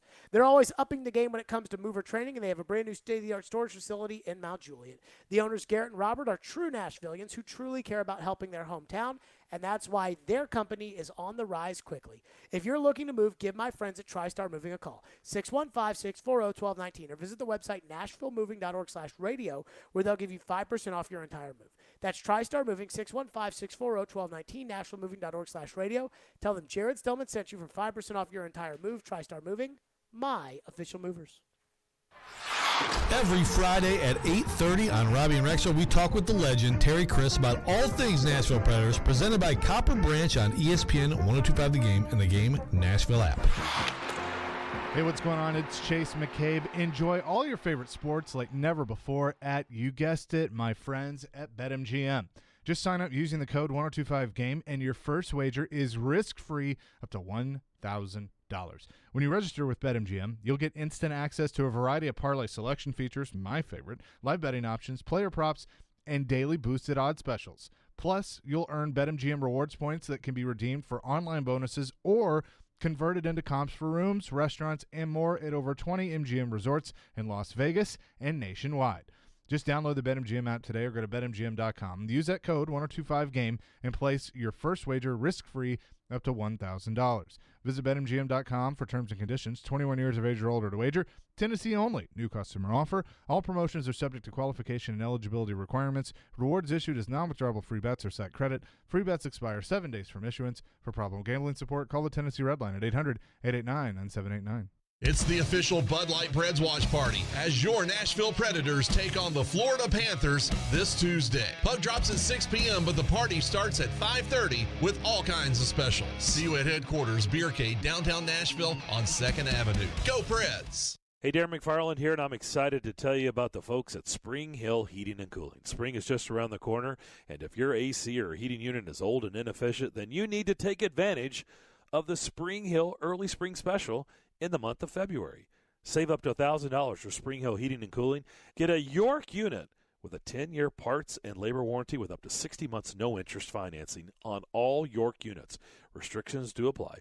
Schedule now at springhillac.com. Spring Hill Heating and Cooling, a York-certified comfort expert company. Vanderbilt Commodore fans, your home for all the broadcasts with football and men's basketball games is 93.3 Classic Hits. Tune in each week as Andrew Allegretta and Kevin Ingram brings the fans the exciting SEC action on 93.3 Classic Hits. Interact with Stillman & Company. Call or text the show at 615-737-1025. Driven by WilsonCountyHyundai.com. Big Ten takes pride in sportsmanship. The Big Ten takes pride in acting with class, and that didn't happen today. I've been in contact with the league. I've spoken to the commissioner personally. I expect the league is going to act swiftly and aggressively. We've got staff that have been affected and injured, hit in the face, and it's difficult for me to compose myself in the defense of our staff and our team, who did not instigate this event. Okay, cry me a river, Wisconsin Athletic Director Chris McIntosh. You know, that was yesterday, and again, you know, we have people that were injured. People that were injured on our staff. Our coach got hit in the face. We demand action today against the big. Well, guess what? It hadn't come swiftly, Chris, because we're still waiting for Juwan Howard. Here's the question I got, because you heard right there, that was the AD, the Wisconsin AD. I already talked to the commissioner, and I, expect him in Big Ten value sportsmanship. Do you think that the Big Ten commissioner looked at this and was like, whoa, buddy. Let's not be playing the victim card like that, because that's exactly what that just sounded like. It does. Is, like, how dare you? How dare they hit us? Vicious, violent man. We didn't do anything wrong. It was all their crazy coach, which is probably true. But do you think Wisconsin is at all culpable in this? Do you think Greg Gard should get suspended for this? I do think that Greg Gard will be suspended, at least for a couple of games, because if you're going to be, up in the middle of a tussle, you probably aren't completely innocent, because how many times do people start fights with people who are completely innocent and didn't do anything wrong? I do think that he will get suspended. I would say probably for 2 games. And I do think that the Wisconsin AD can look at his head basketball coach, and say, all right, cut it out. Cut the stuff. I'm a little torn. Because if you punish Greg Gard, let's say Greg Gard had, put his hands on Juwan Howard like he did, and, they brush it off or whatever, but there's no fighting or anything like that, and the two don't like each other, and they bitch about it in the press conference and whatever, probably nothing happens. Yeah. There's probably nothing that's – but because the guy, Juwan Howard, took a swing, now I have to look at it like now I have to suspend Greg Gard too? Whereas had nothing happened, Greg Gard wouldn't have been suspended? Is that fair to Greg Gard? That's a fair point. But it did ultimately incite, a melee. So I'm torn. I just know this. I just don't want to hear from Michigan and Michigan fans and random people that Wisconsin started it. No. But I've heard that a lot today. I think it's a weak excuse. I think that's what kindergartners on the playground use as an excuse when they get in a fight. Is he started it. I don't care who started it. Well, of course kindergartners say that, but that's what kindergartners do. Yeah, because they're immature and they're kindergartners. I don't want to hear that from grown men. And I don't want to hear grown men excusing the actions of other grown men that he started it. No. But that's You're what the they're saying. head basketball coach. But you know what, though? The Wisconsin coach, Ian, can I get that Greg Gard cut, please? The Wisconsin coach did the exact same thing. We played the cuts last segment of Juwan Howard being like, it all started when they called the timeout. And then, that man touched me, and once that man touched me, whatever. Well, this was Greg Gard yesterday when he was giving his side of the story. He came up to me and pulled his max down and said, "I'll remember that." And he started pointing it at me and tapped me in the chest. And I said, "Hold on. Let me explain to you why I took the timeout." Maybe he doesn't know the rule that you get the 10 seconds reset. I wasn't going to put my players in that type of situation to have to break a press in 4 seconds. That's where it started, that he said, I'll remember that. And I said, hey, let me tell you why I did what I did. And he didn't want any part of it and kept moving on. So now as Big Ten commissioner, do you want to suspend him because he said he started it? So much finger pointing. Like, just own up to it and be like, yep, you know what? This is what happened. You don't have to say, well, he said, I'll remember that. Like, no, just put all of it aside, own up to it, say what happened out there is unacceptable, and that's not how we should act, representing the University of Wisconsin. By the way, I do think it's funny that Gard took that crack at Howard. Maybe he doesn't know the rules. I mean, basically calling him stupid. Yeah. Like, I'm not sure if he's aware. and if I'm the commissioner of the Big Ten, I'm like, did you really need to say that? Like, did you need to say that? Did you really need to do that? And if I'm Juwan Howard, that makes me even more pissed off. Yeah, well, you just be glad to have a job if you're Juwan Howard. Yeah, I guess that's fair. I mean, if you do have a job. Because, again, I don't know what's taking the Big Ten so long. It'd be nice if they'd hurry this up. I mean, they have a lot of things to weigh, to be completely honest with you. Things that, like, I'm very glad that I'm not in charge of making that decision because you do set a precedent. And also, if you do or do not punish the Wisconsin coach, then you're also setting a precedent and saying, okay, this was all on Juwan Howard. And, he is completely culpable for this situation, which I don't think that he is 100% culpable, only him. But he is the one that threw the punch. So I struggle here. The more he's that the we one talk that made about it this, physical. the more I want to fire Juwan Howard. Why? I don't know. I think it's ridiculous. I also, to the people that are like, oh, yeah, overreacting that Juwan Howard should be fired. I'm like, dude, he's a coach. He tried to punch a kid or tried to punch a – no, he didn't try to punch a kid. You try to punch a kid, you're getting fired. You're out. Yeah, you're But, done. he tried to punch a coach. He incited violence in his own players. The thing that or from his own players. The thing that we basically say, hey, whatever you do not do that. And I've seen a lot of people say, both on Twitter and in the text line alike, that if I punch someone in my workplace, I get fired. If I try to punch you on air, I will lose my job. So why is this any different? So I had Seth Greenberg on this morning on the Sirius section, and he was like, you could tell he was pissed. Oh, like, yeah. you could tell he was like, and I like Seth Greenberg, but it was like one of these, we've got so much good going on in the game right now. There's so much to be talking about with college basketball. There's so much positive. Like, it's such a shame that we're talking about this. And I honestly want to be like, Seth, like, give me 2 weeks. In 2 weeks, everybody in America will know every team that's still alive. This is how I've learned that college basketball works if you're not in Kentucky or Carolina, which is you don't watch it at all. Then football season ends. You watch your team. Then the conference tournaments happen, and you get a little jazzed up. Then that Thursday comes around, and, like, you're in. And by Saturday and Sunday, you know every team left. You know every coach. You know every player. You and got your bracket. You've got solid opinions about these teams. Like Belmont, for example. Belmont has a chance if they beat Murray State Thursday. And we may put Casey Alexander on the show. I haven't decided yet.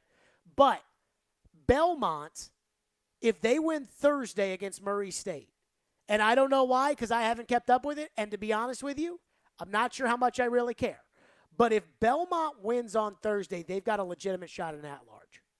So let's say Belmont gets in. I don't know a lot about Belmont. Joe probably knows every player on the team. I know Casey's a good coach. I think Casey is a great coach. Well, let's say Belmont wins a couple games. Belmont gets in as a 10 seed. They win the game 7-10. Happens all the time. I think I've been with a 10 seed when we won before. No, I was with the 7. We beat the 10, then we beat the 2. Then they beat the 2. Auburn. Belmont beats Auburn. Stranger things have happened in life. Yeah. I've watched Auburn There's a couple upsets times. all the time. I don't feel like Auburn is some unbeatable basketball team, but Well, then they just again, got I beat. haven't watched them a lot. Just got beat by Florida. Belmont beats Auburn. Now everybody in America is going to know about Casey Alexander. And everybody's going, Belmont, this team to watch. Belmont going up against the third-seeded team in the Sweet 16, and it's Belmont. Everybody in America, New York City will know about Belmont. And I say this because that's how most Americans feel about college basketball. Where a week into the tournament, you feel like you know everything, even though you watched none of it leading up to it. And it's like, Seth Greenberg's all like, we got great things in the game to talk about. Like, yeah, nobody cares. College basketball fans care. But how many of those? Die-hard college basketball fans. But at this point, if you're just an average sports fan, you're probably, to your point, just getting into the college basketball season and figuring out who are the contenders, who doesn't matter. But that's exactly my point, as if Juwan Howard comes back in 2 days, I watched Kentucky this weekend. that's a storyline. I watched Kentucky, Alabama this weekend. I watched Tennessee, Arkansas. I watched, what are the games? I watched Villanova. No, I watched Providence. They had a nice little comeback win. I watched Florida. Any of Vandy? I did. I watched a little bit of Vandy Saturday night. And none of those games are worth, me coming on the air to talk about today. No, I wouldn't think so. Even the Tennessee game. Like, I think if you're, like, dedicated that you feel like you have to talk Tennessee, I don't know why in Nashville, Tennessee, you would feel like you have to talk Tennessee. They are not that popular here in town. I'm sorry. I know someone on Twitter is going to get all worked up about it, but they're not. They might be the most popular college, but they're not more popular than talking about football. But I do feel like college basketball is still kind of a little boring. And you're talking to somebody a march sport. who, when I get off, I'm turning on college basketball tonight. We'll see how Louisville does. We'll probably get our butts kicked by Carolina, but I'll watch. People care in March. But and I watched Louisville. They beat Clemson this week. All right, Great go Cards. job. I think their first win in like 30 tries. Thanks in large part to our interim athletic director, Josh Hurd. I think he's doing a great job. 615-737-1025. We're to your phones next. Plus, Caroline does have a thought about the Vols that if I feel like it, we'll get that in there. 615-737-1025, Stillman and Company. By the way, Friday night I watched Predators. I don't know if you watch Predators Friday night. You know, Friday night's a weird time to be watching the Predators, especially, you know, road game, starts early. Woof. Snooze fest. Woof. They stunk. I mean, there's no sugarcoating it. And it's not getting any easier. Ian, did you produce that game Friday? I did not. Oh, my But I goodness did watch. Oh, my goodness gracious. They had one where they lost a draw. I kid you not. And Roman Yossi just leaves exactly where he's supposed to be, goes up to the guy who's got the puck at the point, and Johansson's already there with him. So there's two guys. So the guy just slips in behind. They just put it right behind and score. I mean, it was so pathetic. It was awful. So the 2022 Navy Federal Credit Union NHL Stadium Series is coming to Nissan Stadium this – I'm sorry. It is coming to Nissan Stadium this Saturday. The outdoor game has the Predators and the Tampa Bay Lightning facing off with performances by Miranda Lambert and Dierks Bentley. It's going to be a party, and Preds fans, you are not going to want to miss it. Visit NHL.com/Stadium Series for more details and to purchase tickets. Stillman & Company, it's ESPN 102.5 The Game. Tuesday night. Yoshi passes to Forsberg, and he's got it second of the night. The Predators continue their road trip as they head to Florida to take on the Panthers. Pre-game at 5, face-off at 6 on Smashville's best sports talk. ESPN 102.5 The Game and the Game Nashville app. At Cordell & Cordell, we focus on representing men in domestic relations cases. Attorney CPA Joe Cordell. We recognize that our clients are going through perhaps the toughest time they will ever go through. We understand that everything that's important to them is on the table. Their assets, the role in their children's lives. That's an immense responsibility that our clients entrust us with, and we take that very seriously. We've been trained to do that. We've helped thousands of clients before. And it's our hope that you'll choose to entrust us with what's most important to you. The attorneys at Cordell & Cordell work to help men maximize their role in their children's lives. Contact the domestic litigation firm of Cordell & Cordell to schedule an appointment with one of our firm's Nashville area attorneys, a partner men can count on. 615-457-8700. Online at CordellCordell.com. That's CordellCordell.com. Offices in Nashville, Franklin, Murfreesboro, and Gallatin. Cordell & Cordell, 810 Crescent Center Drive, Suite 160, Franklin, Tennessee, 37067. Hey guys, it's Mike from Newton Nissan. Can you feel that? Love is in the air. Maybe it's love for your significant other. Maybe it's love for Rome, your Bernese mountain dog. Maybe it's just love for chocolate. Wherever that love falls, this is the time to take it all in. But maybe take less of the chocolate in. So, now that all the mushy stuff is out of the way, I'm going to tell you what we love. We love to help you. We love helping you find a new car when you need one. We love helping you keep your car running smooth with amazing service. We love partnering with you in the community to make a positive impact. Newton loves to help. We have a great selection of pre-loved vehicles on the lot for you right now. You can shop online and even start working your deal right now from your phone with Newton FastPass. Visit NewtonNissan.com to shop or schedule service today. For the love of chocolate, see website for details. Your home value is way up. You can use that money now to pay off credit cards or remodel your house, or both. Hey, Willie Donner for Loan Pronto. Loan Pronto can convert that home equity into cash as little as 2 weeks from now with no cost to you and zero hassle. Mike and Joan in Brentwood called Loan Pronto and they did a Loan Pronto zero cost cash out refi. They got a check for $100,000. They used $50,000 to pay off all of their credit cards and a car loan. Use the other $50K to upgrade their master bath and kitchen. They locked in a new APR in the twos and lowered their total monthly bills by hundreds of dollars. Hello? What are you waiting on? Call Loan Pronto now and convert your home value into cash. Put that money to good use. Do it now, and you can even skip your next 2 house payments. Call 615-499-5780 or loanpronto.com. 615-499-5780 or lowpronto.com. Equal housing lender. NMLS 166-1781. Subject to lender approval. Not all loans apply. ESPN's Turon Davenport breaks down the Titans like no other. On the field chemistry, I don't think it's going to be a problem. It's just going to be a process. Catch TD Mondays at 11, Thursdays at 3, and Fridays at 8. Plus, the Talking with TD podcast drops every Wednesday. When you draft players, it's not just for one season, it's for a career. Presented by FreedomTireGuys.com, Nashville's premier mobile tire company. Nashville's best sports talk. ESPN 1025 The Game and the Game Nashville app. Hey, this is Ryan Johansson. You're listening to Nashville's best sports talk, ESPN 1025 The Game. He should be suspended immediately. It should be for the rest of the season. I'm talking about the rest of the regular season, the conference tournament.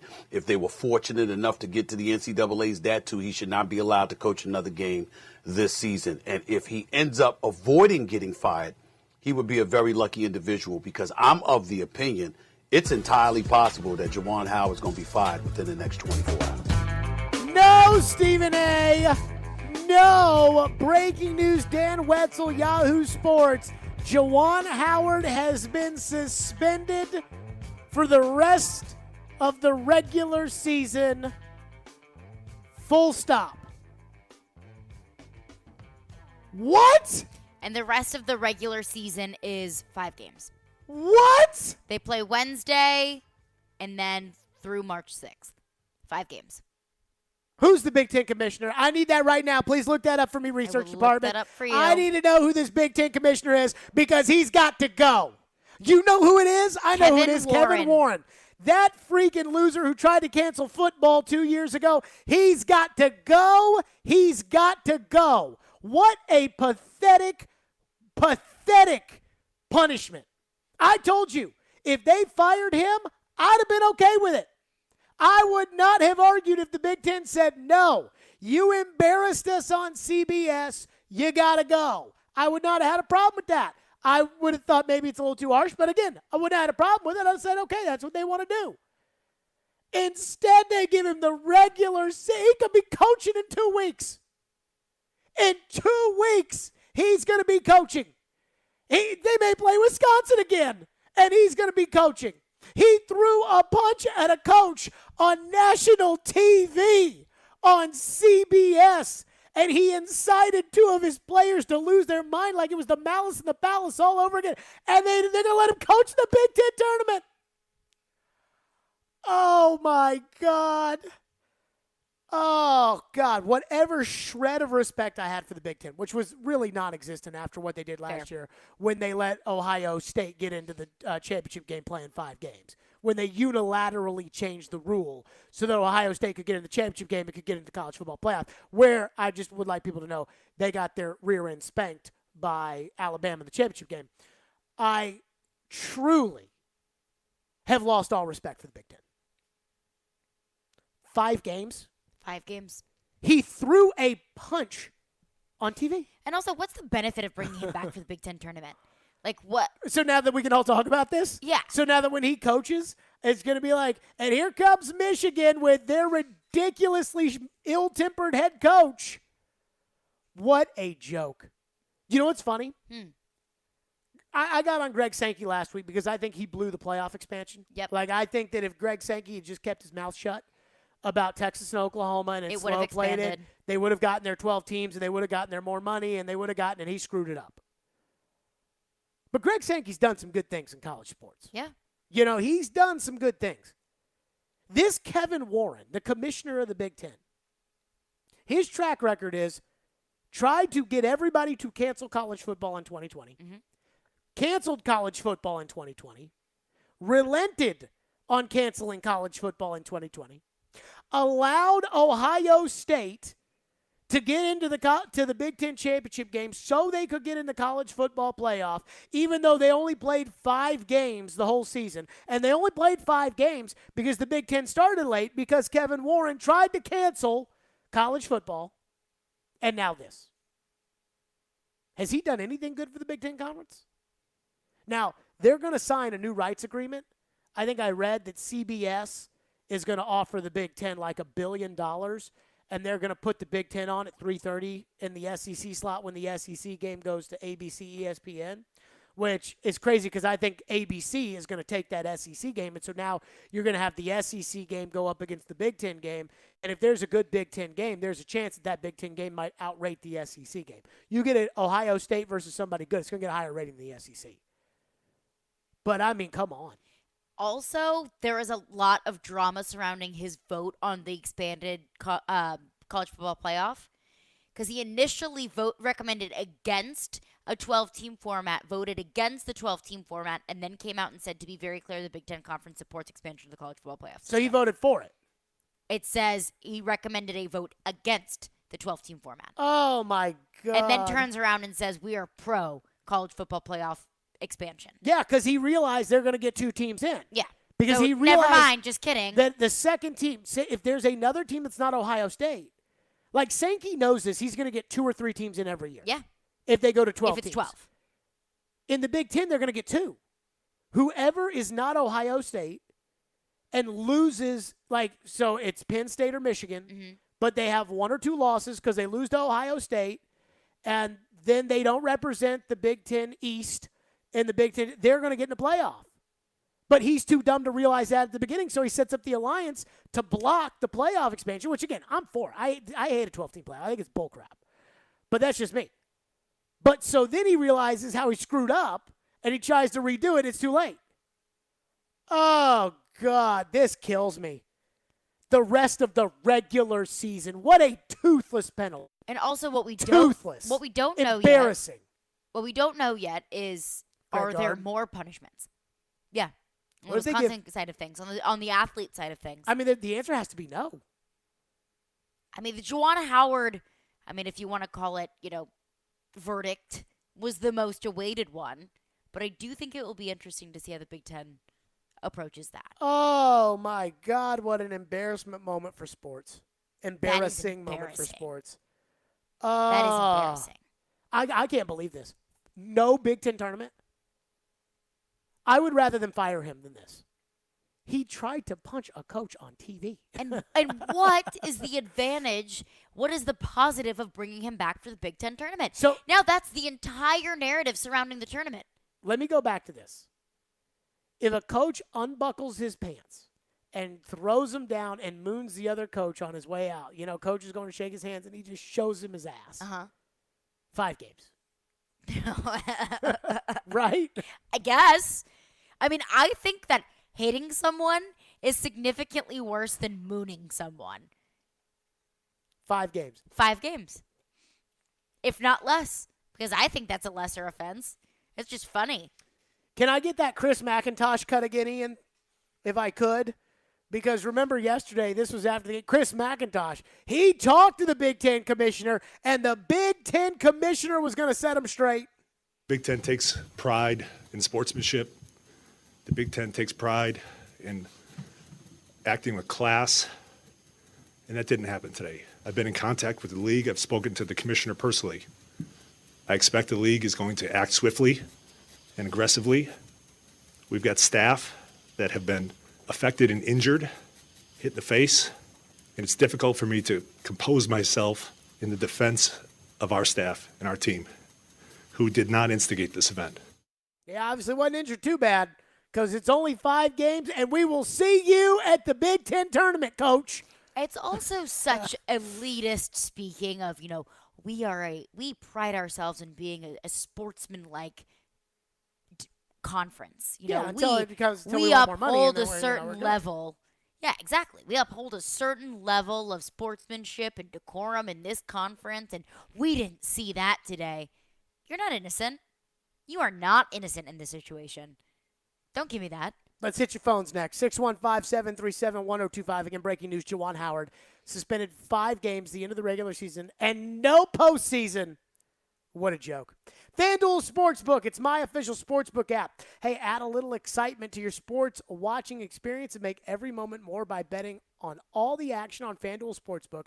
There's a reason why FanDuel is America's #1 sportsbook. Their app is simple to use. They've got great odds on all different betting markets, unique fun bet types like same-game parlays and exclusive always-on promotions such as enhanced odds boosts on the biggest events to let you get more action out of every play.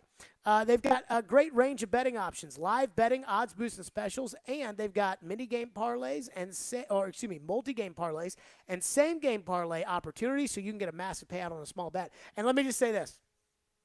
Bet Rutgers on Wednesday night against Michigan. Now, I'm just karma is real. It's got to be. Right now, FanDuel is letting you place your first bet risk-free up to $1,000. Just place any bet on any game, and FanDuel will refund you up to $1,000 back if your first bet does not win. If you've never tried FanDuel, what are you waiting for? Download the FanDuel Sportsbook app, and to get started, be sure to sign up with the promo code JGM so they know that I sent you. That's FanDuel Sportsbook, promo code JGM. 21 and older in present Tennessee. First online real money wager only. Refund issue is knowledgeable site credit that expires in 7 days. Restrictions apply. See terms at sportsbook.fanduel.com. Gambling problem? Call the Tennessee Red Line at 1-800-889-9789. From Fox 17 News, this is a Code Red weather alert. Scattered showers to heavy rain expected as we head into Tuesday, especially Tuesday afternoon and evening, where we could see a few strong to severe storms. Should last through early Wednesday morning. For Fox 17, I'm Chief Meteorologist Katie Morgan. This weather report brought to you by Hiller Plumbing, Heating, Cooling, and Electrical. Call the Happy Face Truck today.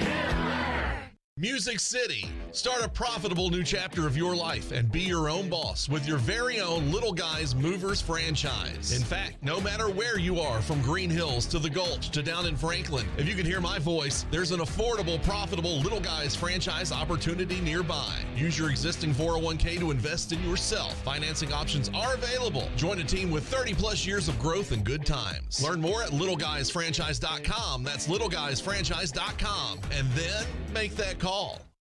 Yes, I'm so sorry about the wait, ma'am. I'll be with you shortly. Carrie, how many appointments did we book at 2:30? Jin's physical therapy clinic is pretty stretched. He needs another PT before patients get bent out of shape. Did you get fresh ice pack from Miss Davis's knee? Indeed can help him hire great people fast. I need Indeed. Indeed you do. Instant Match instantly connects you with quality candidates whose resumes on Indeed match your sponsored job description. Visit Indeed.com/credit and get $75 towards your first sponsored job. Terms and conditions apply. Mid-State Sports League spring registration is now open. With 7 different sports to choose from, there is something for every player. Join Nashville's largest sports leagues and register as a free agent or bring your own team. Spring registration is now open for softball, sand volleyball, soccer, kickball, flag football, and basketball. For a full list of adult and youth leagues, check out midstatesports.com. That's midstatesports.com. It's no debate. Play Mid-State. Inside knowledge on the Titans. Todd Downey's got his notepad out right now, just writing things down. Inside knowledge on the Predators. They go right into the forecheck, and boom, you get a beautiful goal from Colton Sissons. And then there's a team in Knoxville. How excited should Tennessee fans be by what they've seen from Josh Heupel in year 1? Wake up and hang out with Robbie and Rexroad. Weekday mornings from 6 to 10. Brought to you by Little Guys Movers on Nashville's best sports talk. ESPN 1025 The Game and The Game Nashville app. Watch live on Twitter, Twitch, and YouTube. You're listening to Stillman and Company, delivered by TriStar Moving. If you could, I guess, expand on that a little more. What No, I led will to? not expand on it. I just share with you the story, what happened. Well, as far as touching, I mean, there's obvious touching with the handshake line. It must have been more than that, is what you're saying. More than that. Yeah. Touching me unnecessary wasn't cause for that when we were talking. And at that point, I thought that was, time to protect myself. Wow. 5 games for that guy. Unbelievable. But also, what are you protecting yourself from? Let's Dan be Wetzel, honest here. Yahoo Sports, I believe, still. Yep. reporting that Michigan will suspend men's basketball coach Juwan Howard for the rest of the regular season. A source tells Yahoo Sports. Here's what's crazy. You ever read the tweets below the tweet when there's a tweet like that? Oh, it's the best. That's the best part of the tweet. Mark Gooden says, "Hi, Dan. I'm a New York Mets beat writer for The Federalist," which is like a really conservative outlet. Yeah. "I'm covering college basketball during the lockout. Can I use this tweet in my story about cancel culture? Thanks in advance." So, like, that sounds like a joke, right? But cancel culture? Yes. How is that cancel culture? Sounds like a joke, right? Kind of sounds like a joke. So if you click the guy's profile, it says New York Mets beat writer for The Federalist, formerly the Washington Examiner and American Rifleman, and then he's got 3,000 followers. And I guess this conservative outlet has the New York Mets has a beat writer? I didn't know The Federalist had sports. I didn't, honestly, I don't know anything about The Federalist other than John McCain's son-in-law goes on Fox News all the time and spouts off the Fox News points. I did not know that The Federalist was, what do they do? I thought it was just political commentary. What do they do, like talk about baseball? I know, And is it baseball through a political lens? I mean, I thought... But specifically the New York Mets? I thought that all those people gave up baseball when they took the All-Star game out of Atlanta. I don't know. It sounds very interesting. Like, could you imagine if beat writer means like could you imagine if we had like a CNN beat writer who covered the Titans and a Fox News beat writer who covered the Titans? That'd be pretty wild. And what their takes would be on it.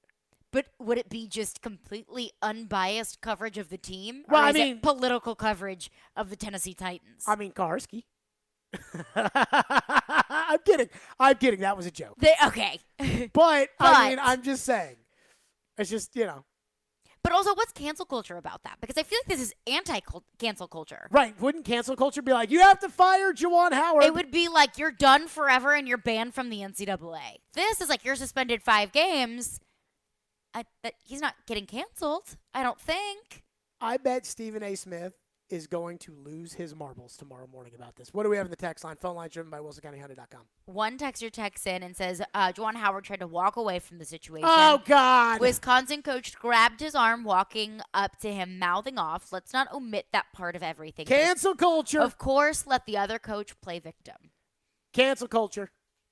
I will say Juwan Howard did try to just blow by the handshake, and the Wisconsin coach kind of grabbed him to try to explain himself. I can't But tell it is you. still on Juwan Howard for to not trying punch to punch somebody. him. Yeah, that does not excuse any type of physical punching from the coach, But, if the Wisconsin coach just lets him go by, worry about explaining yourself some other time instead of the heat of the moment right there. You obviously know he's upset with it. Just let him go. That is true. But it doesn't excuse anyone No, from anything. definitely But there are not. people that believe that it does. Why would it excuse anyone from anything? I don't know. Why would that excuse You can't just ramp it up and throw punches. You got to take it up with that texter. The texter follows up and says, grabbed his arm as if he was a child. I mean, again, seriously. Like, if you never grab somebody's arm to be like, hey. Yeah. Like I'd like to explain I mean, myself. I think, I would tell Greg Gard, don't do that. But at the same time, is it really... And understand that he's upset, and you grabbing him probably won't make him feel any better. But still. It did not help the situation, but you don't need to, punch somebody. I can't wrap my head around people reading the New York Mets updates on the Federalist. I wonder what kind of articles he writes. I would like to take a deep dive into his what's portfolio. conservative baseball talk? Or is it just complete What's liberal unbiased baseball coverage? talk? Yeah. Is it just complete unbiased coverage of the Mets that just happens to be on the Federalist because they're trying to expand their programming? Or is it... The Mets beat the Atlanta Braves by the final score of 4-3 last night. The Atlanta Braves, who did not get to hold the All-Star game last year because cancel culture took the All-Star game away from Georgia. And even though they shouldn't have, according to this article, the Braves had a 3-0 lead until they sang God Bless America and nobody kneeled. And because of that, karma rained down on the Mets and they won 4-3 the end. I mean, it sounds kind of out there, But I better stop before we get in trouble. we might get in trouble. I feel like we're going like a little too far. I just am stunned by this, like that there's political sports commentators, but I guess. But I also think that we're missing the broad scope of the situation here, and that is the fact that he's only suspended for 5 games. 5 games! 5 games. No postseason. So I'm on the Federalist website right now, and there is no section for sports. Maybe culture? So maybe it was a joke. Maybe it was a joke. Maybe it was like that new, can I say it on the radio? I mean, that's on you. I think I can. I don't know. They talk Say about it in New York radio. Say it. So there was a Twitter handle called Ballsack Sports that makes up, like there was an awful announcing article about this over the weekend. It's like a sports onion. Right. Like they just make up stuff like for fun, and then they laugh when people believe it. And I guess they like duped people into believing some like 76er trade, and Daryl Morey had to go like on the radio and talk about like, are you people seriously taking advice from these people? It's like Barry McCockiner tweets that are very convincing until you read into them and you're like, wait a second. Yeah, but like Barry McCockiner fakes himself as Adam Schefter. Yeah. This is just straight like, up Ballsack Sports. According to Ballsack Sports, they, like that's kind of their thing. And we didn't get to your text. I'm sorry about it today on the program. I do want to talk about this, and this obviously is probably a little bit of a more serious note here, but today marks 6 months since Floyd died. And I know that many of you probably don't look at things like that like I do. But I will say that I do feel like the last 6 months have been to call them a nightmare would probably be an understatement. I mean, it's crazy because one thing that I find a lot of comfort in is that I feel like our audience appreciated him as much as I did and as much as Ian did. And it's funny because I knew that he was sick. I didn't know the extent exactly because he really didn't talk to a lot of people after he got diagnosed. But when we announced last December that he would be leaving the radio show, I knew that he was sick. How sick, I didn't know exactly, but I knew that there was a chance that we were probably all never going to get to hear from him again.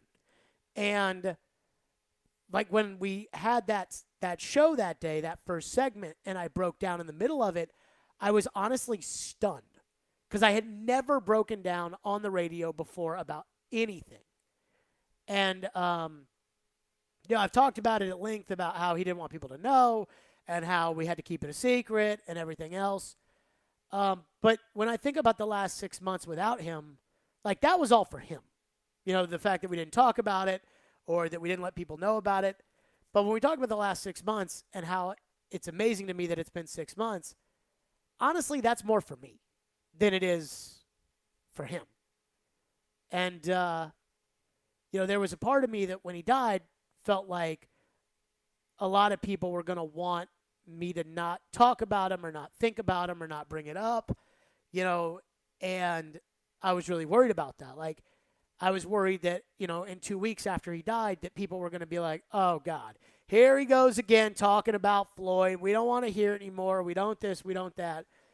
And the amount of people that have said things to me over the last 6 months about how by telling stories about Floyd or playing audio about Floyd, that they still kind of feel connected to him.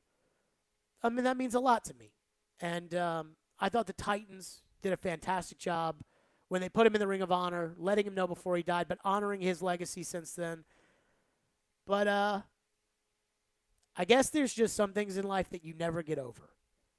And until this, I had never really felt that way. I had never had an experience, and you look through it and you think, man, like 31 years where you go through that and you never have that kind of experience.